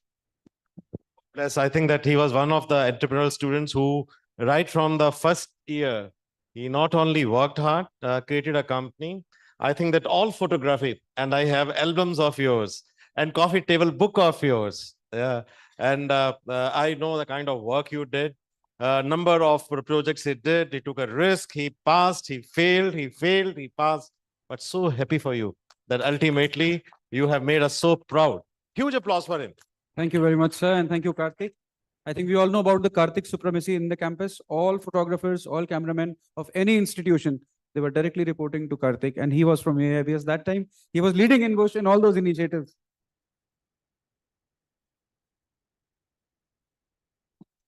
One thing I would like to add on this thing.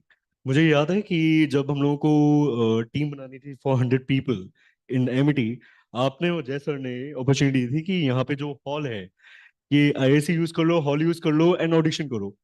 And वो auditions में I still remember 2015 mid में we got more than 200 people from all over Amity who came and auditioned with us for a photo shoot. Thank you, Karthik. We now move on to another illustrious alumni, Tarandeep. Tarandeep has been an alumni of AIBS. Hand it over to you for your story. Hi, good evening, everyone. Thank you for inviting me here for the alumni meet. And I was really looking forward to being here and sharing my story with you all today. And like all the illustrious alumni over here have mentioned, you know, they were all a part of INBUSH at some point of time. And it's really an honor to be back here on this side and sitting on the panel over here. And just while entering, I was mentioning one of the volunteers, you know, I was a part of the registration team, and I was responsible for taking all the cards and, you know, mentioning it in the forms and everything. And just right now, while entering, I gave my own card. So that was a good nostalgic moment for me while entering. And so I have been in the business field. So I started my own business immediately after graduation. So like I was already working on my business alongside my studies a little bit, like doing all the back-end research work. So we are into electric vehicle charging stations. So I graduated in 2019, and like ending towards my third year, I had this idea with my brother, who was also an Amity alumni, to start this business. And at that point of time, there were no electric cars on the road. So there was that point of time, people was just thinking about, you know, getting into electric vehicles. There were only one or two manufacturers that were manufacturing electric cars at that point of time. But we had the foresight that, you know, a lot of the technology changes that are happening in the West take a little bit of time to come to India. So it's at least 3-4 years later, those things will come into India slowly and gradually. And we were seeing what was happening with Tesla at that point of time. And we knew that charging stations have to precede the electric vehicles. If one of the major reasons why people are not able to buy charging stations is that, you know, people are not able to buy electric vehicles, that there's an absence of charging stations. So we, you know, had the foresight to, you know, start this business. And I took a lot of help that time from my faculty members. Professor Sandeep Basin, sir, I remember he was very helpful towards this. And, you know, I spoke to him about my idea. And he gave me a contact at that point of time who of an alumni who was also starting his own company in something related to parking. And one of the major issues that we were facing early on in our company was that, convincing people to install the charging stations because there were no cars on the road. So technically, people used to ask us, what are you putting charging stations for if there are no cars on the road? So we had to tie up with parking companies. And coincidentally, much later after graduation, like a year into, speaking to a lot of real estate developers, parking companies and everything, I contacted that alumni who was still working on his parking company, and we were able to install our first charger through that contact. So all that contact, which Professor Sandeep Bhasin sir helped me later on to install my first EV charger in Faridabad. And right now we have about 30 odd charging stations in Delhi NCR in partnership with major real estate companies. We have a charging station here in Noida in Skymark building. In Sector 135, we have our charging stations, and we are collaborating right now with a lot of real estate companies. And a lot of people mentioned about the sponsorship events. I also have some fond memories with that. We used to go all day traveling to places. And initially, I used to, when we were starting out our company, we used to go and talk to real estate developers. And a lot of times we didn't have the contacts of whom we need to meet or whom, we should contact in the first place. So, in the sponsorship events, we got that, we can just go inside and get some concerned person's contact details and then contact them directly. So we used to by going to like different companies, like some people mentioned Dabur and HCL. I remember going to Dell to get the sponsorship inside, and waiting for 30 minutes just to get an appointment with the right person. And that still continues till date. I still, if I don't have a contact in a company I want to pitch to, I just go there, and somebody or the other turns up, and I'm able to get a meeting. That's how we were able to get contacts. And Mr. Nitin Garg sir has taught me sales during my time, and I still remember one lesson that he taught me, that whenever you're giving your business card to anybody, give it with both hands. And till date, I follow that, and I remember his words whenever I'm giving my business card to anybody. So I have really fond memories with that. And sales, has played a huge role.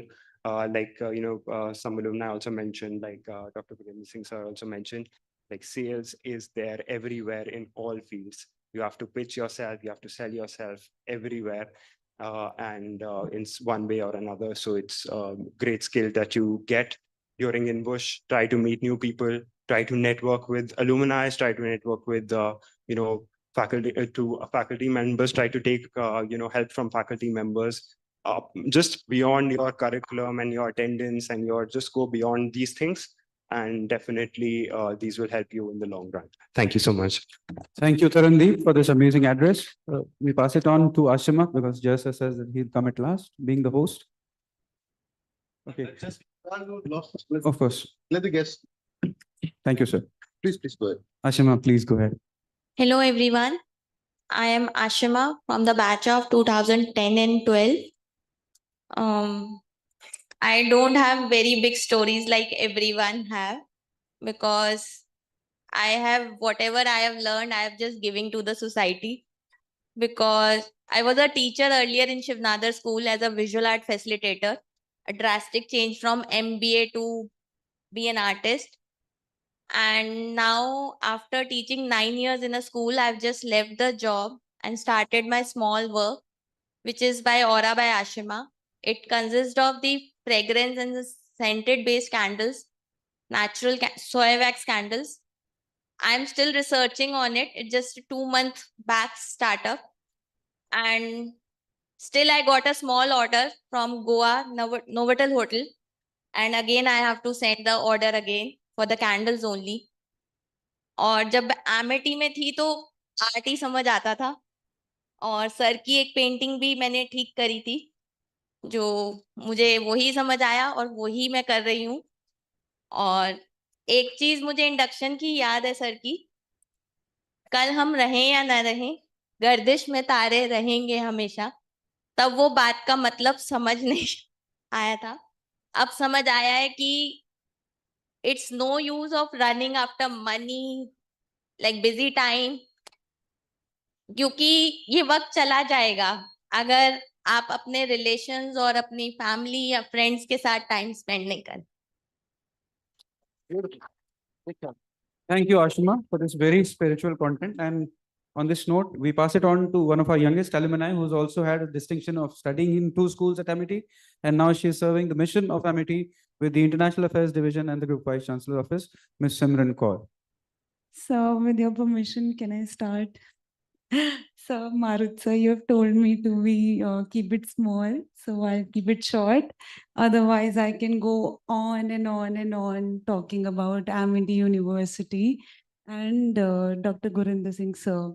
So, I'm honored to call you my mentor, my guide, my support, and everything nice. But above all, I would rather call you my father figure. Thank you, sir. And so there is so much to talk about you, but I think I'll just keep it very short. Gurinder Singh sir can actually put fragrance to an empty notebook. And I think that's what you have done to me, sir, to my life. So thank you. Thank you so much, sir. Being your student, now working with you, with your office, learning is everything that I get every day. And I don't think so I need to talk good things in front of you because aapki peet sunti hai, sir. Sir really likes, sir speaks couplets, right? Sir, I am not a poet. I cannot do it, but I've just made one right now. I don't know what it is, but it's my feelings. So I'll just say it. Gurinder Singh Sir Ji, ਤੁਹਾਡਾ ਦਿਲ ਹੈ ਨਿਆਰਾ, empty ਨੂੰ ਦਿੱਤਾ ਤੁਸੀਂ ਨਵੇਂ ਜੀਵਨ ਦਾ ਤਾਰਾ. Thank you, sir. Thank you. Thank you so much, Simran. Simran was our firebrand. I remember that she was doing law with us. And she's from a very affluent family and has gone on SAP almost every location. And one day she had a big fight with one of the officers in the SAP group. I'll not name that. And she was also a firebrand. So both of them, they had a big fight. And both of them, they were big shots. So now, and both of them, as many times there's a gentleman who will say that कि sir मेरे को sir से जब कोई बात करते तो लगता है कि सबसे ज्यादा आपको ही प्यार करता है. So both of them, they had this impression that he is going to take their side. So I had a meeting with both of them, and then from there I started knowing her, and then she went to Canada to do a business, and then she came back and she wanted to learn some basics of business. Very happy that you are learning it, but God bless you, and Thank you, sir. you are a fantastic person. Thank you, sir. Thank you. Before I call Nipun, who is the youngest amongst all, there is one gentleman who has been waiting very patiently for the last 1.5 hours. Abhinav, I know that you are somewhere behind the screen. Thank you for your faith and confidence and patience. Abhinav, may I please, Abhinav Bhagat, if you can hear me, you can go next. Nipun, I think Abhinav has dropped out, so we'll leave it to Nipun to conclude.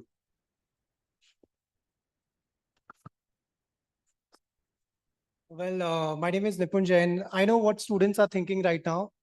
How long will I speak for? It's just going to be for 2 minutes, trust me, or more. So my pass out batches 2017-20, like I haven't achieved anything like as compared to them, obviously. I'm 26 years old, and what I did was, like, after Amity, I joined, I did my entrepreneurship program from University of Warwick. And after that, I came back to India, and I did a job. And trust me, like when I joined Himalaya Services, I didn't know what to do. Still now, I didn't know what to do. And every day I used to call 300 to 400 customers on daily basis. It was about Char Dham packages. It was a helicopter tour, and we used to send them in Char Dham. So by end of my job, I gave 50 lakh sales to them. and that was really cool. And after that, I thought कि कोई भी ऐसी industry अभी तक में ना सारी saturated है, everything is saturated. You talk about garments, you talk about toys, even AI getting saturated. तो मुझे लगा कि हो गया job, अब बहुत कुछ हो गया. Let me start something of my own. And I have recently started up a brand. I'm yet to launch. It's Crespi Toys. I'm going to import the toys from China and America. But eventually the plan is to manufacture them and sell them in Indian market or abroad. Let's see how that works out. And thank you. Yeah, for sure. तो मेरा फिर तो Amity है, मेरा हो जाएगा life से. फिर then I think money is equally very important. Same as family, but I really want to cry inside Mercedes rather than in a Honda. So I think money is equally very important. So work towards it. I like traveling a lot. So अगर money objective नहीं है तो travel को मैंने objective बना के money तो है ही. So I like traveling. I like to explore the world, and I hope I continue to do the same in the future as well. And I really want to thank Namita ma'am. Kavita ma'am is there, and Marut sir is there, and इन्होंने भी काफी पढ़ाया है. I can see Nitin sir is there, Amrish Shobhe sir is there. तो बहुत मजा आया यहाँ पे Amity में. बहुत सारी mistakes भी की. मैं तो वहाँ पे बैठता था तो I used to think कि कितना चलेगा और मैं थक गया हूँ. But धीरे धीरे करके I think attending these lectures are very important. It might give you a boost, and I can't believe that I'm here after maybe 10 years or so. No, I'm youngest.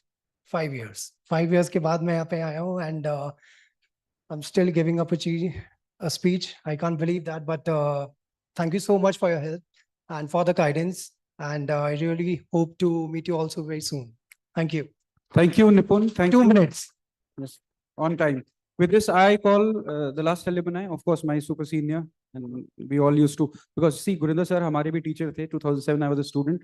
To access sir, he is accessible, approachable, but sir के पास पहुंचना बहुत मुश्किल था. So Jay was that link जो emulate करते थे the qualities. Sir के साथ ये है, sir का एक lieutenant, sir का एक team member, he acquires that smartness over a period of time. Even his PNs, oftentimes I tell him in confidence, they have become so smart कि कभी-कभी ऐसा लगता है कि हमसे बड़ा MBA तो इन्होंने किया है. So I handed over to Jay sir, who was our inspiration that time. He identified me and put me through to Gurinder sir, and then everything changed when I met my mentor. Thank you, Marut. As an alumni, I would first and foremost like to thank my founder president, Ashok Kumar Chauhan sir, who has given us Amity. I would like to thank our chancellor, Atul sir, who has made Amity what it is today. And as an alumni, I would like to thank my guru, Dr. Gurinder Singh. AIBS would not have been AIBS if it was not for Dr. Gurinder Singh. INBUSH is INBUSH because of Dr. Gurinder Singh. 27 years, 26, this is the 26th year, sir. 26th year of an event is not possible. At least in Amity, we have not seen any event going so long. Every year, the magnitude of the event goes higher. I feel so proud to be associated with this event. If sir has done 26, I have done 23. Right? With his blessings, I have learned so much about how to do events, how to manage things. And with the blessings of founder president, with the blessings of my chancellor, whatever our founder president says, कि अगर तुम successful नहीं हो, तो मेरी responsibility है. And I'm a living example. I am whatever I am today because of founder president, because of our chancellor, who is like an elder brother, because of sir, my guru, Dr. Gurinder Singh, who makes sure that every student is taken care of. When I talk about INBUSH as an alumni, I am just going to speak as an alumni today, sir, because that is what you've called me as. Because अगर मैं बाकी चीजों के बारे में बोलने लगे बहुत लंबा चलेगा. I cannot thank enough for the hand holding that Dr. Gurinder Singh has done to me. Everybody sitting on the dais, I have stories for each and every one. As I am a student of Dr. Gurinder Singh, they are all my students, but I will not go there. I will just say that please feel that confidence in your Dr. Gurinder Singh. हम लोग sir कई बार मजाक करते हैं. And we took that liberty of saying Guri sir, right? And he says that ke mere piche se Guri sir bolte the, but I have got this guts of saying Guri sir because sir ne allow kiya hai bolna, right? Thank you, sir. And may I wish you all the very best for a successful 26th INBUSH. And I am sure the next year it's going to be more bigger. So all the very best, sir. Thank you very much. We are what we are because of you. Thank you. अभी भी परोंठी तेरी बाकी है इसकी जब शादी हुई मैं सर छोटी स्पीच इसलिए दे रहा था, आपने बोला 2 मिनट, अगर मैं बोलने पे आ गया पता नहीं कितना लंबा बोलूंगा. Before sir says, I will not give that opportunity to Dr. Gurinder Singh today. क्या है? Because sir कितना टाइम है मेरे पास, बताइए. मैं उतनी लंबी कहानी नहीं. पर परोंठी नहीं आई अभी तक. So there's this. I was getting married. When it's going personal, मैं अपने घर वापस आया हूँ आज. As I'm as an alumni. So sir said कि तेरी शादी तो मैंने मिस कर दी, बट तूने पराठी मुझे खिलानी है अपनी बीवी के हाथ की. Unfortunately, उसके बाद सर भी मेरे घर नहीं आए. वादा ये था कि आप मेरी शादी कराओगे, तो जो बहू आएगी वो आपकी बहू होगी, और सुबह का ब्रेकफास्ट मैं हर रोज नेहा आपके साथ लेके आपको आप निधि आपके लिए बना के लेके आएगी और मैं आपके साथ खाऊंगा. वो आज भी मैं आलू की परोंठी वेट कर रहा हूँ. Give a huge applause to him. God bless him. And three cheers for Dr. Gurinder Singh, because he is the one who has done INBUSH, and it would not have been possible for INBUSH to come to that stature. All the very best, sir. Thank you very much. I'll stop here. But I think that blessings of our Honorable Founder President, our Honorable Chancellor, each one, the teachers who are here, they are with all of you, and those who are on this side or on this side, may God bless each one of you. It's मेरे को दिल करता है कि मैं अभी कुछ बोल दूं, तो मैं हमेशा कुछ कपलेट जरूर बोलता हूं. तो मेरे को किसी ने कल कनिका कह रही थी कि सर आप थोड़ा सा मेरे को लगता है कि लाइफ बदल रही है, तो आप सबके लिए बोलता हूँ कि लगता तो बेखबर सा हूं, लगता तो बेखबर सा हूं, फिर भी खबर में हूं. लगता तो बेखबर सा हूं, फिर भी खबर में हूं. एक तेरी नजर में हूं तो सबकी नजर में हूं. अगर आपकी नजर में हूं तो सबकी नजर में हूं. अगर उस खुदा की नजर में हूं तो सबकी नजर में हूं. अगर अपने फाउंडर की नजर में हूं तो सबकी नजर में हूं. अपने पेरेंट्स की नजर में हूं तो अब तो सबकी नजर में हूं. अगर आप किसी को प्यार करते हो तो शर्त पे नहीं किया जाता, प्यार की कोई शर्त नहीं होती. लगता तो बेखबर सा हूं, पर फिर भी खबर में हूं. एक तेरी नजर में हूं तो सबकी नजर में हूं. और सारी लुमिनाई के लिए तेरा हाथ भी छूटा, तेरा हाथ भी छूटा, तुम अजनबी भी हुए. लोग मिलते हैं, फिर अलग हो जाते हैं, फिर कभी मिलते हैं, फिर कभी ये मिलेंगे, कहीं और मिलेंगे. तेरा हाथ भी छूटा, तुम अजनबी भी हुए, पर जमाना आज भी तुमको मुझ में और मुझको तुम में ढूंढता है. May God bless each one of you. Thank you so very much. Ladies and gentlemen, give a big round of applause to all the alumni who have joined us today, physically and virtually, and those who are watching us live on YouTube. Ladies and gentlemen, it's a big responsibility on my shoulders, and there's a paucity of time, so I will go quickly. I would like to thank overall coordination to Colonel Khattar, Dr. Meghna, Mr. Marut, researchers, Springer, Professor P.K. Kapoor, Dr. Vivek, Dr. Ravneet, IEEE team, Dr. Pranav Verma, Dr. Vinita Sharma, Dr. Pradeep Verma, Dr. Anshul Srivastav, Dr. Anamika, Dr. Nikhil Kaushik, Dr. Nitin Garg, Industry Connect, Ms. Flossie Gupta, Outreach Connect, Ms. Ayushi, Ms. Seetal, and Ms. Soji, session coordinators, Dr. Sumita Mukherjee, Dr. Kavita, Ms. Simran, Dr. Anupma, Dr. Navleen, Dr. Shweta, Dr. Navita Mahajan, Dr. Anamika, Dr. Anshul, IAD, Mr. Marut Bes, Ms. Flossie Gupta, Dr. Pratik Deka, SAP team, Dr. Pratiman, Ms. Pallavi, backend management team, Dr. Navleen, Dr. Shweta, Ms. Minnie Pillai, Dr. Amrish Chaube, Dr. Asta Gupta, Ms. Simran, Ms. Sarita. Sarita, thank you for all the entire script that you have provided. Backend support, Ms. Gemini Deka, Dr. Asta Anand. Disciplinary support, Dr. Animesh Singh, Dr. Haren Kumar, Dr. Ajay Sidana, Dr. Pallav, Ms. Neha Suri, Student Management and Support Team, Dr. Seema, Dr. Namrita, Dr. Tanika, Ms. Monica, Ms. Madhu, Ms. Sarita, Hospitality, Dr. Shikha, Dr. Namita, Office Support, Prakash Bhaiya, Dinesh Bhaiya, Devinder, Umesh, Sampuran. Then it is your admin support, Arun Babu, Ram Singh, IEEE, backend support, Ramesh Mishra. Student support, without you, nothing was possible. Keep applauding. Core student team working since month. Raghav Gupta, Parad, Sanya, Ayan, Vedant, Shreyan, Chaitanya, Aditya. Heads escorting team, Saeed. Hospitality, Shrishti Goel, Kanika Sharma. Security, Ayan Malhotra. Hospitality, Ajit. Raj Krishna, Rehan Siddiqui. Logistic, Raghav Negha. Media team, Arnav, Nodet, Dhanya, Anita. Devesh Mehra, Sririt, Shobh, Anivesh, Ashmita, backend support team, Ayushi, Janvi, Ishika, Pranab, Avnash, Mansi, Unnati, Ayushi, Slaver, Acer and TOEFL team, Rehan, Sneha, Ayushman, Siddharth Rai, Jet Hapa, Jimmy Singh.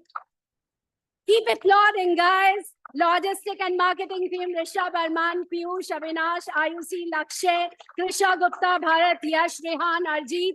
Volunteers, Kashish, Kanush, Arman, Suyanshi, Madhav, Ishika Goel, Rishabh Kushwaha, Simran, Nana, Shrishti, Junera, Akriti, Jay, Hariman, Guntash, Gurleen, Anushka, Daksh, Ishan Joshi, Anshika Gupta, Lucky Bansal, Varalika, Shivam, Raghav, Shrishti, Udit, Harsh, Swati, Pranab, diversity teams. Sir, I would like to now present the award to you to bestow it to the student who was doing exceptional work in the areas of AI, tech, and gaming, Mr. Karan Pillai, under the guidance of Dr. Garima Agarwal. Is he here? Are they here? Come. Yeah, please come in. Karan is a student from South India who has been working day and night to bring AI innovations and working on data analytics, and Garima is guiding. Please come over to the stage.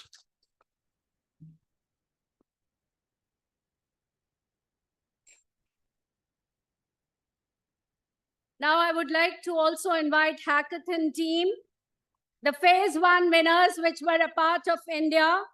Hackathon was an innovation-driven event which challenged students to build up UI and UX design with strong business models, team solve real-world problems, and practice solution made by AI-based app prototypes. The third position, please join us on stage, Divya Jain, Asta Tiwari, Khushi Rawat, BBA Semester 4 students. Quickly join us, Divya Jain, Asta Tiwari, and Khushi Rawat. The second runner-up, please lined up, and the first position also please lined up. Please move forward. Khatter, if you're here, please join me on the stage. Khatter, sir, please join us on stage. This is the team at the third position, Divya Jain, Asta Tiwari, and Khushi Rawat. The certification. Second position is backed by Chirayu Jain, Satvik, Siddhant, and Pranju. Please come in. Chirayu Jain, Satvik, Siddhant, and Pranju. Congratulations.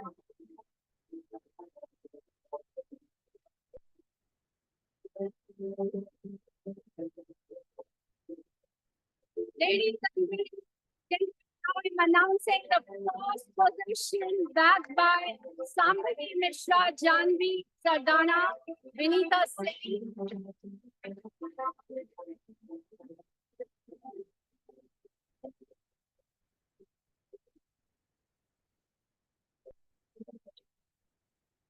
Those who have collected the prize, kindly step down. The second position is backed by Chirayu Jain, Satvik, and Siddhant.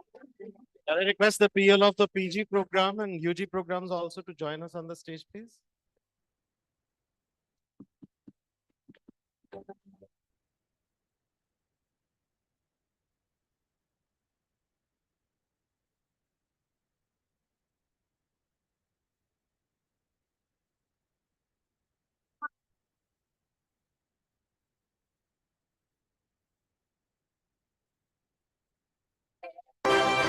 Shambhavi Mishra, Janvi Sardana, and Vinita Singh.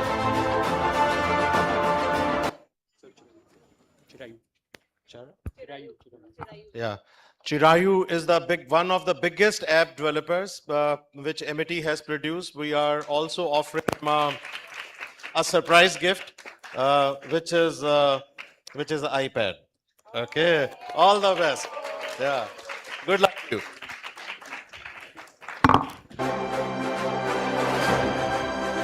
Our next category was International Business and Marketing Simulation. Faculty coordinators Dr. Asta Gupta, Dr. Ravneet, and Dr. Aditya. Judges were Dr. Amrish, Dr. Nitin Garg, student coordinators Nandini. One minute, Kavitha. I think that all students have spoken, all alumni have spoken, but from the eyes of a teacher, no one can go. One person who has been working day and night and also has done very successfully PhD and has been a backbone of our department. Dr. Prateek Dekha, feel so proud on you you are our proud alumni. Huge applause for Prateek.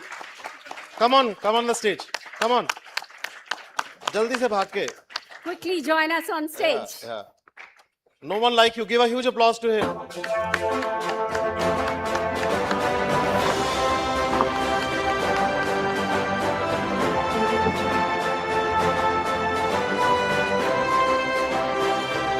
International Business and Marketing Simulation. Third prize goes to Anshika Sharma, Bhavya Kaushik, Aditya Sharma, and Devesh Mehra. Move forward. Marketing simulation exercise. The third prize, Anshika Sharma, Bhavya Kaushik, Aditya Sharma, Devansh Mehra.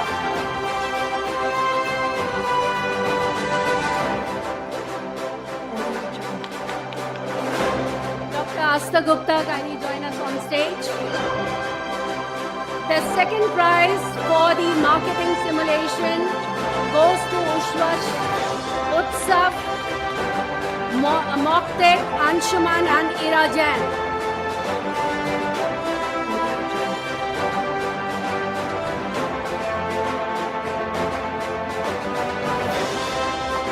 The second prize winning team is Utsav Bindu, Moktek Kalra, Anshuman Jason, and Irajan. And in the marketing simulation, the first prize is backed by team Janvi Sardana, Shambhavi Mishra, and Vinita Singh. This is the second category you guys are grabbing. Congratulations.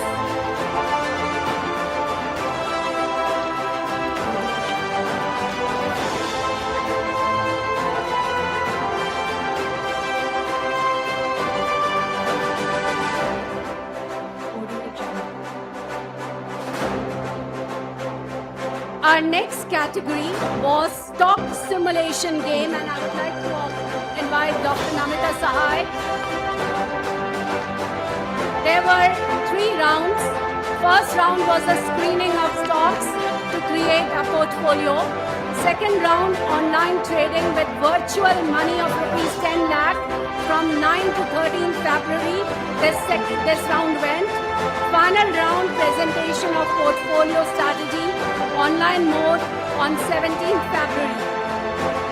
The third prize is backed by Janvi Mathur, Ayushi Balia, and Ishika Tomar. The winning team kindly move forward. Third prize is backed by Janvi Mathur, Ayushi, and Ishika Tomar. The second prize goes to Anushka Garg, Mehak Agarwal, and Simpi.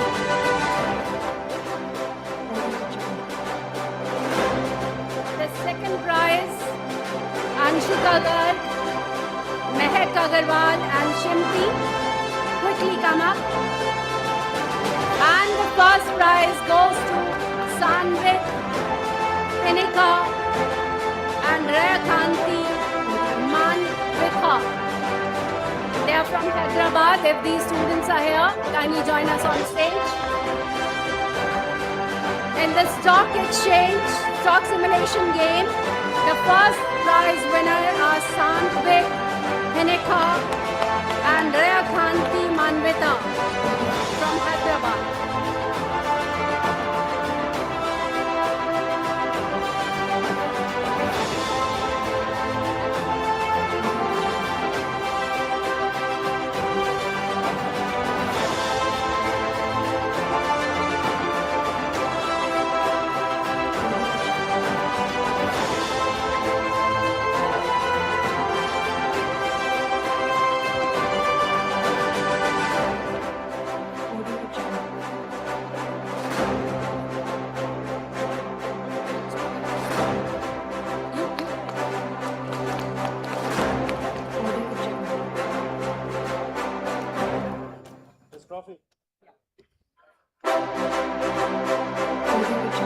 Student teams that have worked, the certifications are ready. So please line up to collect your certification. Ayan Singh, Vedant Garg, Aditya Agarwal, Sania Malhotra, Shreyan Rasid and Raghav Gupta, Fahad Khan and Chetan.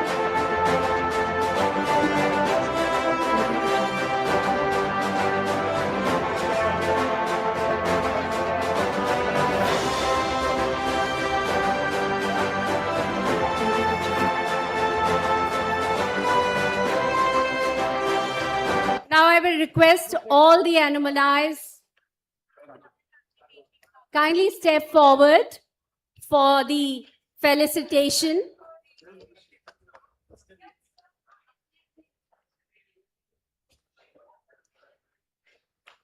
Can I request all of you please rise? Come there.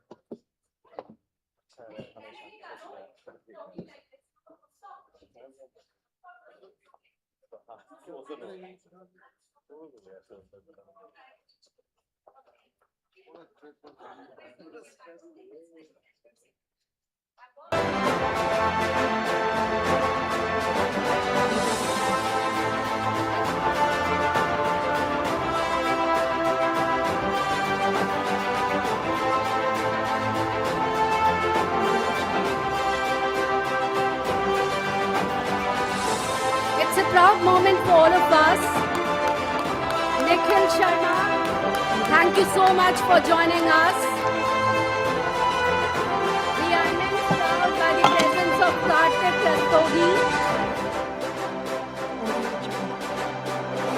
Keep applauding for your alumni here. Nipun Jain, Ashima Bansal,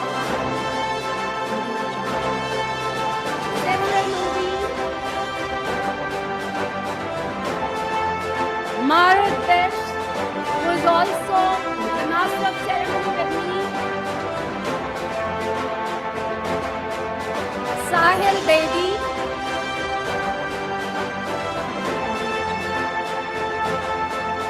Mr. Jason.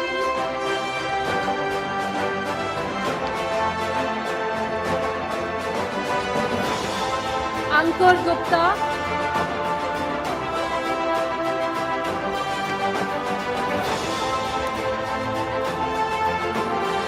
Now there will be the certification for the volunteers who have worked very hard and Miss Ayushi Shah who has worked very, very hard for them to join us on stage.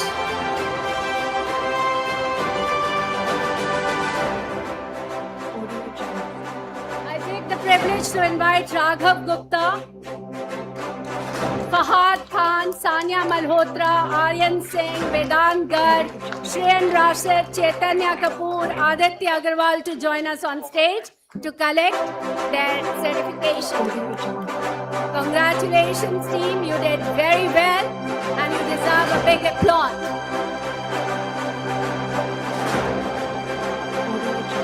These were the core student team working night Night and day for INBUSH, Raghav Gupta, Fahad Khan, Sania Malhotra, Aryan Singh, Vedant Garg, Shreyan Rasid, Chaitanya Kapoor and Aditya Agarwal.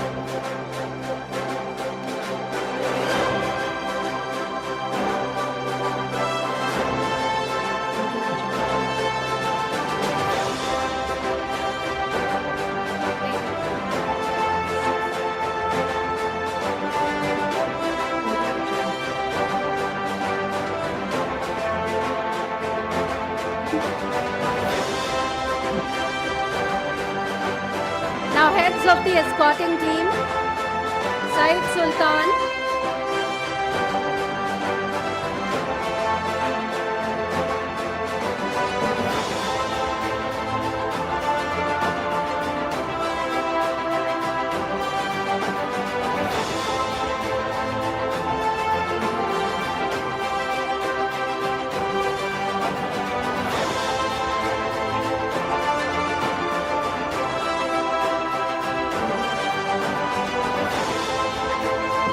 this was the core team: Raghav Gupta, Fahad Khan, Sania Malhotra, Aryan Singh, Vedant Garg, Shreyan Rashid, Chaitanya Kapoor and Aditya Agarwal.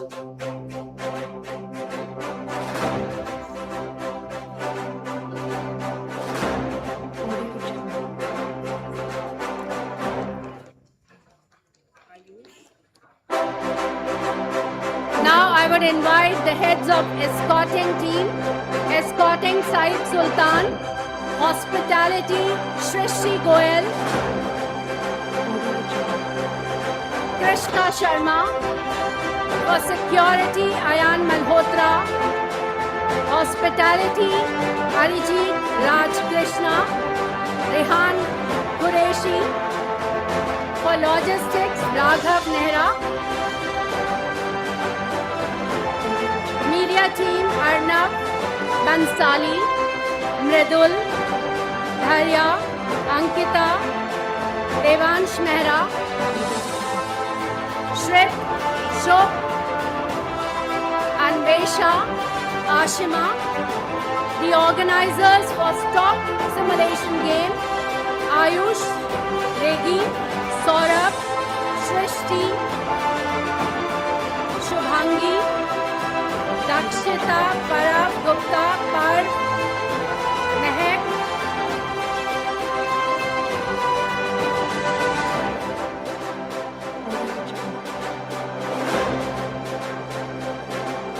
for backstage support, team and citations, Ayushi, Janvi, Ishika, Pranav, for stage, back-end support and citations, Ayushi, Janvi, Ishika, Pranav, Avnash, Mansi, Unnati, Ashi and Silva Hari.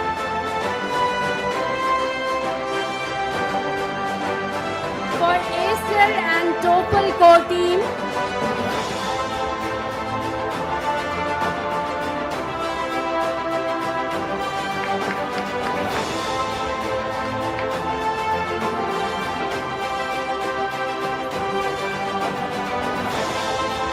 now this is back-end support team moving ahead. Ayushi, Janvi, Ishika, Pranav, Avinash, Mansi Singh, Unnati Negi, Ashi and Silva Hari.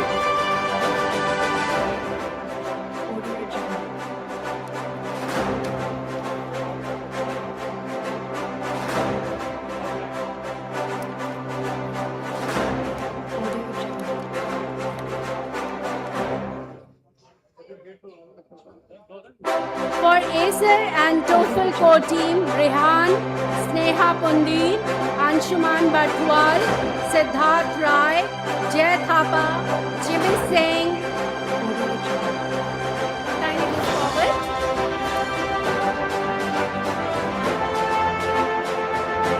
For logistics and marketing team, Rishabh, Arman Kapoor, Piyush Jindal, Avinash, Ashi Jain, Lakshay, Krish Gupta, Bharat Garg, Yash Mittal, Rehan Qureshi, and Arjeet.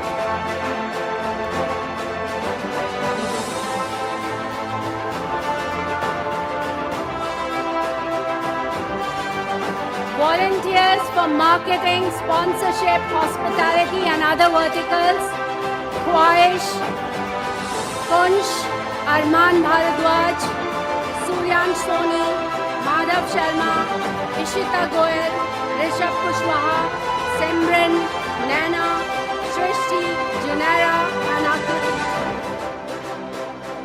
Jay Uri, Halima, Guntas, Gurleen, Anshika Jain, Anushka, Dakshay Pandit, Ishan, Anshika Gupta, Lucky Bansal, Varalika, Shivam, Raghav, Raghuraj, Shwet, Udit, Harsh, Swati Yadav, and Pranav.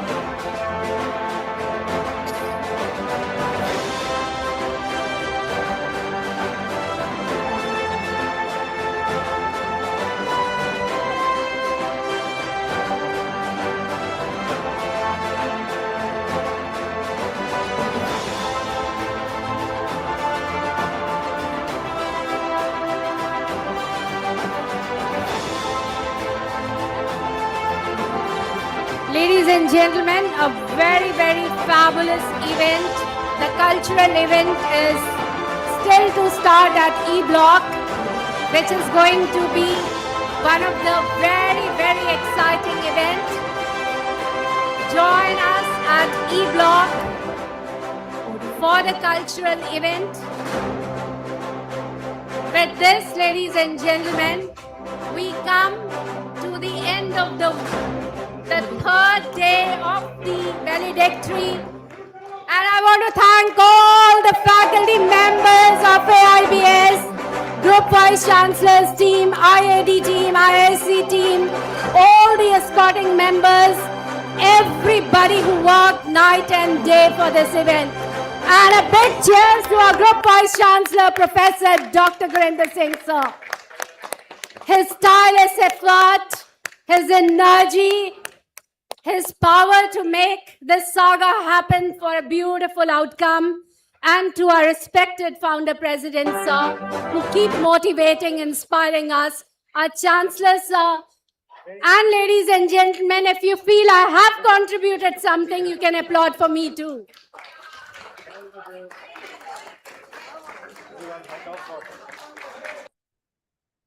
There can never be a better synergy without Marut. So three cheers for Kavita ma'am as well. On the count of three, INBUSH, INBUSH, INBUSH, INBUSH.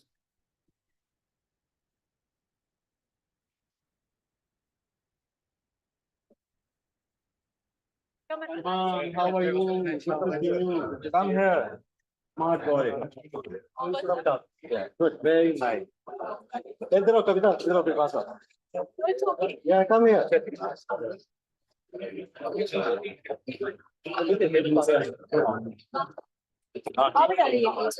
Three cheers for our Master of Ceremonies, Dr. Kavita Thaplyal and Mr. Marut Bisht. Huge applause for both of them. Wonderful work. My thanks to all faculty members and the teams from the Group VC office and IID. Lot of good work you did. Huge applause for all faculty members. All members. Thank you.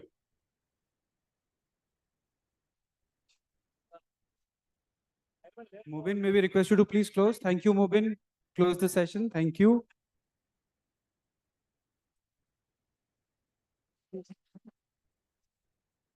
Our photography team, come.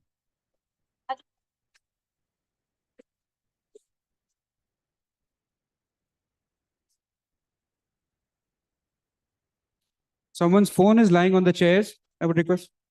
It's with the charger.